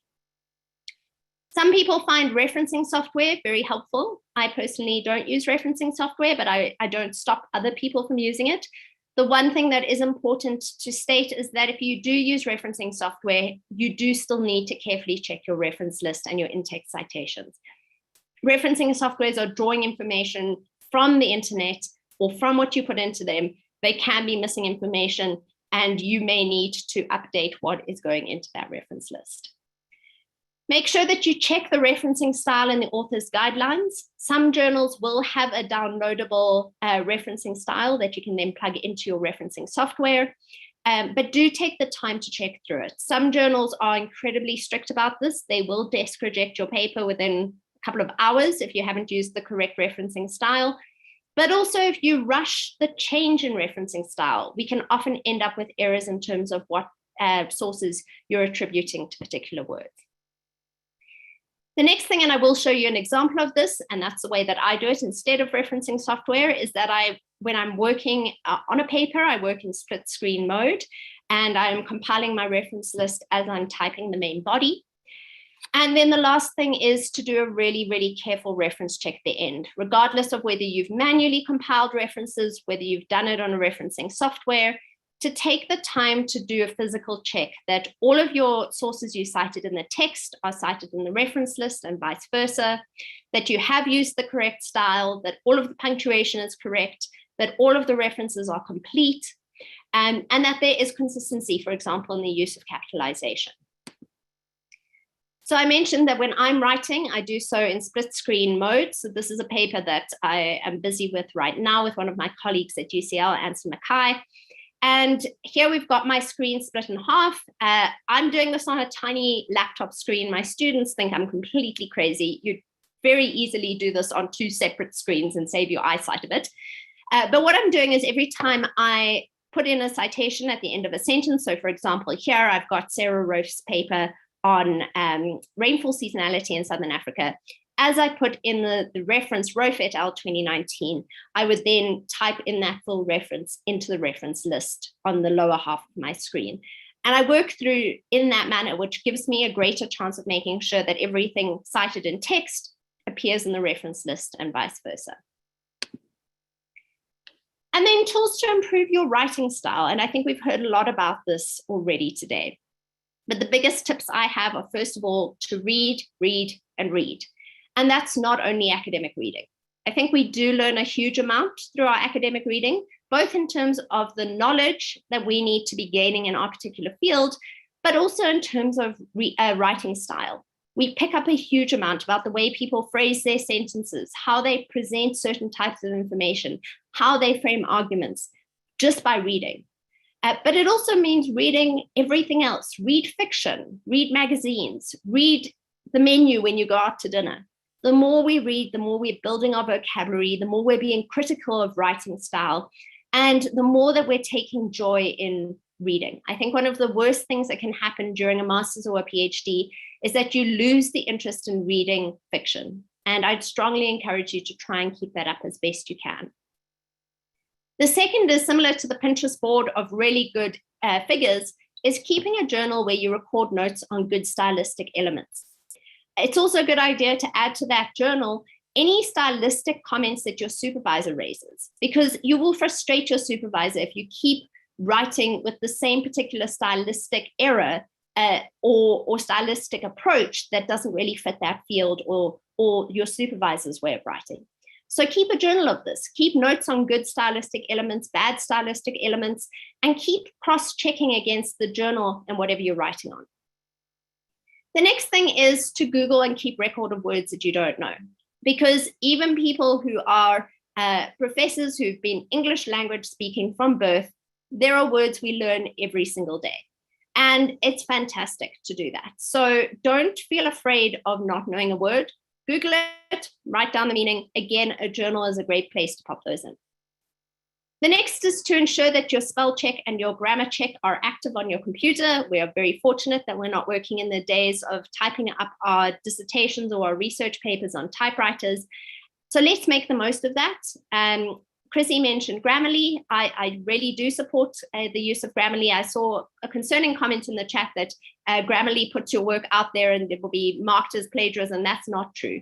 Grammarly is a useful form of a spell check. And as long as you're careful about the recommendations Grammarly is making and that it is sensitive to what you're trying to do and what you're trying to say, and that you don't just accept things wholesale, I think it can be a good tool. A big thing that I suggest is to read your work out loud when you're finished writing.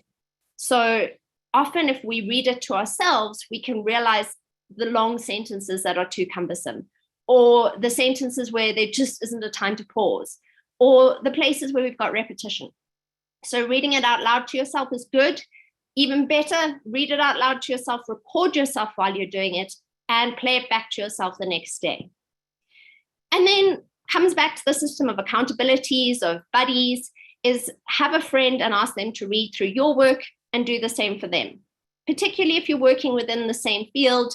Basil was mentioning the joy of being able to go to a tea room and talk to people who have enough of a knowledge about your field that you can have an engaged conversation. Read each other's work. It's really great to have another set of eyes on it. And then the most important tips for writing are not about writing at all. The first is rest and sleep. I think it's so easy for us to lose track of it in the short term, and in the long term, it's really difficult to get it back. So make sure that from the beginning of any piece of work you're doing, that you do not compromise sleep. Now, for some people, that's more difficult than others. If you're Basil and you're going to your mosquitoes at 2 a.m, I don't know how you manage to get through that degree with enough sleep. For medical doctors who are working shifts, it's also very difficult. But do make sure that one way or another you are prioritizing sleep. Likewise, make sure that you're prioritizing hydration. I've just come back from the International Congress of Biometeorology, where there's a lot of work presented on the physiology of heat stress and dehydration. And it really is very serious, and it sneaks up on us very unexpectedly. So when you are working, particularly for long hours, make sure you're hydrating. And then at the bottom, the two figures look quite similar, but make sure that you're getting exercise, because exercise is really important, both for our well-being, but also for our ability to think. And then make sure that you have hobbies. Your academic work, whether you are a master's student or a full professor, should not be your entire world. And it's important to have hobbies that keep us creative. So that brings me to the end. Thank you very much. I'm happy to take any questions.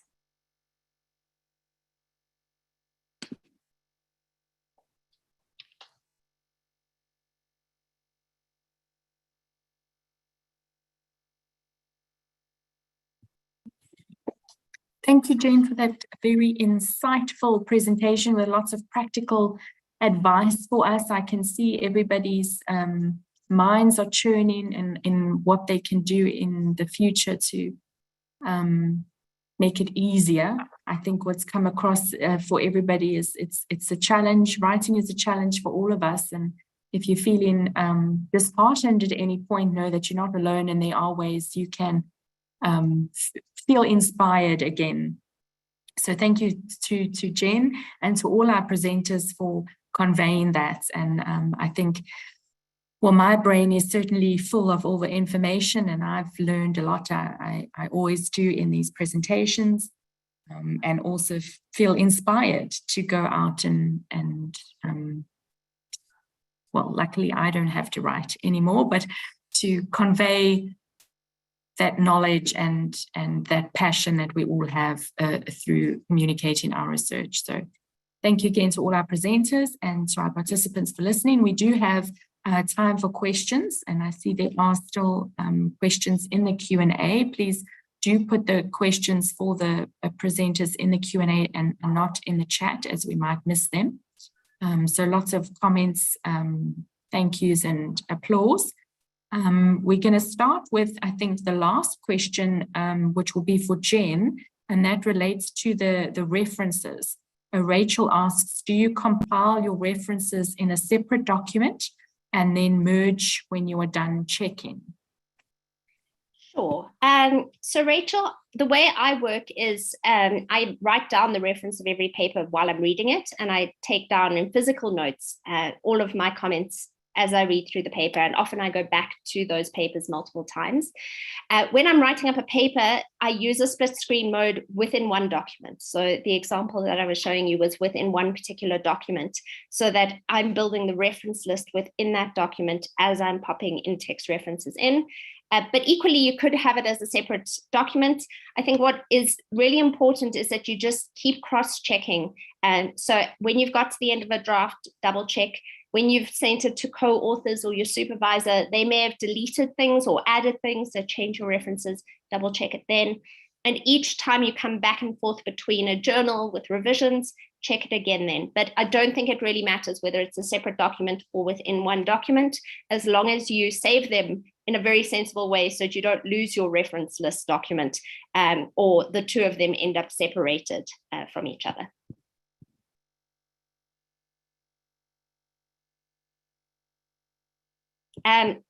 Linda, should I read out some of the other questions and answer them?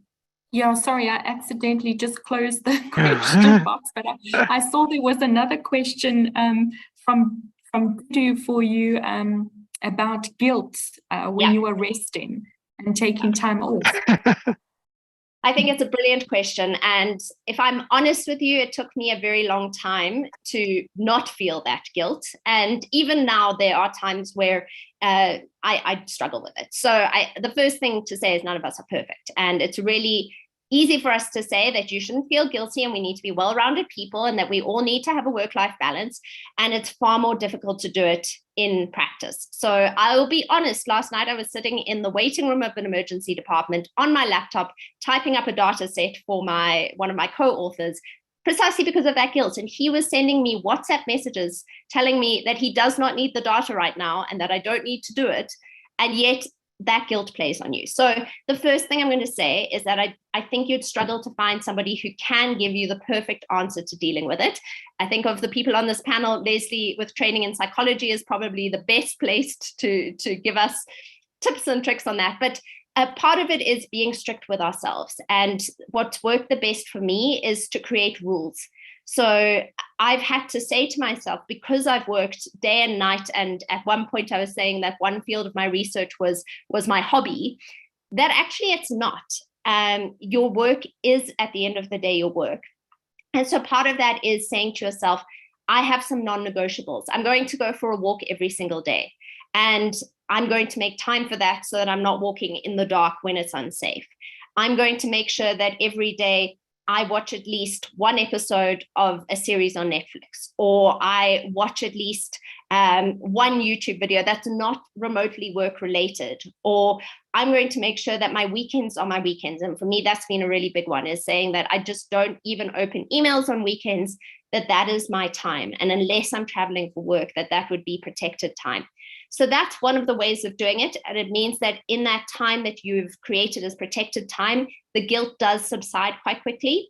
But the problem with it is it means in what is not protected time, if you do end up tired or you need a long lunch break or you just can't focus, in some ways, I think it does make guilt worse. So Leslie, I don't know if you want to jump in with any better trained tips on that, because I resolved it, but you're reviewing papers at 2 a.m, so I don't think you're... Yeah, no, I mean, I can tell you all of the theory, and I mean, but you've already done that, better than I could have done. I sent a message to Jen saying, I want to be like Jen when I grow up. So, I just want to say that this issue of guilt, of not looking after yourself and so on, is such a huge thing. I don't have the solution. I'm terrible at it in terms of my own life. I still need, I mean, please will some scientist develop some kind of a pill I can take which will show me how to say no. I'm useless at saying no, partly because I find everything so interesting and so fun, so it's not a terrible thing. I mean, Basil was also talking about the absolute joy and privilege that we have in our careers, which I think is really, I mean, for me is really important. I absolutely love everything that I do, but I love too many things. But I think just the bigger picture, and I think this is particularly, I'm going to sound more like a preacher than a psychologist, but particularly for those of us who are in Africa, and most of us on this call, is that we are relatively few on the ground. The whole science and research infrastructure often isn't as established for as long as it is in the global north. Part of our responsibility to the future is to sustain that infrastructure, to keep it going, and part of that is sustaining ourselves. So, I mean, one of the things I'm proud to say I do is I do exercise regularly, and I do get a lot of sleep, despite the 2 o'clock in the morning, but I'm sleeping at other times. But I couldn't. I have to take breaks. I have to do those things. But I also want to say is that the struggle is real, and we struggle with it. Yeah. But Jen, you've given the right tips. Thank you.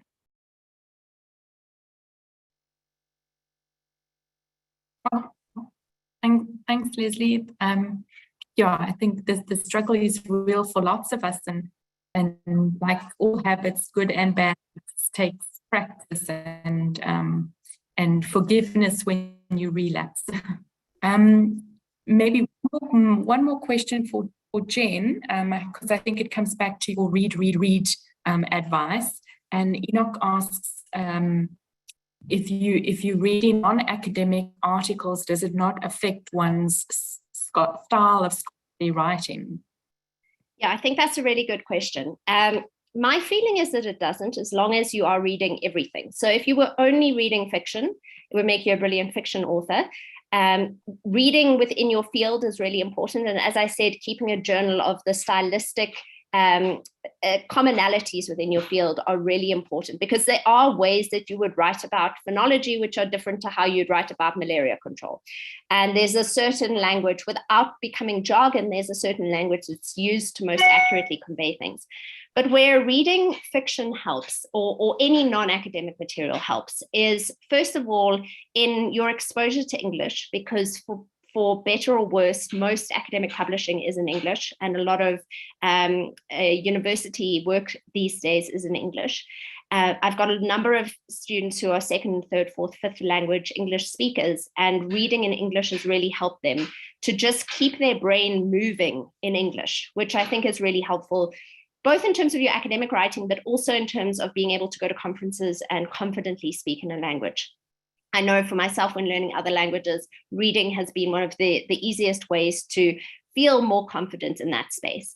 The second thing is picking up a much wider range of terms, of words, of ways of expressing things, which can then come into an academic paper when we least expect it. So broadening our dictionary in our brains, broadening our vocabulary is really, really helpful in especially communicating what we're trying to say to a generous audience for a place like the South African Journal of Science, as well as when we're trying to communicate our findings to the public. So if you're writing for the conversation, if you're writing for a newspaper yourself, or you're communicating with a journalist, that can help you. But then I think the other part of it is to try and remind yourself that words on a page are not just work.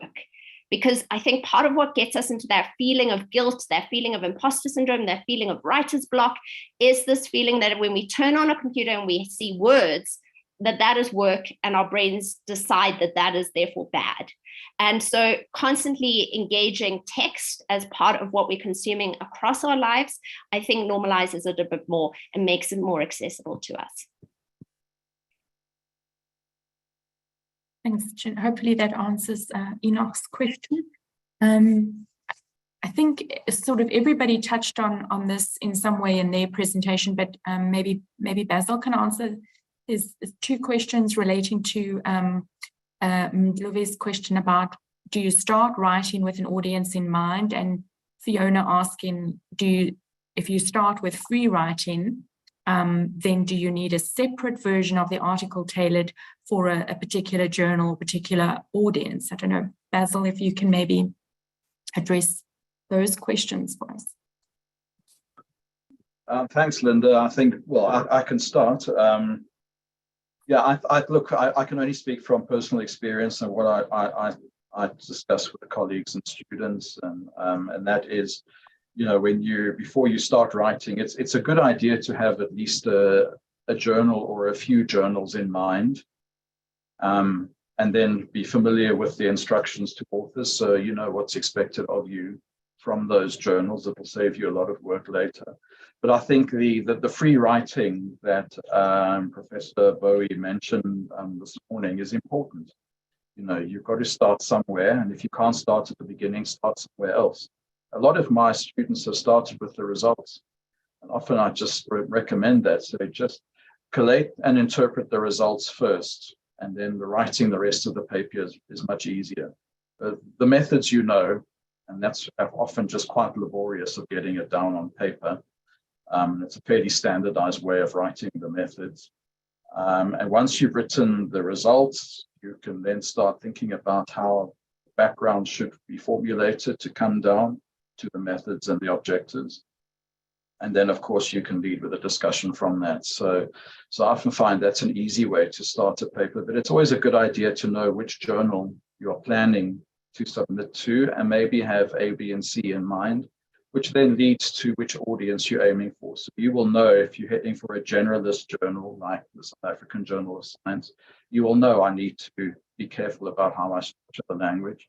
Whereas if you're going for a very, very technical journal, then you will know that, you know, you can afford to use the jargon without necessarily having to define everything, because you can assume your readership will know most of the background, and you can restructure the background as indicated, so you don't need to give a deep introduction to the subject if you are speaking only to subject specialists. So yeah, I think that's my perspective on that. Sorry, what was the other question? No, I think it was about if you need separate versions. But I think okay. it's addressed in what you said. I think that's probably a good technique, is the sort of the free writing, but then at some point you will have to format it. You need to know what goes into what section. But that can come a bit later. As I said earlier, often, you know, I'd start with your results and then build the manuscript around that. Thanks. Yeah, I think that's also, if you start with your results, then you're actually framing it more in terms of what you found and what you can conclude, rather than what you thought you were going to find and, you know, set out to discover, because sometimes that's not the same thing. And you need to focus it on what you can say with conviction.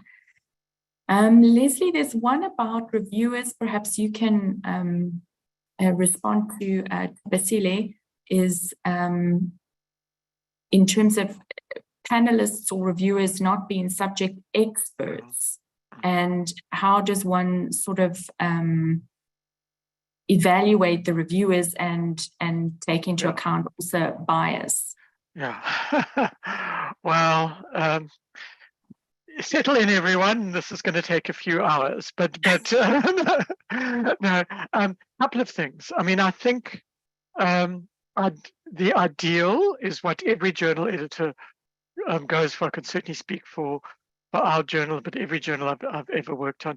We obviously want, the first prize is that we want your reviewers to really understand your particular subject from their particular and the audience of the journal as well. And we do strive to get that. The fact of the matter is, I mean, this is important for everyone, and we'll do something more on peer review a week later. The fact of the matter is that I don't think there's an academic journal in the world that isn't struggling at the moment to find reviewers. So when you send something into a journal and you don't hear from us for a long time, it's Nadia hasn't spoken now, but Nadia and the associate editors and I and Linda and everybody, we're all scrabbling behind the scenes to find somebody to read this. So one of the consequences of that is that you do sometimes, it is true, you do sometimes get reviewers who are not subject experts and who may at worst not fully understand your field.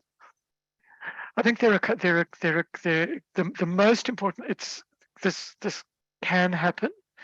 The most important thing for me is for you as an author, if you feel that a reviewer has really not got something, is first of all to be polite, to say where you agree with the reviewer and where you don't put the editor in a difficult position of sort of being between you and the reviewer.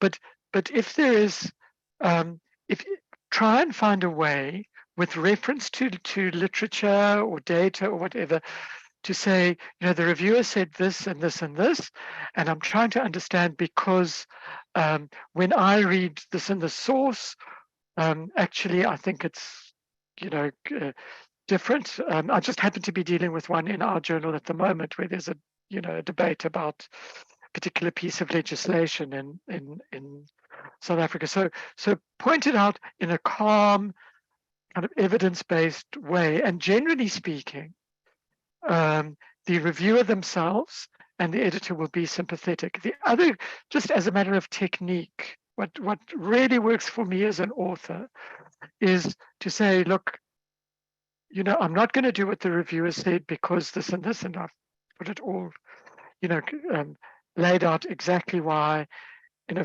very polite way. But then to say, if the reviewer still disagrees with me, I would be very happy to discuss this further with the reviewer. My experience generally is that if you are open to having a discussion with the reviewer, it's very rare actually that they come back to you. But there's nothing wrong with having that discussion if the reviewer does want to engage with you. So, but to understand that it's not a fault of the reviewer if they don't know everything you know, and generally the journal's trying to do their best. But Jen has raised her hand and has probably got a better answer to this than I have. So I'll hand her over to her. Thank you. I doubt it's a better answer, Leslie, but just to share that I've had an experience of that quite recently, where we had a paper that was looking at tourism and climate change, which is one of the fields that I work in.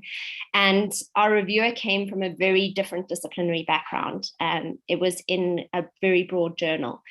And what in that case, it got to the point where it was very clear that we were approaching this from very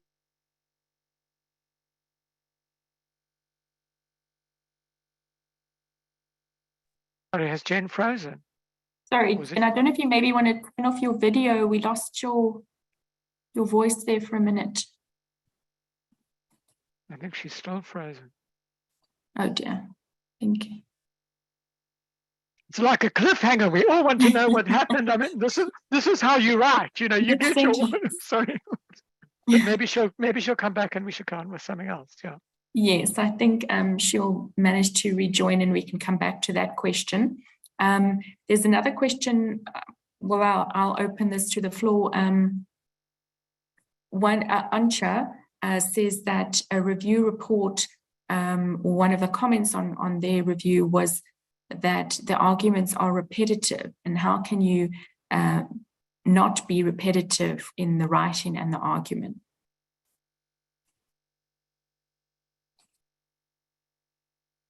don't know, Leslie, do you want to? Can I come in, Linda? Yes, please, Chrissy.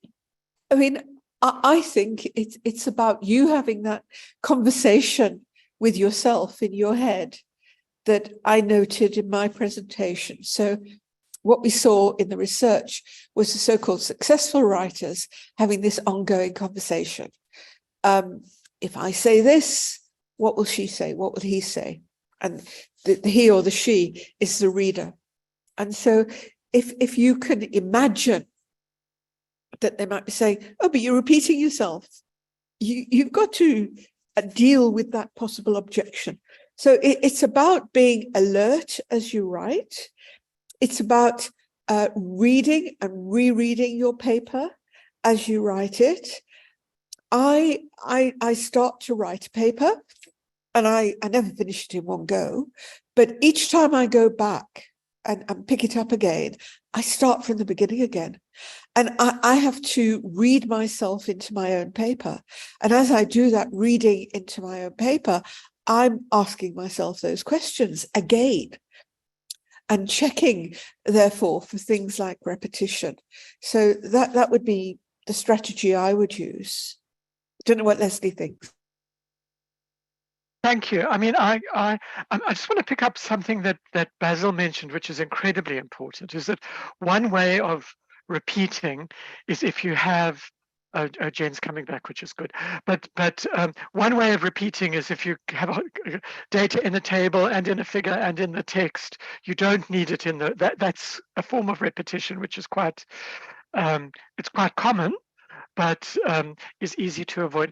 I agree completely with what Chrissy has said, and I've had that very response myself on stuff that I've written. Oh, you're repetitive, and one way that I've done, tried to deal with it is I've gone sentence by sentence, actually, and said, okay, so this sentence, have I said this before? This sentence, have I said this before? It was quite laborious, but I actually managed to cut quite a lot out.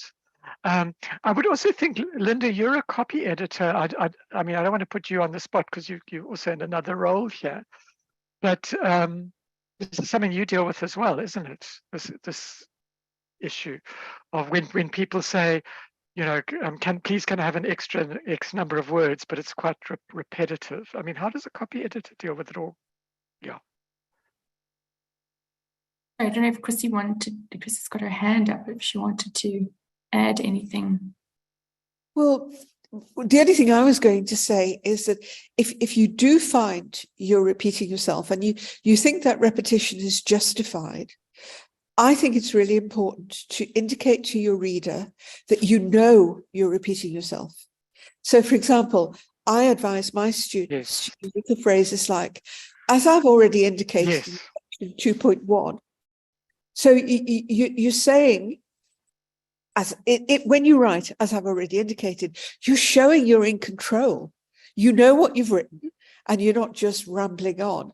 So those little phrases, as already noted, as I've already indicated, where you go back to where you've said it before, can reassure your reader that you're not just rambling. And I think it's important to master those. Thanks. Thanks, Chrissy. Yeah, I think I was going to say there might be instances where repetition will be useful to the reader, you know, to tie in, you know, a previous section or something, and then but to state it as you have, that they are bringing that back or reiterating something. And I think there's different kinds of repetition as well, and some is rambling, and others is specifically in journal articles that are short. It's not necessary to state up front you're going to talk about these 10 things and then in each section repeat what you spoke about in the previous section. Whereas, you know, in something like a book, there might be a need for that or longer kind of text, but in a journal article, you don't need to repeat that as well. And that's a different kind of repetition that you can cut out. Jen, I'm not sure we lost you sort of mid answer. I'm not sure if you want to come back to what you were saying Sure. Sorry about that. I lost connection for a moment. So what I've been saying is that sometimes you are going to be in the position where reviewers are coming from a very different disciplinary background, and that becomes more and more clear as you're engaging back and forth through rounds of revisions. And it is worth just letting the editor know very politely that you are willing to wait for a third review to be sought. Often journals are under great pressure to get reviews to authors very quickly, and I feel that pressure as an associate editor. So it helps as an author to say, I'm not time pressured on this. If you are able to find another reviewer in the discipline, I'd be ready and willing to wait for that.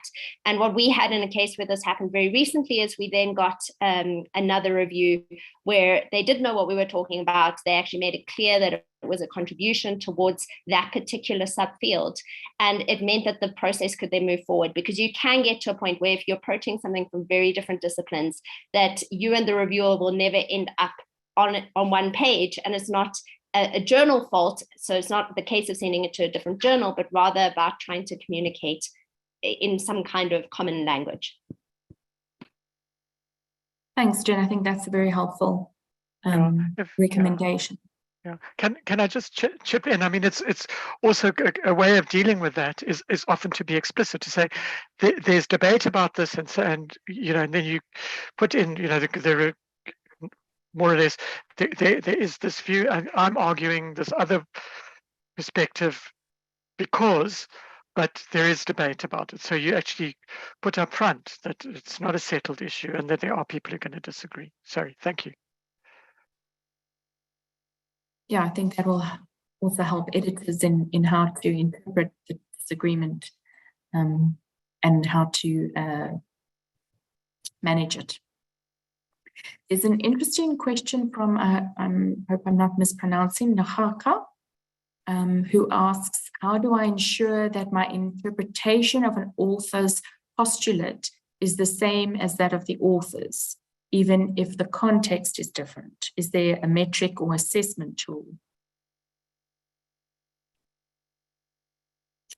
It was asked, it's a question that was asked during Chrissy's presentation, so I'm not sure, Chrissy, if that, if you can address that question.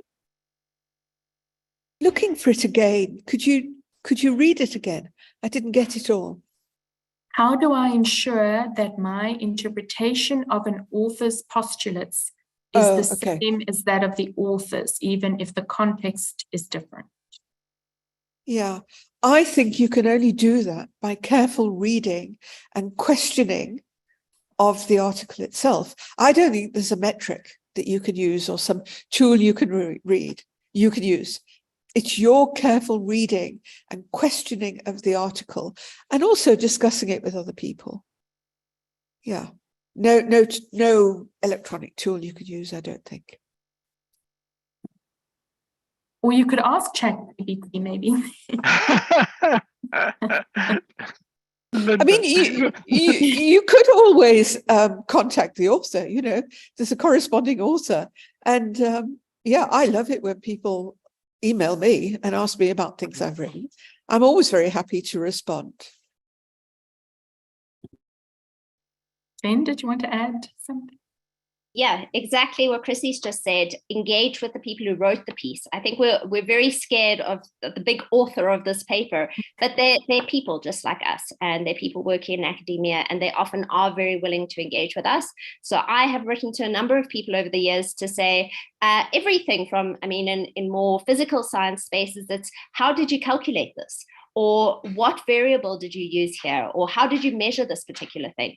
And people are really willing to engage with you. And often they then look out for the paper that you've written. So I had one person who I'd written to him about 2 years ago to ask how they calculated one component of an index. And a day after the paper that related to that had come out, that same person wrote to me and said, just seen the paper, really excited to see how you've worked with it. So I think it's a really good point. And rather than trying to rely on something like ChatGPT, which is a language tool at the end of the day, all it's able to do is re-scramble language for us, is remember that we're all people and we're all willing to engage, and we're all probably going to be far more able to give you a coherent answer than anything that any type of tool out there is likely to do. Thanks, Jane. My chat GPT answer was a little bit tongue-in-cheek, but I think, yeah, that's very valid. Authors will only be happy that you've read their paper and are interested in you know, asking questions. This one also, I'm not sure, perhaps Chrissy or Leslie can respond. Neka asks, how do I relate silencing objections, which drives writing, with getting a rejection from a reviewer?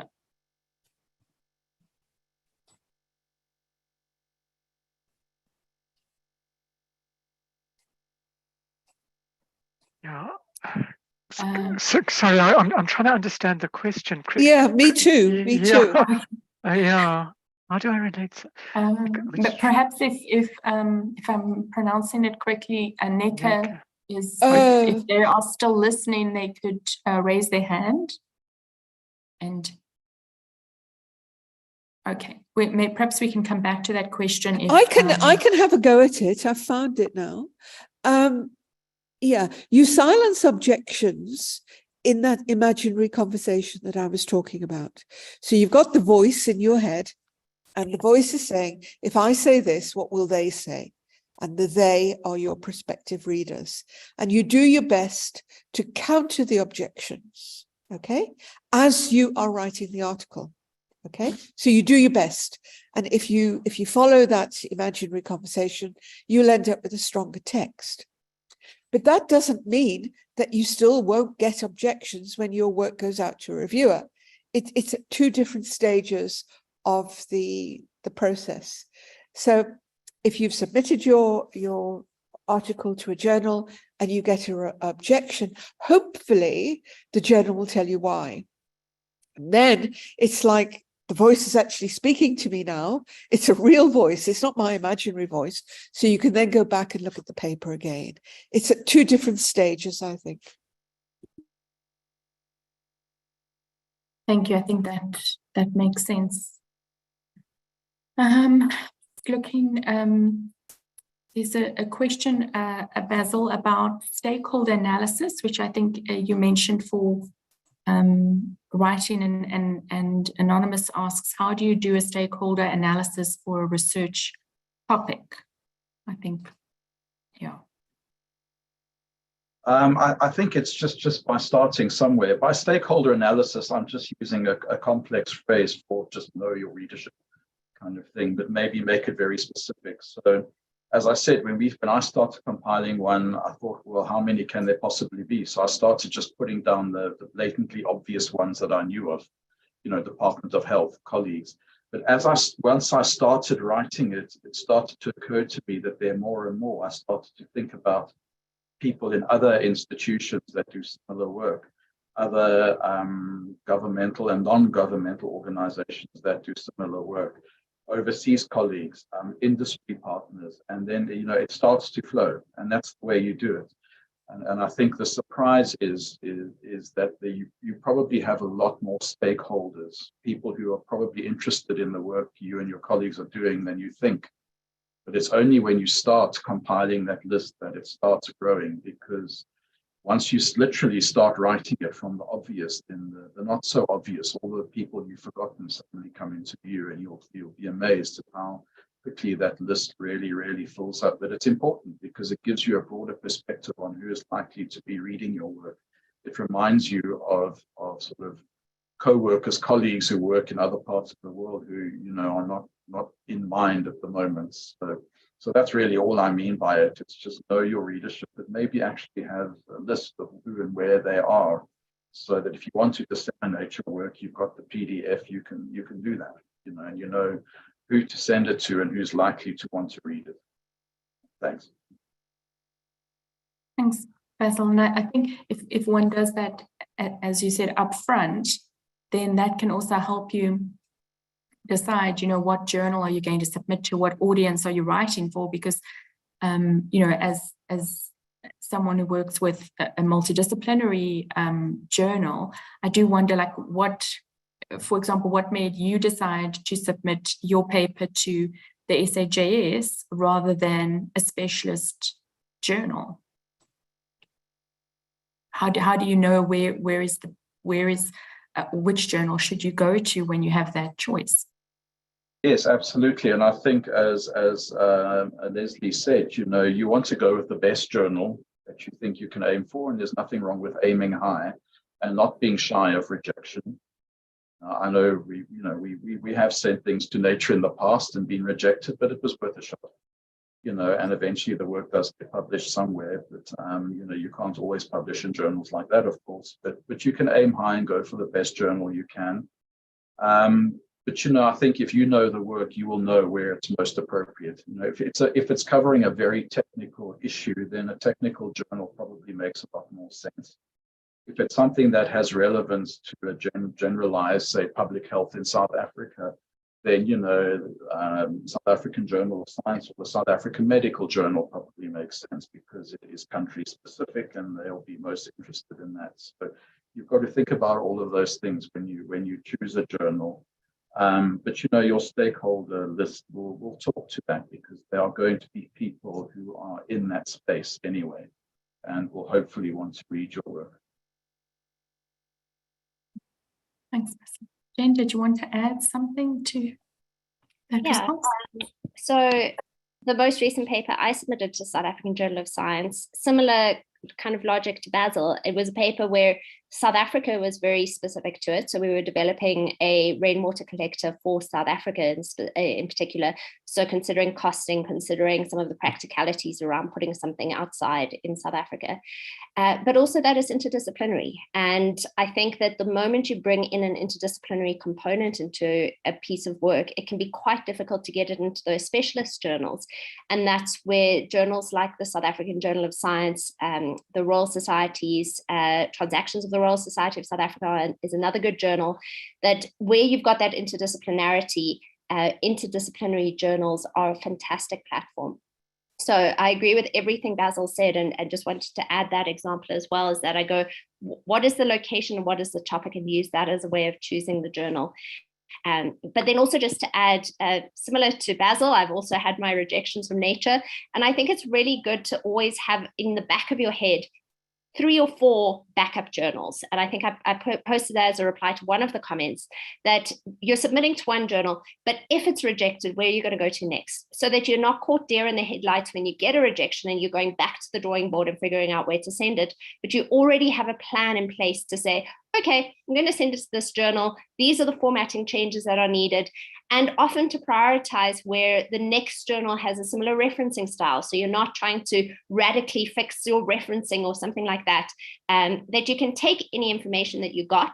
Potentially there's useful information from the editor in the desk reject that you can use to improve it a bit, but send it elsewhere. And I think Leslie said some very similar things to me on that topic earlier on as well. Thanks, Jane, for that addition. I see Chrissy just answered the question I was about to read, but it was from Bosidi about, do you need to cite the journal that you want to submit to? So I'm not sure, Chrissy, if you want to just give the answer you gave. I think there's sort of 2 ways to look at that question. I understood the question to mean, is it compulsory to cite from the journal that you're going to submit to?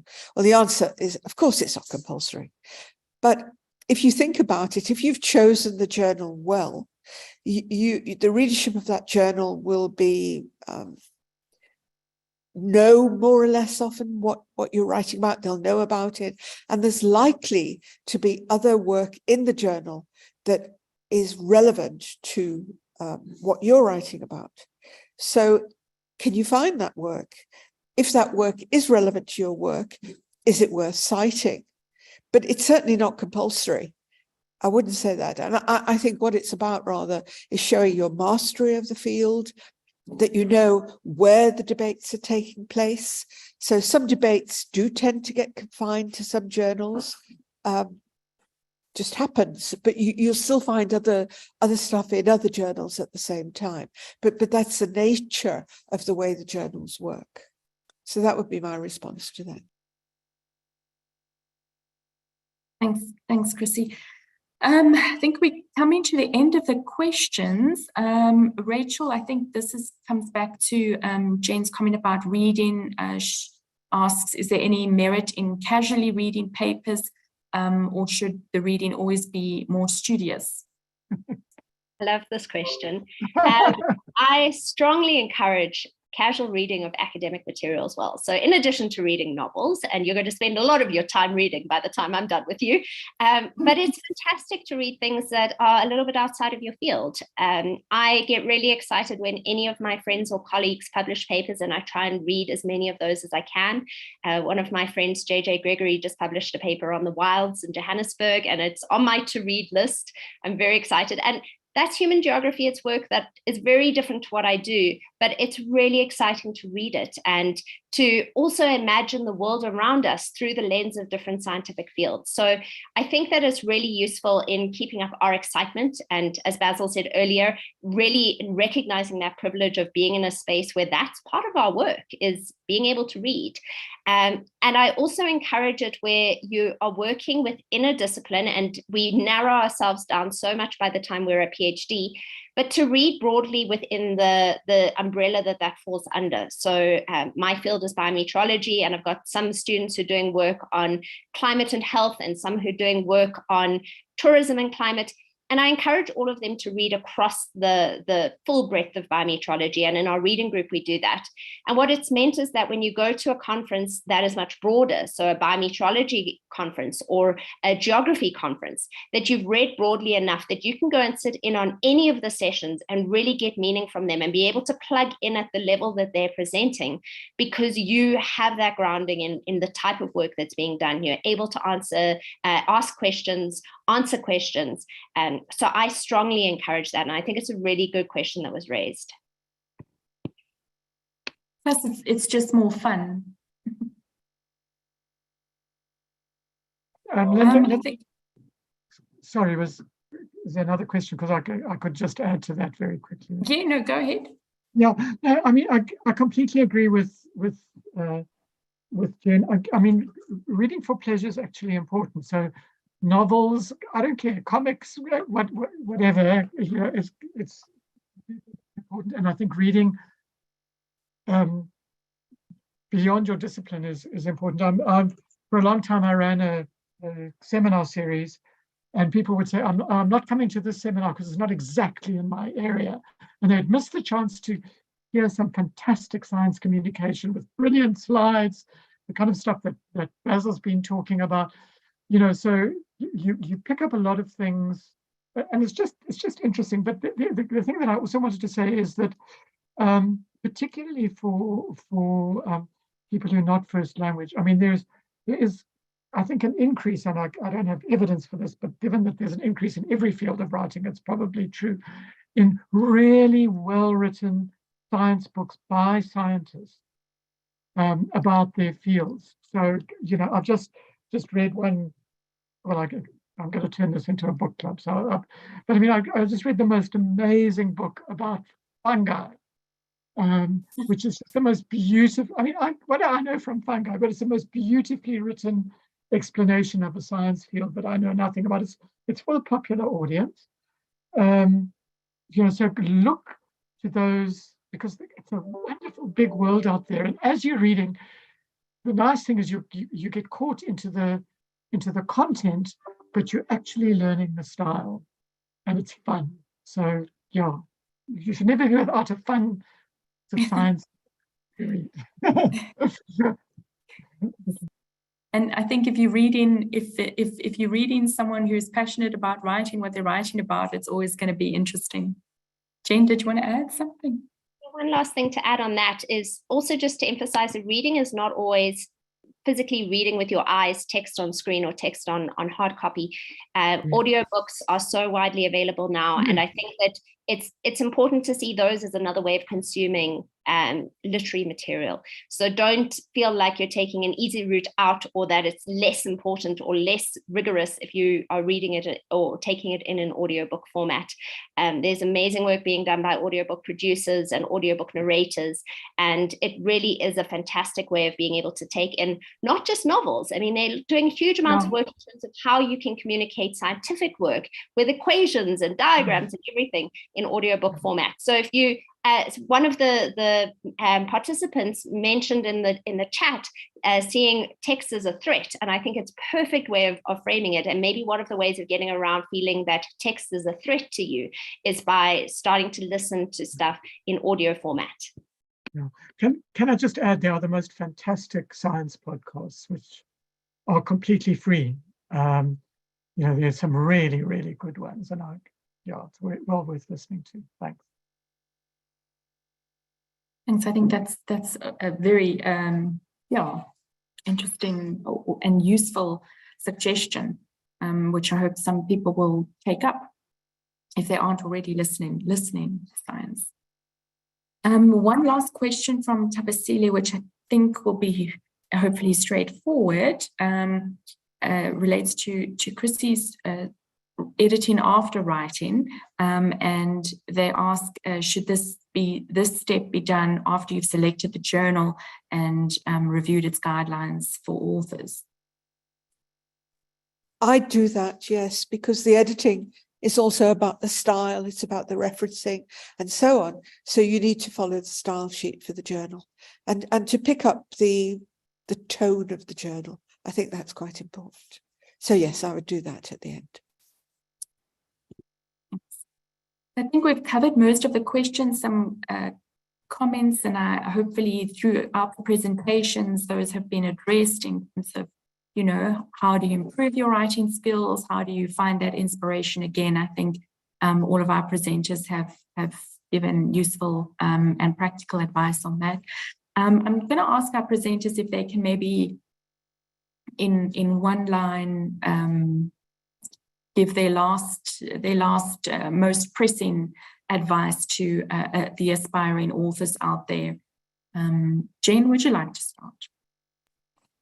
Sure. I think to summarize from my side, it's build your toolbox and make sure that you include in that toolbox ways to get unstuck, ways to inspire yourself further when you're already on a roll, and ways to maintain as best a work-life balance as we're able to.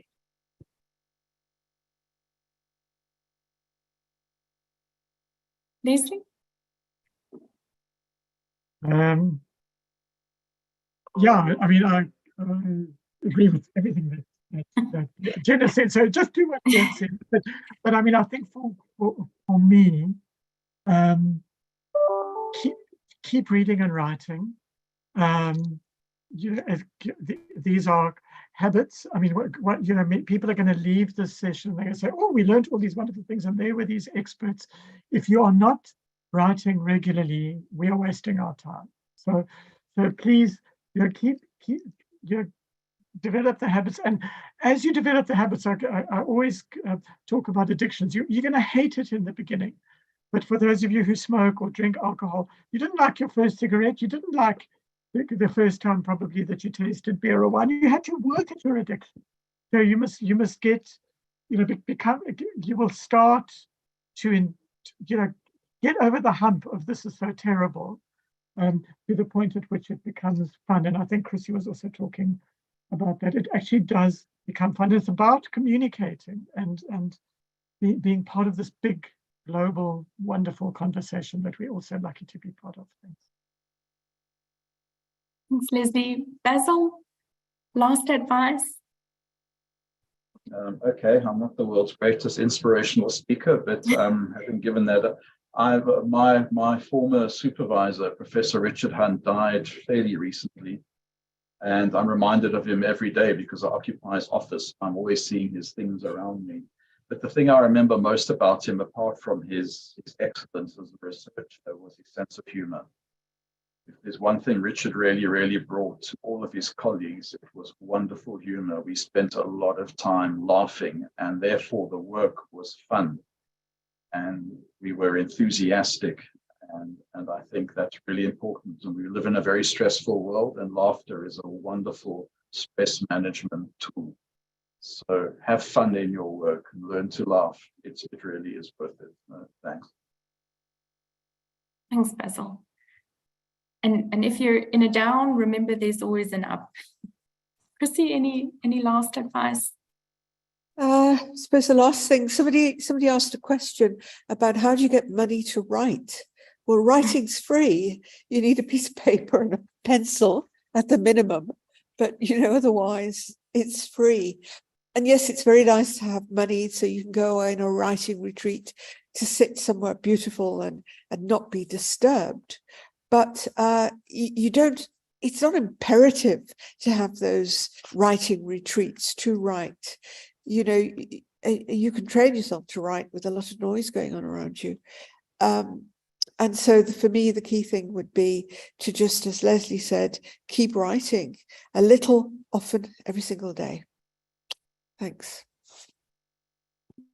Thank you, Chrissy. So it just leaves me to thank, firstly, our presenters who all gave wonderful presentations. And I know there's a lot for us to absorb and take on board and change our writing and our approach to writing.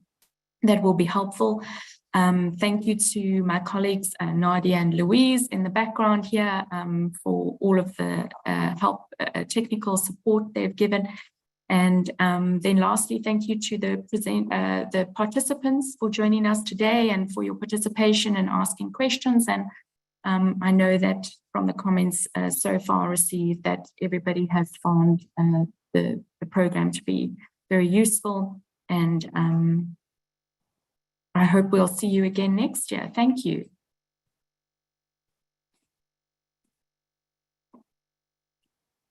Yes, thank you all for a wonderful day. Thanks very much, and keep well. Bye-bye. Thank you. Please do fill in a feedback form for us, everyone. Really important for us. And yes, thank you so much, everybody. Yeah, sorry. Thanks, Leslie. There is a link in the chat for those who would like to give us their feedback. We'd love to hear your opinions. So, thank you again, everyone. And bye-bye. Happy writing. Bye. Thanks, Chrissy. Hi, everyone. Thanks, Jane.